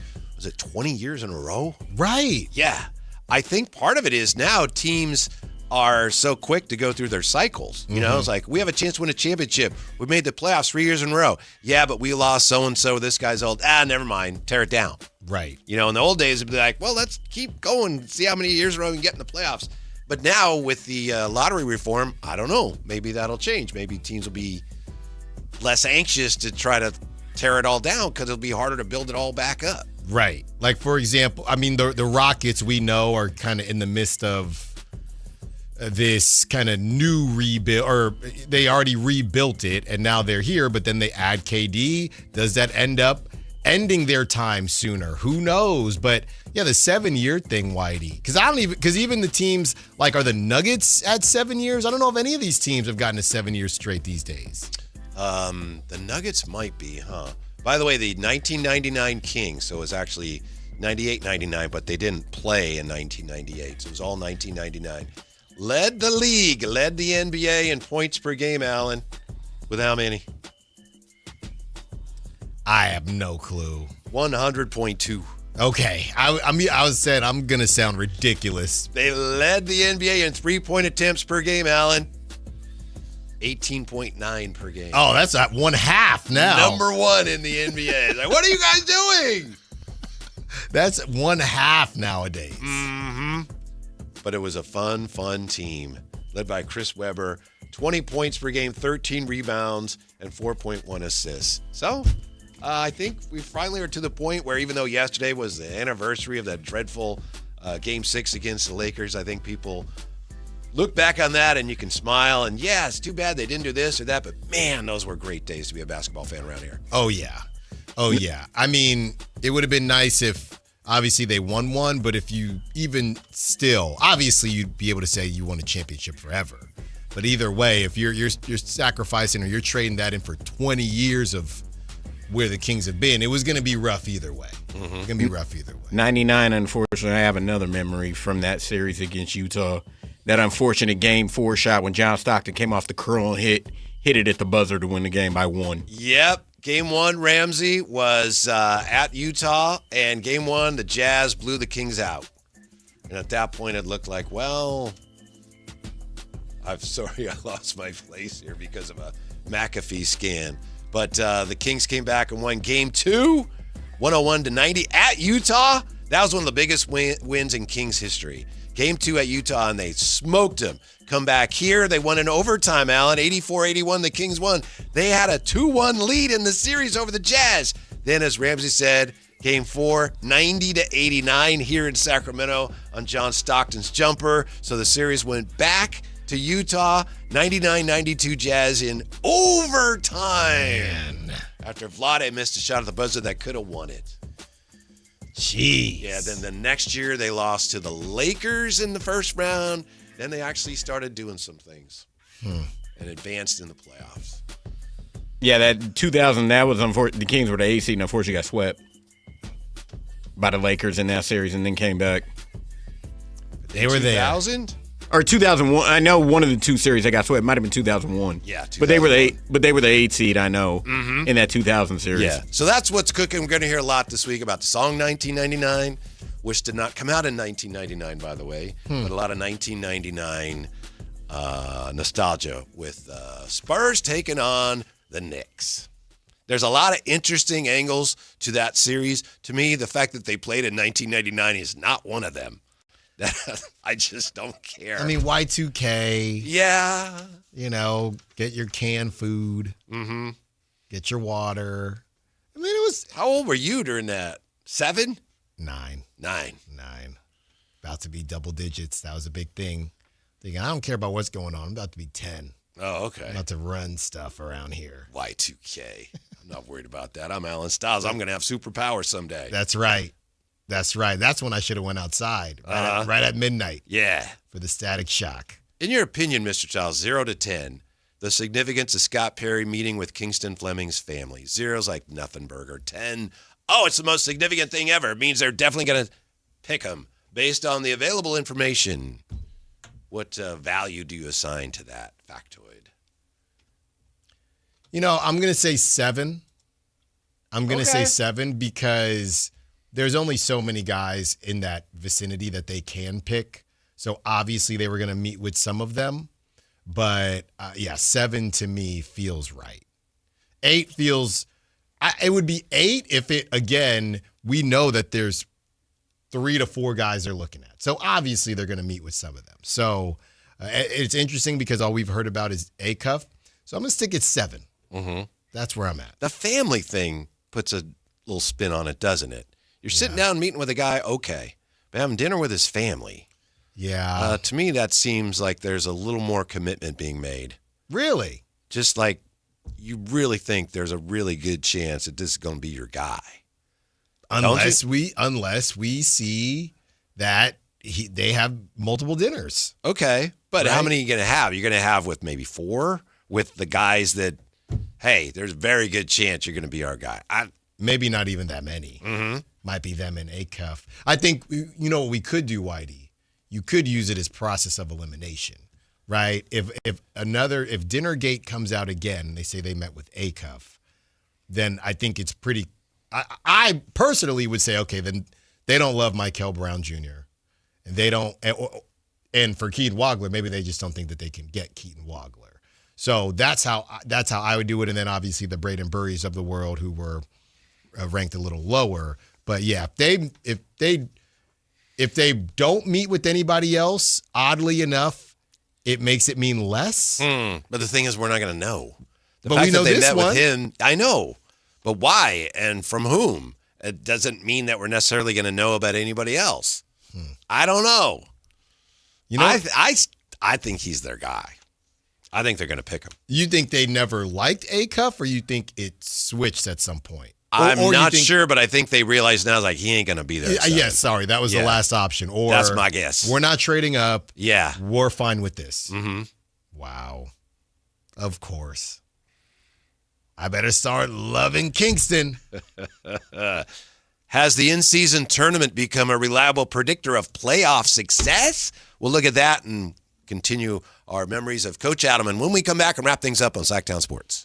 The top young talent in the NBA is headed to Sacramento this summer for the 8th annual California Classic presented by Ticketmaster. The Kings will host the Milwaukee Bucks, Brooklyn Nets, and Golden State Warriors in a preseason showcase that's sure to bring more fireworks to your 4th of July weekend. 3-day general admission passes for July 4th, 5th, and 6th are available now. Visit kings.com/California Classic for details. Your exclusive home for Kings basketball. Sactown Sports 1140. Sacramento weather is brought to you by Bonnie. I'm Dirk Verdorn in the KCRA3 Weather Center. Clear skies tonight with southwest winds 5 to 10 miles per hour and temperatures dropping off into the 50s by Tuesday morning. We'll have plenty of sun and daytime highs in the mid to low 90s Tuesday afternoon. Get the latest forecast on the KCRA3 News and the KCRA3 app. Oh, the Sacramento heat. Right now, get your AC professionally tuned up for as low as just $59 and enjoy your summer nice and cool. Plumbing, electrical, heating, and air, Bonnie.com. Summer restrictions apply. License 696-355. Wait, everything on this IHOP value menu is just $6? I told you it was amazing. A huge plate of pancakes, bacon, and eggs is just $6. Wow. There's also French toast, a ham and cheese omelet, and oh, they got a BLT and fries now. Okay, we're coming here every day. You don't have to tell me twice. Feast for just $6 with the IHOP value menu. $7 in some locations, available every day for a limited time at participating restaurants in the U.S. Hours may vary. No substitutions. Not valid with other discounts or promotions. Prices may vary. I need a little ranch, step to the ranch. There's a new flavor in town, the Jalapeno Ranch Club at Chick-fil-A. With that juicy Chick-fil-A original spicy or grilled chicken, a buttermilk ranch bun, candied bacon, pepper jack cheese, and jalapeno ranch sauce. It's got big ranch vibes with a little heat.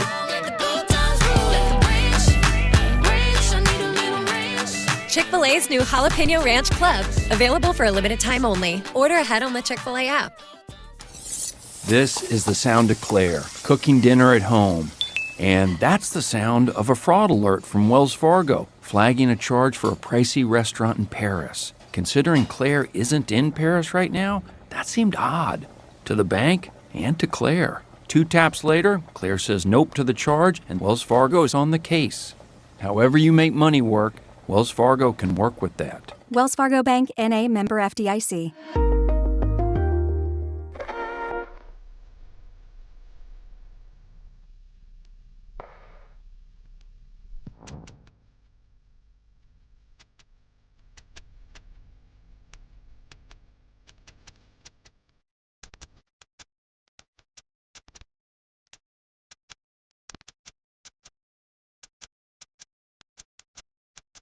Live and local, it's the Drive Guys. Watch the show on youtube.com/Sactown Sports 1140. Or listen on the Sactown Sports app. It's hard to tell Alan anything about the Giants because he does a Giants podcast, but I think I just did. You didn't know that the Giants had called up Wilkin Ramos and Buddy Kennedy, Alan? I knew about Wilkin Ramos. I did not know about Buddy. From AAA Sacramento. Yeah. Man, they're really just emptying the versatile catcher Jesus Rodriguez was optioned, and Joel Peguero on the 60-day injured list, and Logan Porter designated for assignment. Giants got off to a decent start against the Brew Crew tonight, didn't they? They did. Yeah, they did, but that is not that is not lasting very long. Well, 7-2 Milwaukee in the top of the fourth. Yeah. Yeah, so Matt Chapman actually hit a home run, second home run there you go. of the career, and then we were doing the show, and I looked down. I said, "Oh, Giants are winning." Then I looked down again. It was 4-2 Brewers, and then I looked down again, and it was 7-2. Mm-hmm. 7-2. Not a great Northern California Major League Baseball weekend. No, not quite. And, I'm just not really sure what else can be done. I feel like Tony Vitello is probably done. I do. I just don't know.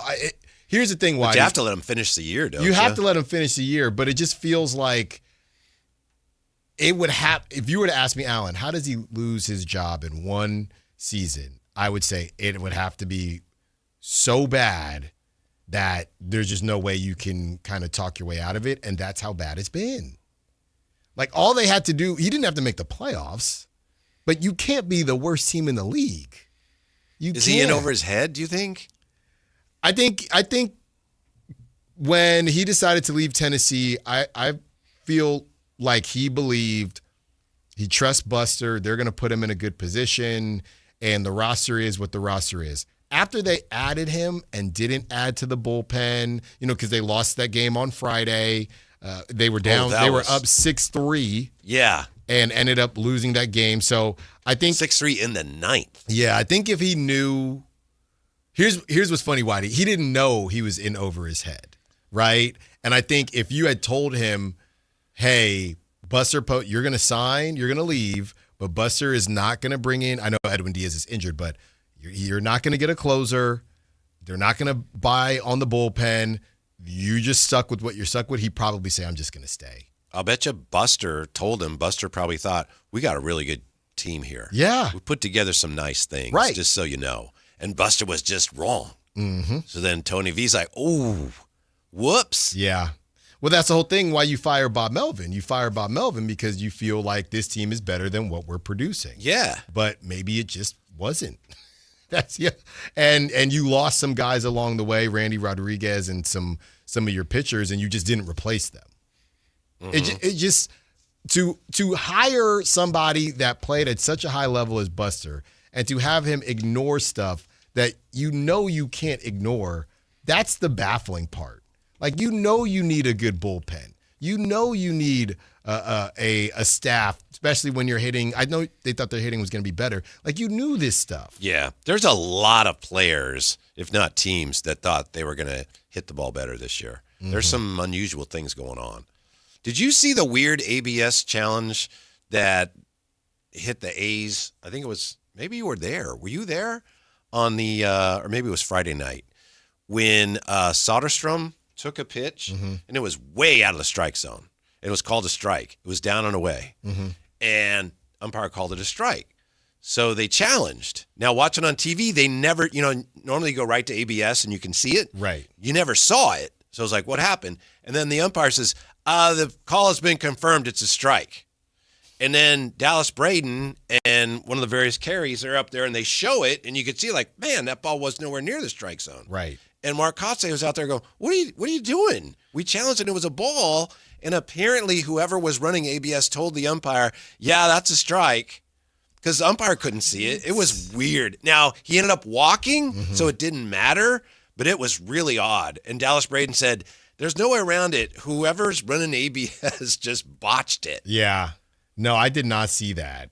But that is, I mean, I guess you could argue you would think that there would have been a lot more situations like this happening. I think maybe there was a technical issue because, like I say, normally they show it on the scoreboard. Everybody can see it. Right. We never saw it, but the umpire said, and the call is confirmed. Soderstrom is there, and everyone's going like, what are you talking about? Right. Yeah, that was at the game you were at, Alan. It was in the 4th inning Saturday night. Oh, yeah. We were I understand. I understand. Would probably be harder to tell, too, if you're there, especially if you're not watching every moment. Yeah. When you got people coming up, Mr. Styles, how about a picture? How about an autograph? Yeah. I understand. I was talking to the people next to us, the fans next to us, and he was doing the book. And it turns out he was from the East Bay, too. But it was just so interesting because I was telling him, I don't even know how to do that book. You don't know how to keep score? No, I don't. Oh, we got to get out there. My mom taught me how to keep score. I don't know how to keep score. It's pretty easy. I always felt like I don't want to know. Yeah, I can tell. I can tell from the way you say it. I'm above that. No, I'm not above it, but I'm one of the people that other people keep score of. Just give it to one of the pitchers. Mm-hmm. Give it to one of the, they're not doing anything. Did you hear what Bob Nightingale wrote about over the weekend where he talked to at least one owner who said expanding is stupid. Mm-hmm. I don't know why Major League Baseball would expand, which would mean who gets a team? Utah, Portland, Sacramento? Nobody. Yeah, I guess, again, the pep rally was great. And you got to love it. But, again, there are just a lot of steps that have to happen before we start celebrating anything. Yeah. Oh, yeah, definitely. Anything. Mm-hmm. And there seem to be a lot of premature celebrations happening. And that was the whole point of it. I get it. But, again, that's not even in their control, right? That's not in their control. If Major League Baseball decides, we're not going to do this. Because this labor dispute stuff seems more hardcore than I thought, Whitey. I didn't expect it. Obviously, we will never say yes to a salary cap. Oh, okay. Well, I guess we're headed towards a difficult path here. We may be. Yes, I know we were trying to be optimistic about it. The problem is that baseball team values are not increasing as much as they are in other sports. You can look at it in a vacuum and say, whoa, look at this. This team's value is up this much and that much and that much. That's good, right? The owners look at it and they compare the increases to what they're seeing in other sports. And baseball's lagging, I think, even behind MLS. Not in values, but in the rate at which values are increasing. Right, that percentage that you want to see, that percent increase. Whitey, I have those active playoff streaks because, I was saying, man, 7 is a lot. So I have some active Yeah, because Rick Adelman, we found out today, Coach Adelman has passed, but he got the Kings in the playoffs of 7 years in a row. 7 years in a row. There are 2 teams that have playoff streaks that are longer than 7 years. Do you want to take a guess on who those 2 teams are? Current teams? Current teams. I'm looking something up here, and I don't want to. Yeah, is Denver one of them? One East, one West. Let's see. Boston? Boston is correct. 12 seasons straight making the playoffs. Started in 2015 till now. The second team, Whitey. Yeah, here's what I was looking at. It's actually 8 years in a row for the Kings. Pardon me. 8 years in a row. I want to make sure I got that right. Yes. Sorry. Yeah. 8 years in a row. Denver? The Denver Nuggets. Yeah. 8 playoffs in a row. So they're now tied with the Kings. Everyone else, Minnesota's at 5. The Cavs are at 4. The Lakers are at 4. Weirdly, I don't know how the Lakers are at 4. The Knicks are at 4. The Thunder, funny enough, Thunder only at 3. Thunder at 3. Orlando Magic, weirdly, at 3. Detroit Pistons at 2. Houston Rockets at 1. It doesn't happen often, Whitey. No. I'm telling you. Yeah, and I wanted to, like I said, I want to make sure I got that right.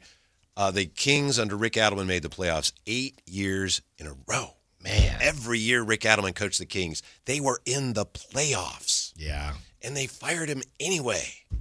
They went on to take the Rockets to the playoffs. So we're all going to miss Rick Adelman. We're so fortunate, those of us who got to be part of the Kings in any small way during his run here.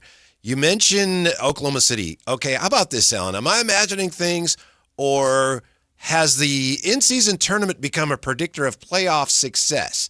2024, we had the Lakers and the Pacers in the championship game for the in-season tournament. The Pacers made it all the way to the Eastern Conference Finals. They lost that game, but they made it to the Eastern Conference Finals.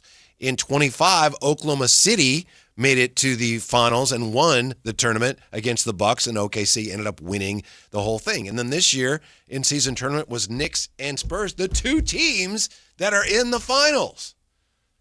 So you make the in-season tournament, you got a good shot at going deep into the playoffs. Wasn't that the whole point? It just nobody seems to care, but that was the point, to basically be a preview of what you're going to see later in the season. I guess so. Maybe there's more to it than I thought. Then you got your guy Dylan Harper saying, we got some payback for the in-season tournament. Oh, what? yeah. I didn't know they even remembered that. You know, I hope it still smells like, well, they're not in Vegas anymore, but I hope it doesn't smell like champagne in that locker room anymore. Uh-huh. Wow. Yeah. We got to wait till Wednesday for that. It's going to be a good one. Yeah. Thanks for being with us today. Peace to Rick Adelman family and the Kings family on this sad day. We're back with you tomorrow. Stick around. More outstanding sports talk to come here on Sactown Sports.